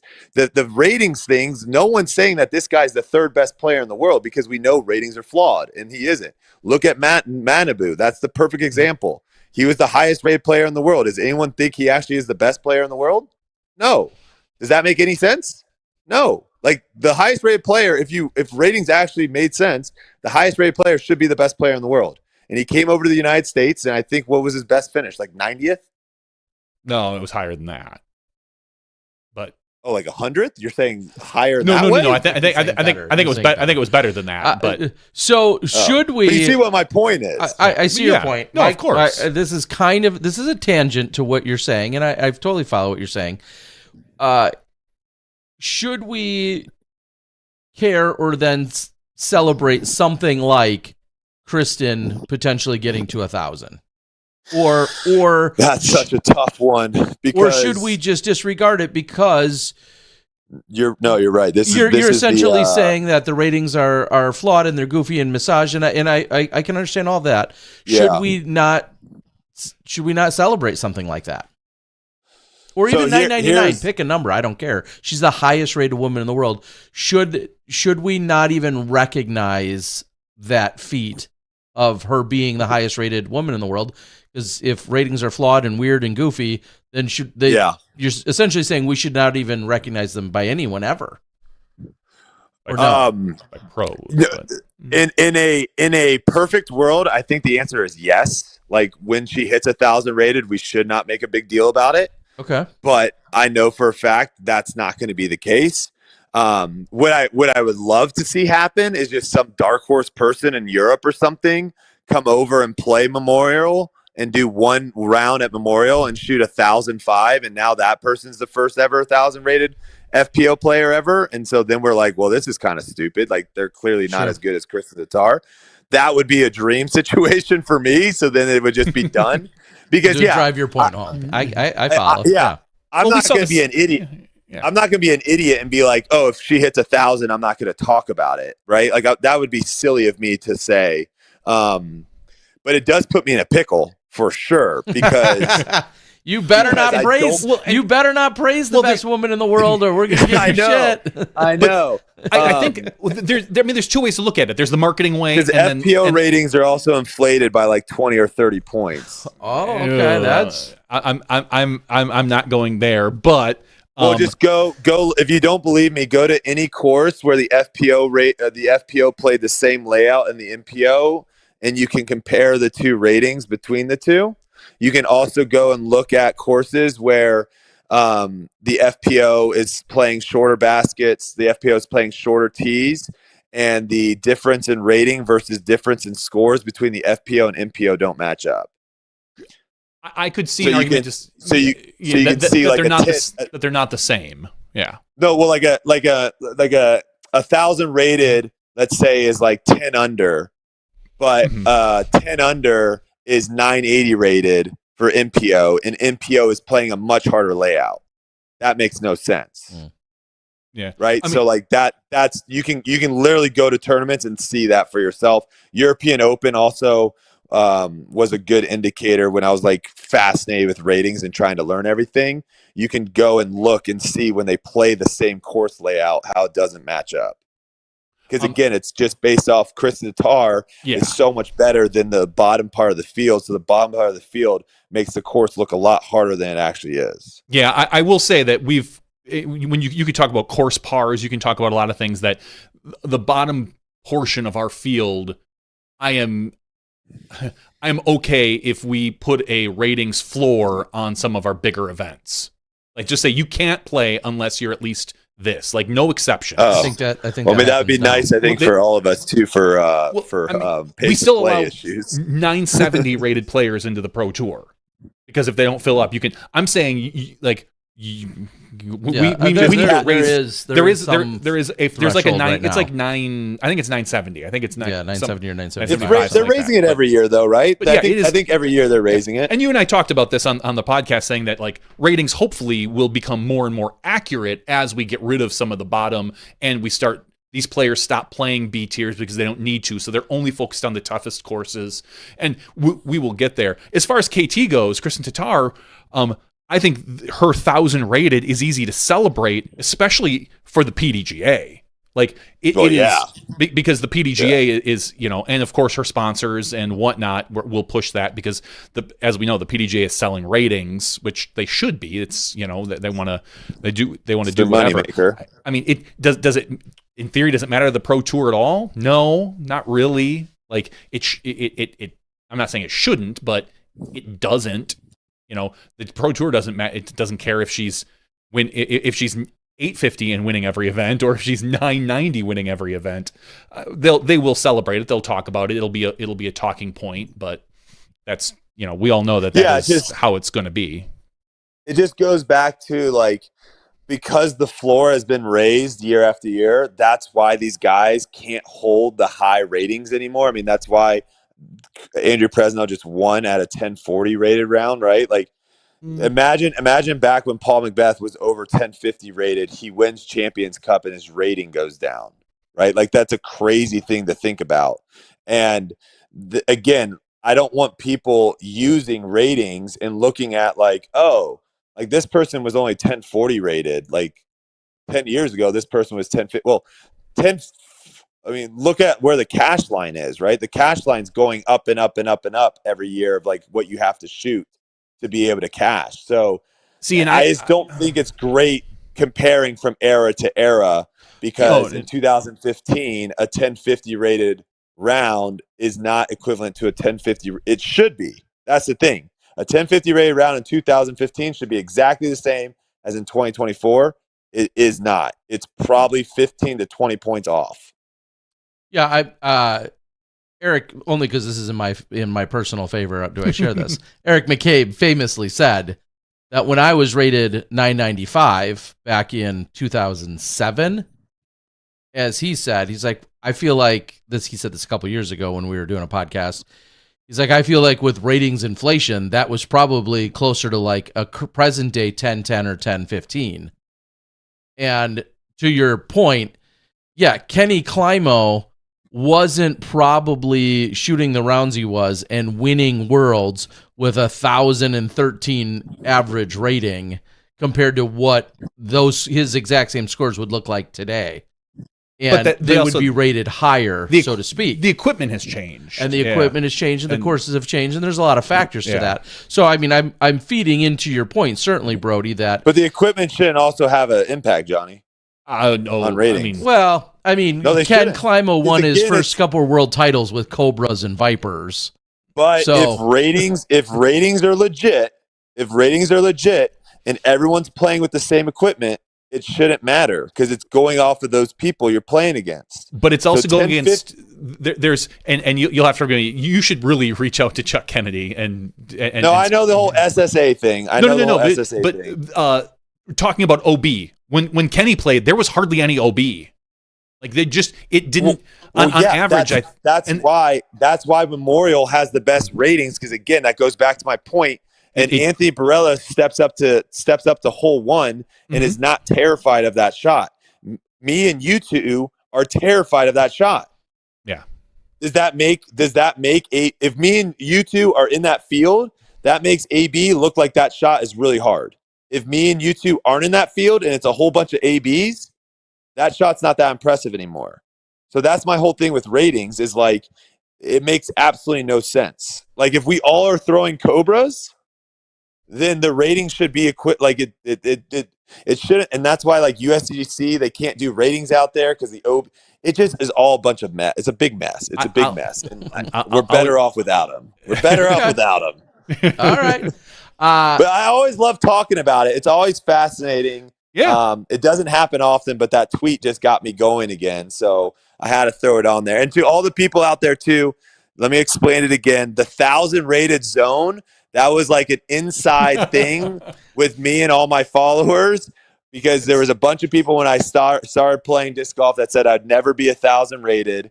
And I said, ratings are dumb. And they're like, well, that's because you'll never be 1,000 rated. So once I hit 1,000 rated, I said, we're doing a disc to celebrate all these naysayers. And then I'm never doing another disc with ratings. And you can go and look at all my products, all my hats, everything like that. I've never done another rating. I've never sold anything with ratings ever again since that. So that's that.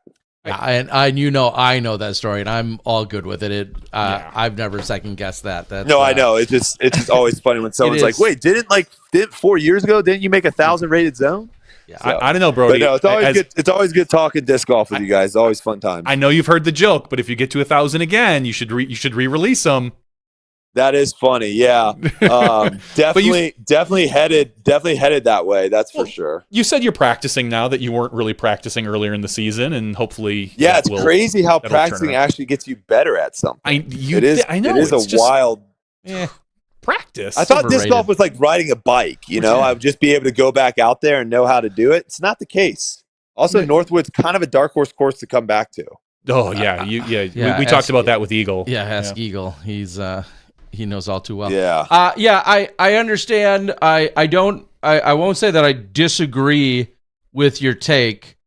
Overall, from a media perspective, especially maybe from a media perspective, of the emphasis that is put on the emphasis that we all put on ratings. So I can totally follow where you're going with all of that. It is certainly just at face value weird to see a Champions Cup winner average 1041 or whatever it was this weekend. Average 1041 when we know that a couple weeks ago in Jonesboro, the average that won it was 1060. Yeah, it's been like 1050 or above. I was going to say, does 1040 even get you a top 10 at Jonesboro? I don't know. I don't know. But it might not even gotten you top 10.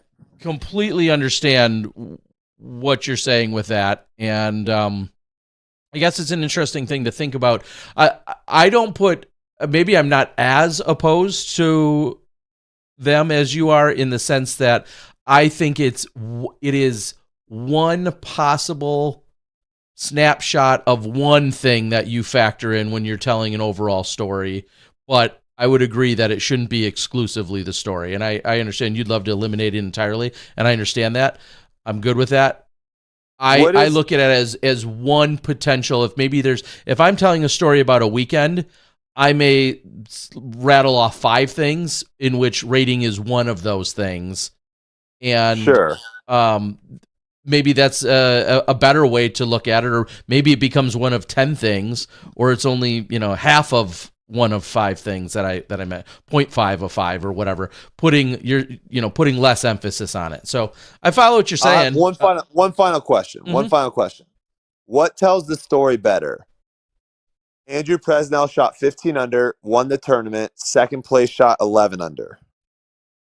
Or Andrew Presnell averaged 10.42, won the tournament, second place averaged 10.20 and won the tournament.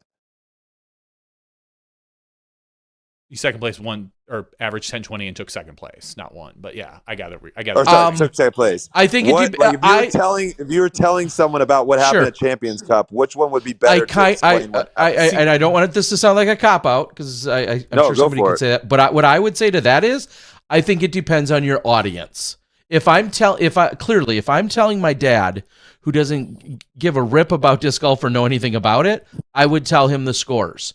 If I'm talking to my buddies that I play league with, who are familiar with the tour and such, I may then instead lead with, I would almost for sure lead with the ratings version of that, as opposed to the raw score version of that. So for me, to answer that exact question, it would for me depend on the audience in which I'm talking to.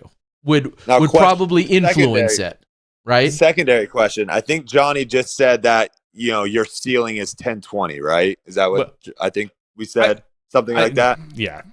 Who's let's mine? just say yours right now. Like, it wouldn't shock me if you went out to a course and shot a 10.20 right around and followed it up with a 9.20 right around. Yeah, I mean, I could come off the course tomorrow using somebody else's disc and go shoot a 10.20 accidentally. Sure. Yeah. So if I'm your buddies and you told me that, am I thinking, oh, dang, Terry, you could have gotten second place at a major? See how that's kind of weird? Because I'm like, wait, no, I've seen Terry shoot 10.20 before. Dang, Terry, you could have gotten second place there. Versus 11 under at Northwood, second place. Now I don't have this idea of wait, I can go out to my local pitch and putt and shoot 10.20. I can go all these 200-foot holes. I can birdie 16 of 18 of them. I've done that before. They're 200 feet. I've shot 10.20 before. Oh, I can do that. You see how it compares pitch and putt 10.20 versus the hardest course that we've ever played 10.20? And that's the problem, is the comparison doesn't match up. And it gives a wrong story. Talking about the audience. I get what you're saying, though, but I also feel like just because there's a pitch and putt and a scoreable course doesn't mean that people can go out and shoot those. And here's the only reason why I say that is I used to run a tournament in Wisconsin in Beaver Dam, and it was called the Leave It to Beaver. I know, clever. You would shoot 9 under and it was sub 1,000, or you'd shoot a 13 under and it still wasn't 1,000. That has to do with the SSA and a bunch of other math I don't understand. But my point is, the raw score was not nearly as relevant when it came to the ratings. You know what I mean? You could shoot 13 under, and if it was rated 978,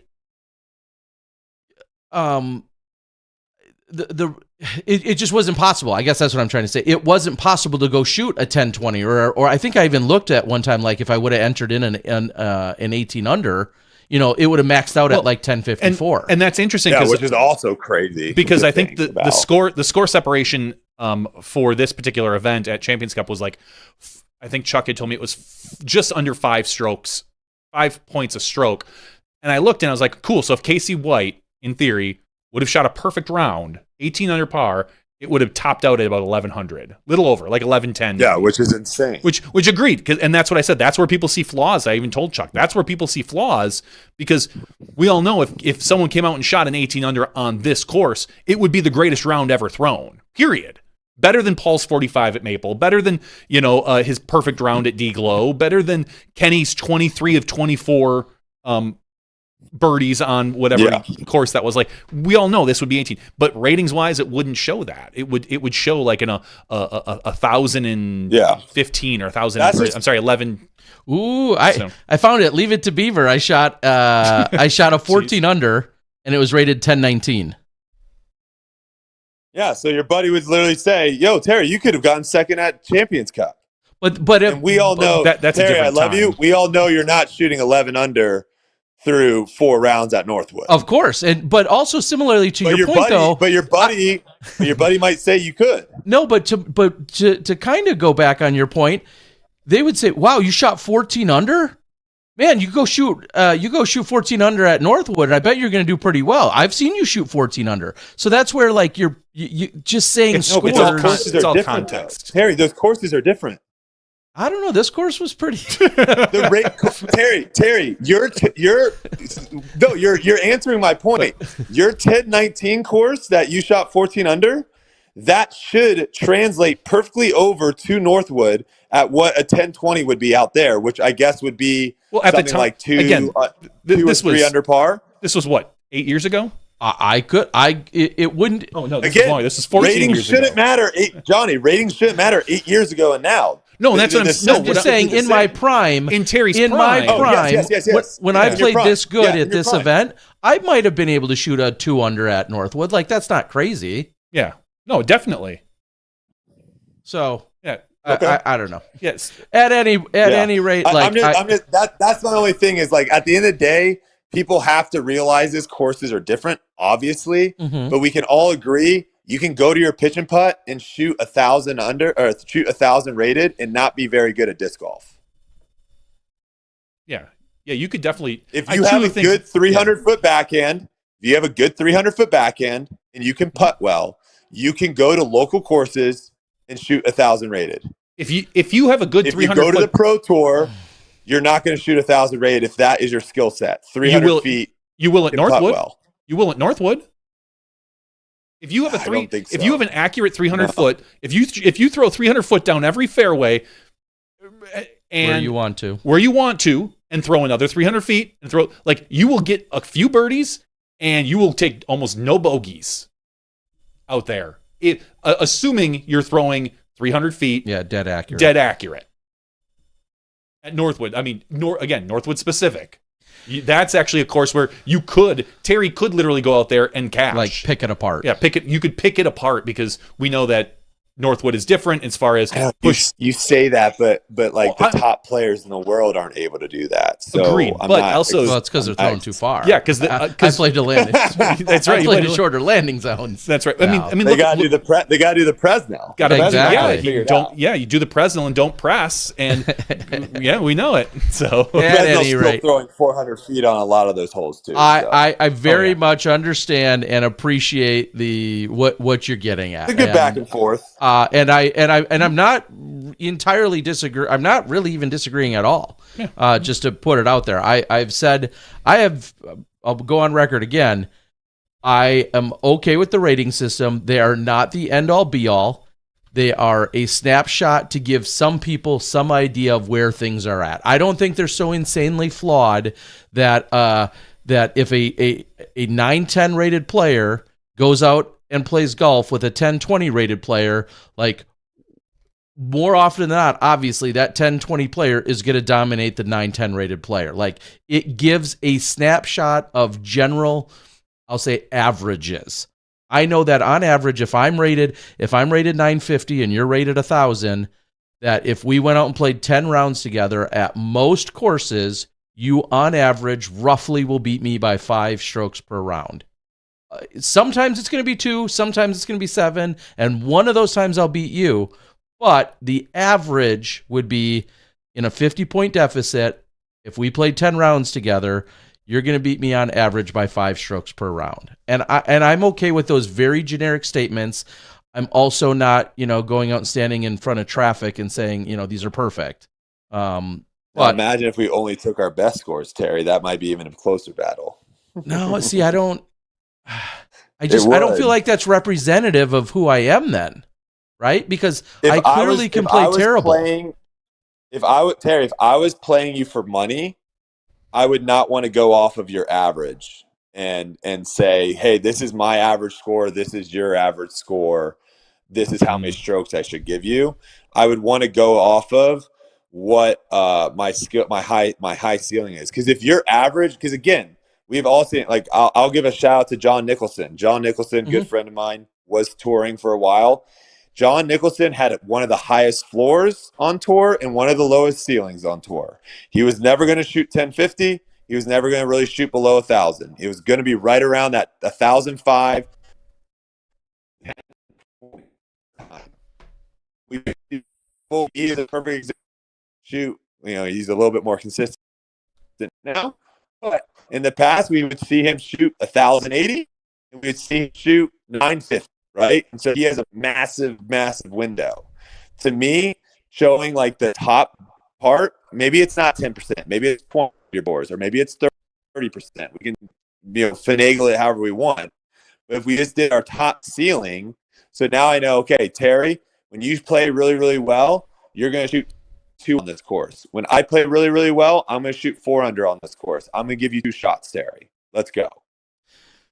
And yeah, so it's like if we both play well, because that's ideally what you want to do, and that's exactly what golf does. Golf literally does. If you play well, this is your handicap. And yeah, if you go out there and you play bad, you're gonna get smoked. But but you're gonna get smoked anyways, even if it's your average. If your rating is essentially an average of how you play for the most part, I guess I'd look at, like, I don't know, make up another thing, like a bowling. Like you don't drop your lowest when you're creating your average, right? You bowl every week. What do you mean about bowling? What's that? What are you talking about with bowling? Just like with bowling, to get your bowling average, you bowl 10 weeks, and that's your average, or 2 weeks or 4 weeks or whatever it is. Like your bowling average fluctuates by what you bowl every week. And it's not, you're not just going to go out and say, well, I played 10 weeks and my highest game was 280, therefore I'm a 280 bowler. Like no one would say that. I'm not arguing what the average is, but you could have 2 people bowl and their average both be 200, but one of them can bowl 300 and the only one has ever bowled a 220 as their highest. Like those 2 people shouldn't be in the same division. That's my argument. The guy that can bowl 300 shouldn't be in the same division, even though their averages are the same. The one guy literally can only bowl 220. He's bowling 180 to 220 every single time. And the other guy's bowling 300, and then sometimes he has 100. Because he's just chaotic. He's full press all the time, or whatever you want to make the example. Like that's an extreme example, but that happens in disc golf. We know that happens in disc using golf. That logic, if I understand you correctly, would that be saying that Andrew Presnell should not be playing against Calvin and Paul and Ricky? Well, no, because he's in the top echelon of ratings. Like he's in the top echelon of skill level. Okay. This more is like, again, like what's but that? Isn't Ricky's ceiling so much higher? What's that? Would you say Ricky's ceiling is so much higher than Andrew's? Like if you said, hey, who's going to go out and shoot a 16 under at Northwood Black, and it's Terry, I don't think anyone thinks that. I'm just saying. Anyone thinks. But if you said somebody could, is higher than Ricky. You don't think his ceiling isn't or is? I don't think anyone would tell you that Andrew Presnell's ceiling is higher than Ricky. I don't think Andrew Presnell would even tell you his ceiling was higher than Ricky. When Ricky is playing at the top level, he's one of the best players in the world. I don't think. Right? Yeah. I would put him right now. Right now it'd probably be him, AB. I think you got to put Gannon up there. You probably got to put Nicholas up there too. Yeah. Right? And then like someone that I would say is like second tier would be like a Matty O. Like Matty O, I don't think Matty O's ceiling is above AB's ceiling, but I think maybe Matty O's floor is a little bit higher than AB. Yeah. So like Matty O's never going to have like a round where he goes out and blows up, and maybe AB goes out and has a bad round, right? So it's like every player is a little bit different. Obviously, playing style, skill levels, but yeah, I don't think anyone would ever argue that Andrew Presnell has a higher ceiling than Ricky. I mean, well, I guess my whole point of asking that though is like saying who should be playing with whom then. Well, I mean, are you thinking Andrew Presnell should be playing MA1? No, certainly not. Yeah, I don't either. No, because he sandbags every once in a while to lower his rating. No, I mean, it's just like right now there are 100 really good disc golfers in the world. Maybe there's 150 really good disc golfers in the world. Maybe eventually there'll come a time where there's 1,000 really good disc golfers in the world. And maybe someone, I think Andrew Presnell after this win, I think he's going to be on the up and up. But maybe 10 years from now, when there's 1,000 really good disc golfers that are, let's say, Andrew Presnell's skill level, maybe some of those guys aren't on tour because there's not enough spots for them. Right. And they're on a secondary tour that, they're on this, whatever, I don't even know if this thing's happening yet, this qualifying tour or whatever. But right now, like we're seeing it in women's disc golf, right? Like women's disc golf is a perfect example of what the men's disc golf used to look like, right? Like back in the day, men's disc golf, it was Ricky, Paul, it was like a handful of guys. Women's disc golf, back in the day, if you're like, hey, who's going to win this tournament? Who are you picking? Paige Pierce, Katrina Allen, and then you're throwing a third name in. Now, if you had to ask who's going to win this next tournament, obviously you're probably picking Kristen Tatar. She's the highest rated. Next two spots, what'd you say? Because she's the highest rated. Yeah, but those next two spots, who are you picking those next two spots? Sure. There's maybe 7, 8, 9 women now that you're throwing in there. So we're starting to see what is happening with the MPO field. We're starting to see in the FPO field where it's getting deeper and deeper and deeper. Right now, I mean, Andrew Presnell, Parker Welk, Johnny Buckets almost won multiple tournaments this year. We're starting to see multiple guys be able to win. And it's not just Paul or Ricky. It's not just, heck, Calvin didn't even win that much last year, right? Like it's so hard to win on tour now. Because there's just so many people you have to beat. You can't show up. You can't show up and have your, like Ricky 5 years ago, 10 years ago, wins this tournament. Yeah. Like he didn't play his best and he would have won still. You can't do that anymore. There's too many good people. There's no doubt that the floor is higher. Yeah, certainly. It's been which is exciting for everyone. Watch it unfold, honestly. Yeah. So yeah. All right, man. Hopefully I didn't sound like an idiot. And hopefully I made No, you're good. There is something to be said, and don't get me wrong. There are times when certain stats, and it doesn't have to be ratings related, just certain stats in general, when they come across, I'll say my screen, I sometimes shrug a shoulder or give a light cringe or because they just don't hit me. Whether it's the time, whether it's just how the stat was contrived, whatever. And it's not because they're not necessarily true, but there's always like a little bit of meaning to it and there's some context to it. And I completely understand that. And I feel like the main point of your conversation is that the ratings are not a great indicator of the play that was given on a given weekend, and we could look at something, we'll say, more raw, like the score, and use that as a better storyteller.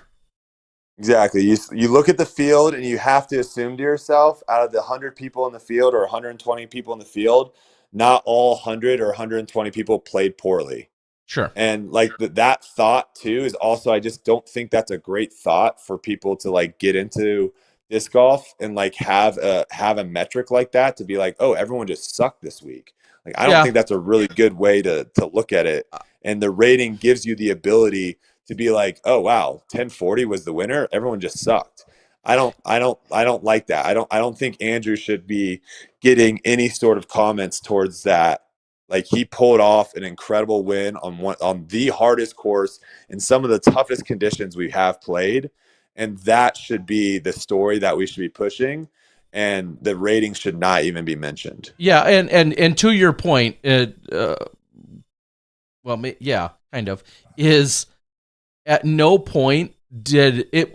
Let me back up. There's some context, and at no point to me did I ever think in any way, shape, or form of diminishing the field or Andrew's accomplishment by saying, oh, he only averaged 1041 golf. That's me personally, and I understand that others may have come to Twitter and others may look at it from that perspective, but to me that still goes back to a little bit of who's your audience and what's your context, because it just never even crossed my mind to mention or to be concerned with what the rating was for him or the rest of the field? Because you could say the context is, yeah, he shot a 1040 round on a very high SSA course, and that should, in theory, give you more context to the whole deal, like that. And again, I'm not harping on SSAs, but I'm just saying, if we want to give as much context as we can, that is how you give context. So, someone who's in the know would know, high SSA course, smaller ratings per point, blah, blah, blah, versus, your pitch and putt. It's a lot of information you have to relay. But that also should just if the ratings were actually good, that should be factored into the rating. You shouldn't, if the ratings were actually constructed properly, you shouldn't have to be like, it's 1040, but it's a high SSA. Like how golf does it, that's all factored into the handicap. So if I go and I play a really hard course and I shoot eight over par, it factors that in already, and it knows, wait, that's actually a really good round for you. Like that's all pre-factored in. So but it's someone who doesn't know anything about golf, that does me no good. If I hear you're shooting 8 over, I'm like, all right, he shoots 8 over. Like, but that's where you literally say the rating out there was 80, and again, like if you don't know anything, you have to give context to your 8 over that the rating is 80, and there's context. Just like with a PDGA rating, you have to give context as to what maybe the SSA is. So there's a you'd have to give context parallel. to. Well, I mean, the other context is the same thing that we're saying here, that shooting 4 under, if we said he shot 4 under, you'd be like, well, that's not really good. Yeah. But if you're like, hey, we shot 4 under at Northwood, and you didn't know what Northwood was, you still would be like, well, that doesn't mean anything. Yeah, but Northwood was the hardest course in the world. Yeah. It's just literally the same thing as golf. Yeah, I shot 8 over. We're going round and round. I shot 8 over, and you're going to be like, what? And I'll be like, well, that's one of the hardest golf courses in the world. I shot 8 over. And they'll be like, oh, that's pretty impressive. So like you're giving context in both scenarios. We all should go, but I do have a question. What if you mathematically or had no issues in terms of the financial development and or the mathematical development? What would you arrive at? Would you arrive at any rating system period? Like your dream rating system, what would that consist of? If you could wave a wand tonight before you go to sleep and wake up in the morning and be like, yep, here's the new rating system for all of disc golf, what would that look like to you? I'm just totally curious. So it wouldn't be for the Pro Tour. So that wouldn't exist. But for the AMs, it would probably be something along the lines of like, once you have 15 scoreable rounds, and those rounds can be in tournament play or not in tournament play, because that's the other thing, is I don't think you need to always play in tournaments. However, if you do play in tournaments, it does give it a little bit more weight, obviously, because there's a little bit more pressure, a little bit more following of the rules, more seriousness. Yep. Sure. And at the end of the day, you do that. And you obviously you can't like go out and play around by yourself in that count, but you have like, a witness or whatever. That way you don't have to pay a whole bunch of money to get a rating. And after 15 rounds or something like that, it starts taking into account your top, let's say 20% or 30% of your scores after 15 rounds. And then that is your rating.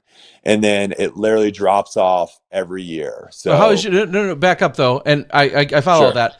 What's the calculation though to get that rating? You just said take your top 20 or 30% of scores, and that gives you your rating. Where's this rate? How is the rating derived? What's the math? This is where it would cost a whole lot of money to do, because you would have to basically, how golf has it done is golf actually has 2 systems. They have a rating and a slope. And this kind of goes back to my thing of where a really good disc golfer playing a course is going to play a course way different than a really bad disc golfer. It's the same thing as golf. If you guys stepped up to a hole, it's 150 yards and it's water carry, that might be a really hard hole for you. But to a good golfer, it's not a hard hole at all. So I shouldn't be rewarded that it's really hard for you guys and not hard at all for me. So you would have two different metrics. You would have a rating, which is based off of, let's say, a scratch golfer or 1,000 rated golfer. And then you would have a slope, and that is based off of like your bogey golfer. And that's how golf does it. I think that makes the most sense.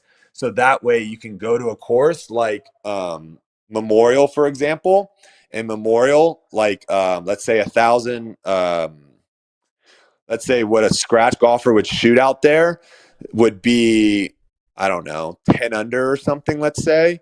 And then so you would have this number of where, I don't even know what the par is out there. That's why it gets really hard with disc golf. 56. Well, it's 56. There's 2 par 4s.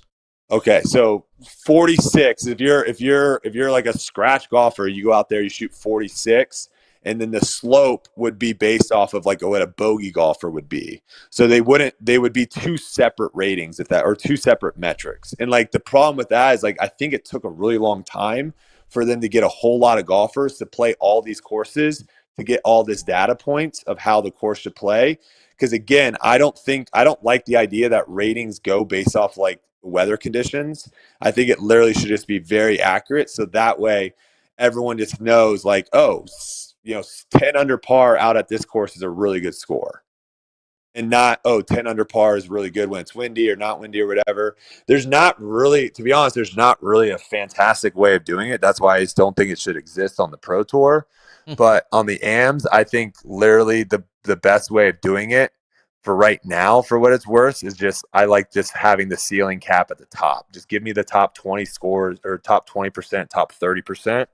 And then that way, at least when you go into a tournament, you're not going to get absolutely boat raced by someone that can have a really good week and just basically be an MA1, but shoot the best score of the entire tournament and even beating the MPO players. Because that's like demoralizing, I think, right? Well, it is, but I also think that only happens at really small events. And it's rare. Should I send you a bunch of screenshots? Yeah, I mean, I just feel like that happens very rarely. Yeah, it's not happening at the Pro Tour for sure. And there's something to be said about amateurs that maybe have whatever rating they are, but they're aspiring to try and go get some amateur title or whatever. So some of those players, if you find an MA2 guy that shoots, that's rated to be an MA2, and they shoot an MPO winning score, I would love to see that. I'm not saying it's not humanly possible, but something's wrong with your area and or your people, right? Like, or you might have people like Johnny was saying that really like to win. Or you have a 920 rated guy, and then the MPO guy is only rated 950 because he wanted to move to pro, the first day that he possibly could, and he is only rated 950. And then there's an MA2 that's 920. I could see them beating it, but you shouldn't ever have a 920 rated MA2 player after 2 rounds on the exact same course beating 1,000 rated MPO player. I have a hard time believing that happens. And if it does, it's once a year, because the MA2 guy that's rated 920 played out of his mind and had the greatest day of his life on the golf course. Like, yeah, that should be like a once in a year, once in a million rounds scenario. And I'm not. I'll do some digging at some local C tiers and B tiers and see what I can find. I think you'll be really surprised with how many people will tell you like, no, sandbagging is a problem. Amateur. I think in amateur. I think there is some sandbagging problem. We've seen it even locally where a player gets good, doesn't ever want to go pro, and continues to play amateur and can continue to play amateur as long as they want until they don't take cash. As long as they don't take cash. I don't know if that's sandbagging though. If they're playing at the highest amateur level, but they want to keep their amateur status, I'm talking more about like the MA3, MA2 guys that aren't moving up when they should. Yeah, but that to me is sandbagging. I agree, and I just don't feel like it happens. Yeah. Okay. So not frequently. All right. Well, we appreciate you jumping on. Good talk. I appreciate the insight, definitely. And it is absolutely a conversation that within the media realm we can continue to discuss the true significance or importance of the rating And as you're saying, it should be far from an end all be all. And I don't think I've ever treated it that way, but I can understand that we should not give it too much credit, or any at all. But something we should give credit to, and maybe my opinion doesn't hold too much weight, but I think the commentary crew from the last tournament should be the one at mostly all the big events. From the Champions Cup. Champions Cup. So that was a really good commentary from a live perspective. Me, Nate, you guys in the booth, and Brian on the ground. I think a lot of people enjoyed it, myself included. Well, thank you. There's always ways, and it's funny the conversations we have, as a crew, the three of us, and obviously there's always ways to improve. And at the end of the day, I mean, you want to beat a dead horse about ratings, you could beat the dead horse about favorite or least favorite commentators, because that's just an argument no one's winning ever. I've accepted that, and I think anyone that doesn't accept that is ultimately going to be an idiot, just because everyone has a different preference. And I read comments about, I hate this person, and then the next comment is, I love this person, and I don't understand where either of them are coming from, and we're just never gonna please everybody. But I appreciate Tony Romo was beloved for the first year game. Yeah, people are like, this guy's incredible, and now everyone's like, get this guy off my TV. So he made some crazy I don't say crazy, some really good predictions about what was about to happen, and everyone saw that and was like, oh my god, this guy can he was built for this. He sees it. And you're right. Now there's quite a backlash against him. They don't like him ruining? Is he spoiling? No, not at all. I think it's just people. They get tired of people. Yeah, they get sure.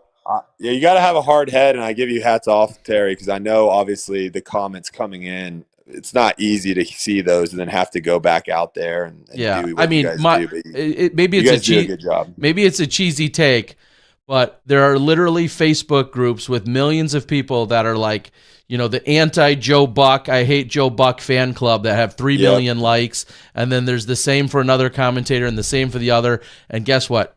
Joe Buck tonight put his head down with probably plenty of money in his bank and will go do his job tomorrow, because that's all you can do. I mean, you also always have a mute option. That's true. That's very true. But what is your commentator rating? Oh gosh, I'm just kidding. I don't want to talk about ratings anymore. All right. Well, again, we do appreciate you joining us. I certainly appreciate the perspective, and it's definitely good food for thought. Who knows who will pick it up or not? But it's definitely good food for thought, and I appreciate it. Yeah, it's always fun talking disc golf with you guys.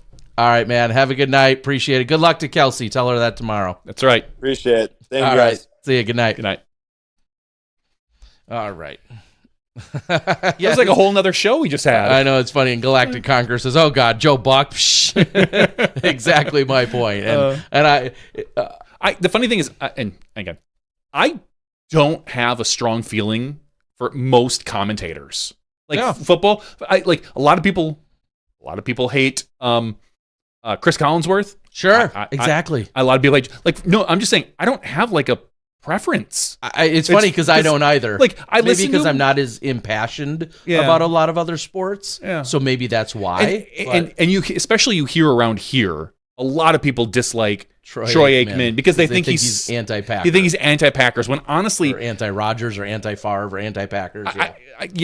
I don't think that's necessarily the case. I think a lot of people see what they want to see because he was a cowboy. Mm-hmm. And to me, I'm just like, no, I think he's critical, but I think every commentator should be critical. I don't think he does. I think he's beyond that in theory. Maybe he does, and I just don't see it. And of course, I get my fair share of personal attacks. Sure, they'll keep coming. I love when people are like, Terry, you're such a favorite to Macbeth, or then there's like, oh, why do you hate Macbeth so much? Yeah, it's funny. I was gonna actually. That's even more so directed at Doss. Yeah, the amount of times I read, or that he favors Discraft players is my favorite. Yeah, like Doss. The Doss one is funny because the amount of times, and I'm going to tell the world, for maybe the 10th time, Doss wants the best play out of the best players, and when it comes down to actual personalities, he truly doesn't give a shit. He wants the best golf and the best play and the best sportsmanship and all. He wants all of the best out of anyone. And I'm just going to tell you point blank, because we have hours and hours of conversations, that when you say Doss hates Macbeth, you're dead wrong. And when you say Doss loves Macbeth, you're not dead wrong, but he loves Macbeth as much as he loves every other player. He loves it when Macbeth is playing his best golf. He wants the best golf by the best players on the best weekend, by whomever that is. And he will cheer and commentate just the same for Wysocki playing his best as he would for Macbeth playing his best, as he would for Brody playing his best. He wants the best golf, and I just cannot stress that enough. So if in your back pocket, you're thinking, here's what I think, I'm just telling you from that perspective, Doss does not play favorites. He doesn't. It sounds harsh to say, but he just doesn't give a shit. He wants the best golf and the best play and the best scenarios. So and that's why I do find it funny about him specifically, because I think it was even on Thursday, the day we were live on YouTube. Somebody's like, "Oh, it's so obvious how much Doss just always is ripping on Macbeth. He hates Macbeth." And then it was like an hour later, somebody was like, "Oh God, I hate how much he favors Macbeth. He's always just talking about making Macbeth." Excuses and or whatever." It's so funny. And I'm sorry, I get worked up because I read those things and I know what's going through. I know what's going through his head though, and how he's acting, and truly how he feels. And then to have the internet be just so dead wrong on it is really frustrating. Well, there's nothing new about the internet being dead wrong. No, I mean, you guys are always right most days. Our chat room is. and actually just our Patreon supporters. Just like somebody said, if you do or don't like, overall styles and this person and other, I'm also okay with that. Not everybody likes me. Not everybody likes Doss or Sexton or whomever. I get it. I totally get it. I'm not mad about that. But I will tell you, in a very specific case, Doss doesn't play favorites in that way. He doesn't play favorites towards Discraft. Like, I promise you that as well. I was going to say, there's things he may know more about one person or another, to some degree, of course, from truly personal experiences. So he's going to know more about Paul Macbeth than he knows about Joseph Anderson, because he hasn't played a round of disc golf with Joseph Anderson. He played on multiple lead cards for 5 years with Macbeth. So yes, he's going to know more things and maybe have different insight, but it's not because he favors one over the other. No. And again, you would be hard pressed if Doss even knows some of the Discraft sponsored players. Yeah, like he probably wouldn't know if someone was a Discraft. If you asked him, there's someone he didn't know this weekend. I was gonna say at the beginning of the year or the beginning of the round, if you asked him who is Andrew Presnell sponsored by, I wouldn't be shocked if he'd be like, like he probably knows, but. There's a few. That's why I hold no water in a lot of people saying like he plays favorites to anybody particularly. I'll go as far as saying some people know people I dislike and you don't even know, because I would like to think I'm professionally at my best, trying to do my best job to keep any personal feelings aside. Dude, I'm right fucking here. I know. No, I rip on you during the broadcast. There's people I don't care for, but hopefully can I you do a don't know. sideline check-in from Stevens Point? It's like, oh yeah, just Johnny. We're now going to checking in with Johnny V. He's on a backup on I-5 as they call it out there in Standing Rex. Johnny, how many par over are you? Well, Terry, we're only 3 holes in. So I'm 4 up. So nope. Knowing those 2 holes, I'm actually at even par, but I know I-5, and I don't know if I've ever parred it in my life. Unfortunately, I just have a bad history with this hole, so I expect to be 4 over par after this hole, Terry. All right, thanks for the check-in. Yeah. All right, back to you. All right, we're going to check in with our Patreon supporters, patreon.com/SmashBoxxTV. This was a good second show we just had with Brody. We have 135 people eligible for our giveaway tonight, and you can be eligible, as we said earlier in the regular show, by going to patreon.com/SmashBoxxTV or filling out that nice little form that we gave you earlier. I sorted it by email address tonight, Terry, so I would love for you to give me a number that I need to draw. First one. The very first one. All right, this is random.org. I'm going to hit generate, and our very first number is 55. 55. I will not dox anybody. I'll take that off screen. I'm going to scroll up to 55, and I see Harold Ande, A-N-D-E. Harold Ande. He is out of Texas. All right. And so maybe it's not No on. way. Does I'm going to mildly dox. He lives in the same city as a previous Patreon winner from maybe last week or the week before. The zip code's a little different because I sent it out today. Oh. And that is a very specific city, as they all are. That's what they are, Terry. That's how the mail works. In Texas, and it's not even what I assume to be a large city. So that's awesome. That is pretty random, considering I know I just sent it out today. That's all. So maybe it's not Ande, maybe it's Harold Andy, depending if it's Texas. Either way. But either way, congratulations, Harold. Thanks for being a Patreon supporter. We love you. Damn it, Carney. That's what I meant to spit out when you were talking about who you work for. I've been there, and I used to know somebody else that worked there. It's a whole nother long story for another day. But yeah, that's what I meant to say, and hence you knew I was close because you're saying you're working for a Wisconsin-based company, and when you said Waterloo, I just spit out the wrong bike manufacturer, and that's the one I meant. So. That's awesome. That's pretty funny. Like I said, I know someone of someone who used to work there. I don't know if they still do. Anyway, kind of funny. I think they actually technically installed or paid to have one of the 9 holes nearby put in. That makes sense. Which is pretty cool of them. That is so funny. Anyway, I guess that's about it. I'll be at DDO, or as I'll try to refer to it every time this weekend, as Dynamic Disc Open when I'm saying it in an official capacity. Yeah, it's going to be a little tongue twister. Yeah, Dynamic Disc Are you Open. going to mess up the course name? Champions Landing? You probably won't say it much. I probably won't. So I probably won't mess it up. Because I was just saying, like, someone's going to say, we're here at the country club or something. Yeah, or the ECC. I never got on the ECC train. No, I was never an ECC. But a lot of, every time you see it abbreviated anywhere, it says ECC. Yeah. But I never really got on board with actually saying that. So, yeah, I think I should be able to get on board with Champions Landing pretty quickly, hopefully. Yeah. We're finally over the GBO. the GBO. There's been enough change where we've erased that change. Yeah. We've gone back. But I am excited. Hopefully I'll have time to be able to go check out the Dynamic Disc warehouse, which now is, of course, a whole new situation with House of Discs and everybody else and things shipping out of there. I may do some wandering around. Maybe. Well, I definitely want you to buy Rusco a drink for me. Whatever it is, I'll pay you. Okay. One drink. That's all he needs. That's a pitcher, right? One drink is a pitcher? For you. We'll see.